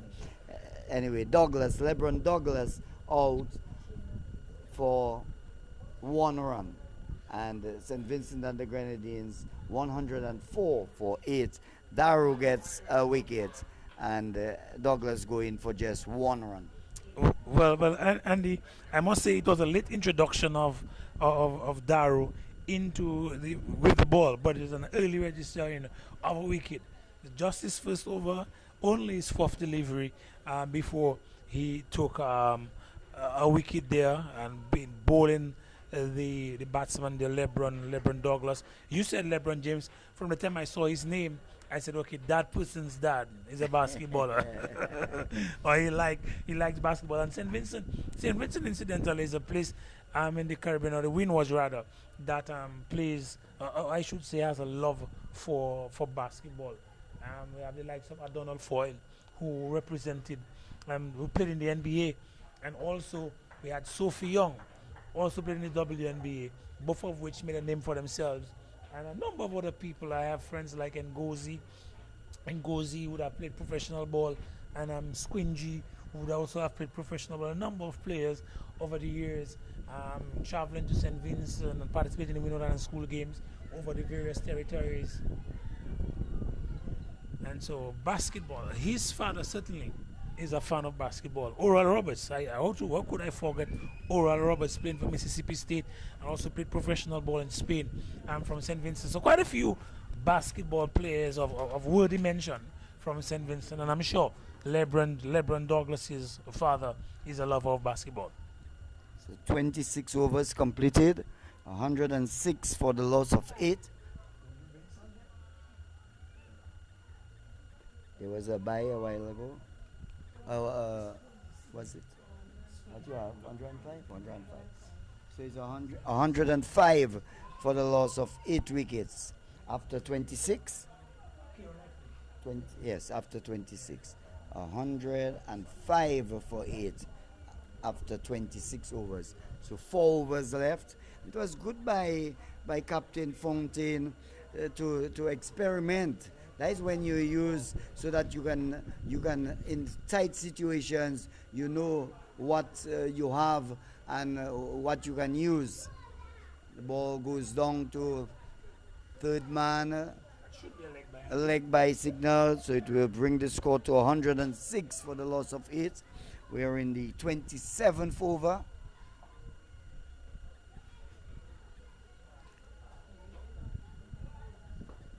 Straight back, good shot, long off is there, and Henry will get just 1 run. He will move to 9, 107 for the loss of 8 in the 27th. Remember, it's 30 overs. We're coming to the end of the play as he swings at and is bowled. Certainly, Kenneth Valmo has been threatening all day, and he has been threatening, and this time he having bowled the sludge in the bales there. You know, at that stage you have to have the discipline, Andy, to really bowl straight. It's the men, the young men are very youthful, developing in their ways and being able to remain resolute. Probably is not yet characteristic of them. And so if you batting at the tail end, as you normally refer to it, you tend to swing your bat. And Kenny Valmore, smart enough, recognizing that is the situation, he is now continuing to bowl wicket to wicket. Previously, he was extracting bounce and giving, cramping the bowlers for space. Now he's bowling straight, and you miss, I hit. And that's the kind of situation that he is. And when I see those things, it reminds me of the fact that the future of cricket in the Winlott Islands is a bright situation, because these guys can think cricket, and so there's sustainability in the approach for the way things are being done for cricket development here in the sub-region. Well, Elron Glasgow, the last man, is playing the ball back to the bowler.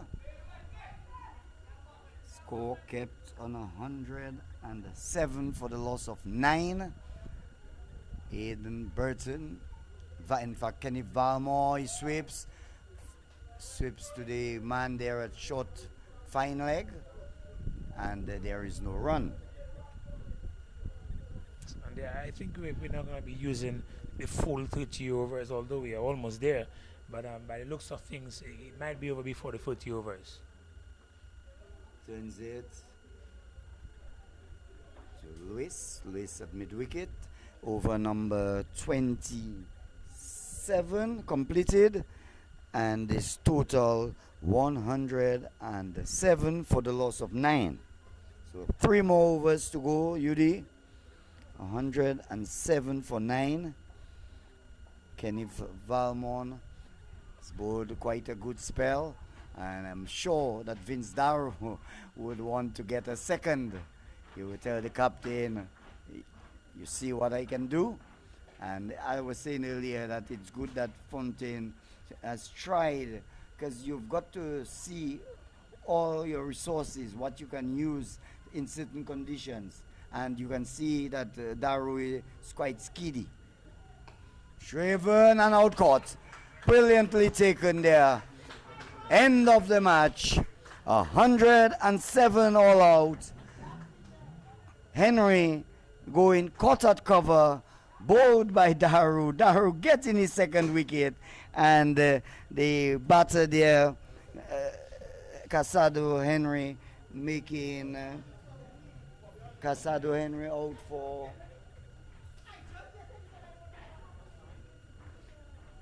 thought I had it there covered. It looks like it'll seem to have lost it somewhat, but I'll with the scorer. Yeah, but 9. But as we wait So on the 9. score, as we wait So on the 9, score yes. there, and we like I said to you, it was gonna be finished before the 30 overs, and when we look at when we look at the situation there, certainly Dominica looked the better team on the day. But what I really wanted to say is, when you look at Osinio and the usage of his players, the bowlers, the bowling was open with Dante Benjamin and Joshan Joseph. Then we saw Osinio Fountain came in, and we saw what's his name? Kenneth Darrow, Aidan Burton, and now Vince Darrow.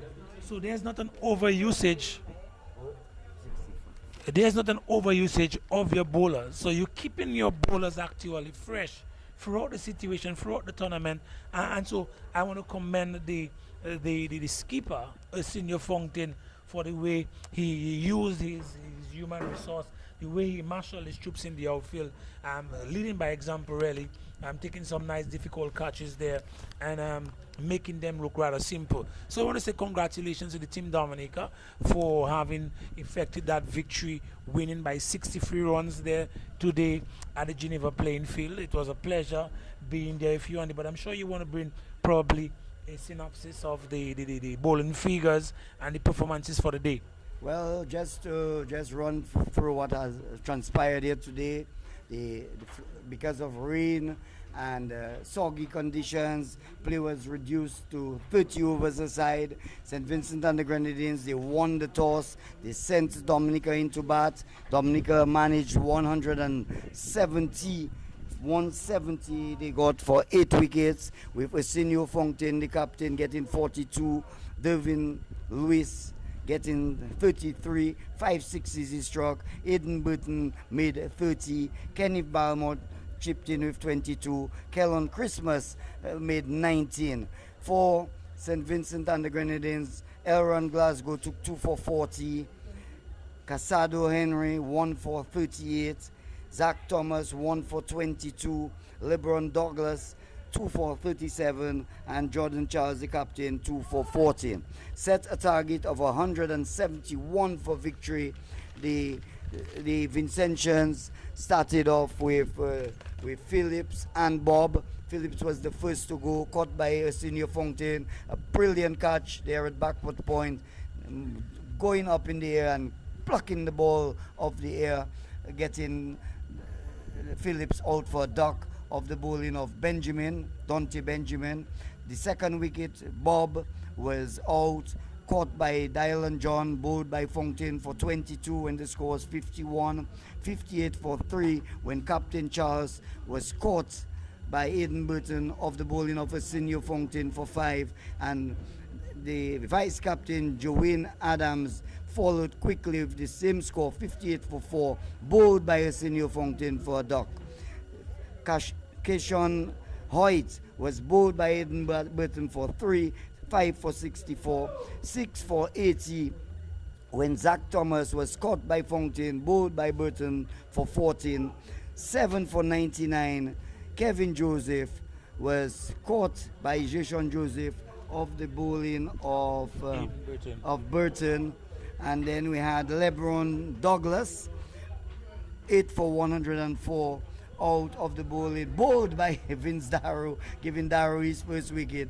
LeBron Douglas out for 1, 9 for 107. Shane Roberts, bowled by Valmore for a duck. And the last batter out, Casado Henry, caught by Burton at cover of the bowling of Vince Darrow for 9, leaving Ezran Glasgow not out on 0. So a big win for Dominica, winning by 63 runs. Just to give you the bowling figures, if I can get it, we'll get it from our competent scorers they have done a fabulous job in keeping us posted. And as soon as we get it, we will just give it to you. Tomorrow is a rest day, yes, sir. UD, and we come back here on Tuesday and Wednesday. Our assignments is at the Geneva playing field. We've been blessed with good sunshine after the heavy outpour of rain. One felt that maybe there wasn't any cricket going to be played here today, but the sun god smiled on us and cricket was here, and Dominica emerging victors by 63 runs. Yes, and as you rightfully said, some persons would have been fearful of the fact that there might not have been a ball bowled today, but really and truly, with the work that was previously done with the subsurface drainage that was done here at the Geneva playing field a few years ago, has positioned the place as a regional playing field to respond to situations like that. Also, we're not going to take nothing away from the ingenuity of the groundsmen. They did some really good work out there during the morning to allow us to have a start just about at 12:15, and albeit that we started at 12:15, if the overs reduced to 30 overs, we were able to see some exciting cricket with, if I should say, 57 overs being bowled there, 30 Dominica when they batted, and now using just 27.1 overs to outdo St. Vincent. So I want to say commendations to the performances of these individuals. But I'm sure by now you have the tallies for the bowlers, and maybe you could give us some information there. Yes, well, I'll start with Aidan Burton, that is the name I'm seeing in front of me. 6 overs, no maidens, 3 for 22. Arsenio Fontaine bowled 4 overs, 3 for 25. Vince Darrow bowled only 1 over and 1 ball, 7 balls. Vince Darrow bowled, 2 runs came off him, and he picked up 2 wickets. So that is 8 wickets among these 2 players. Then let's get to this really, what you have really is a summary of the results and not actual. I don't have, but I'm sure bowling. we have 8 wickets. I think the other 2 wickets were taken The other 2 wickets were taken By by Benjamin. not Dante, Benjamin. Dante Benjamin got We one. had one, and we also had Kenny Valmore. Kenny Valmore Valmont took one. also. Okay, so now I can fill you in with the total figures. It's a bit small, but I will do my best. Okay, so Dante Benjamin bowled 4 overs, 1 maiden, 1 wicket for 19 runs. Then we had Joshan Joseph. He bowled 6 overs, no maidens, none for 21. 25. For 21, okay, sorry. Arsenio Fontaine, 4 overs, 3 for 25, no maidens. Aidan Burton, 6 overs, 3 for 22. Kenny Burton, 6 overs, 1 for 12. And Vince Darrow, 7-ball spell, and he had 2 for 2. So that's the figures for it. Dominica, 170 for it.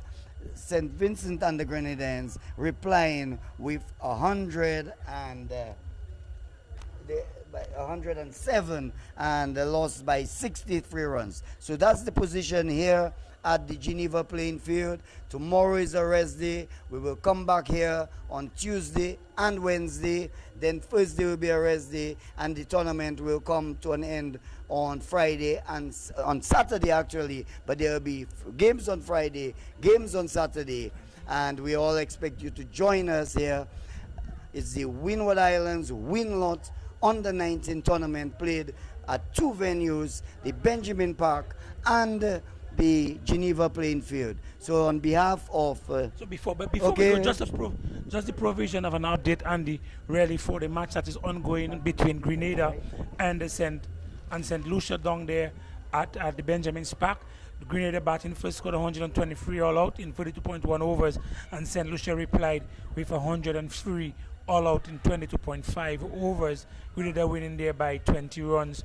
And so Dominica and Dominica and Grenada, they both have. Well, Dominica has really 2 wins, and St Lucia has 1 win. Grenada has 1 win. St Vincent yet to get off the mark with a win. So Dominica going into the first rest day of the tournament, they are leading, and as defending champions and being on the home ground, I think that is probably expecting of the Dominican fan. But still a lot of cricket to be played throughout the tournament. So I want to say to all listeners, if you get the opportunity, please come down there at the Geneva playing field or the Benjamin Park to view some lovely cricket during the course of the week. So on this note, Andy, I want to say to our listeners, it was a pleasure having you as part of our audience. See you and goodbye.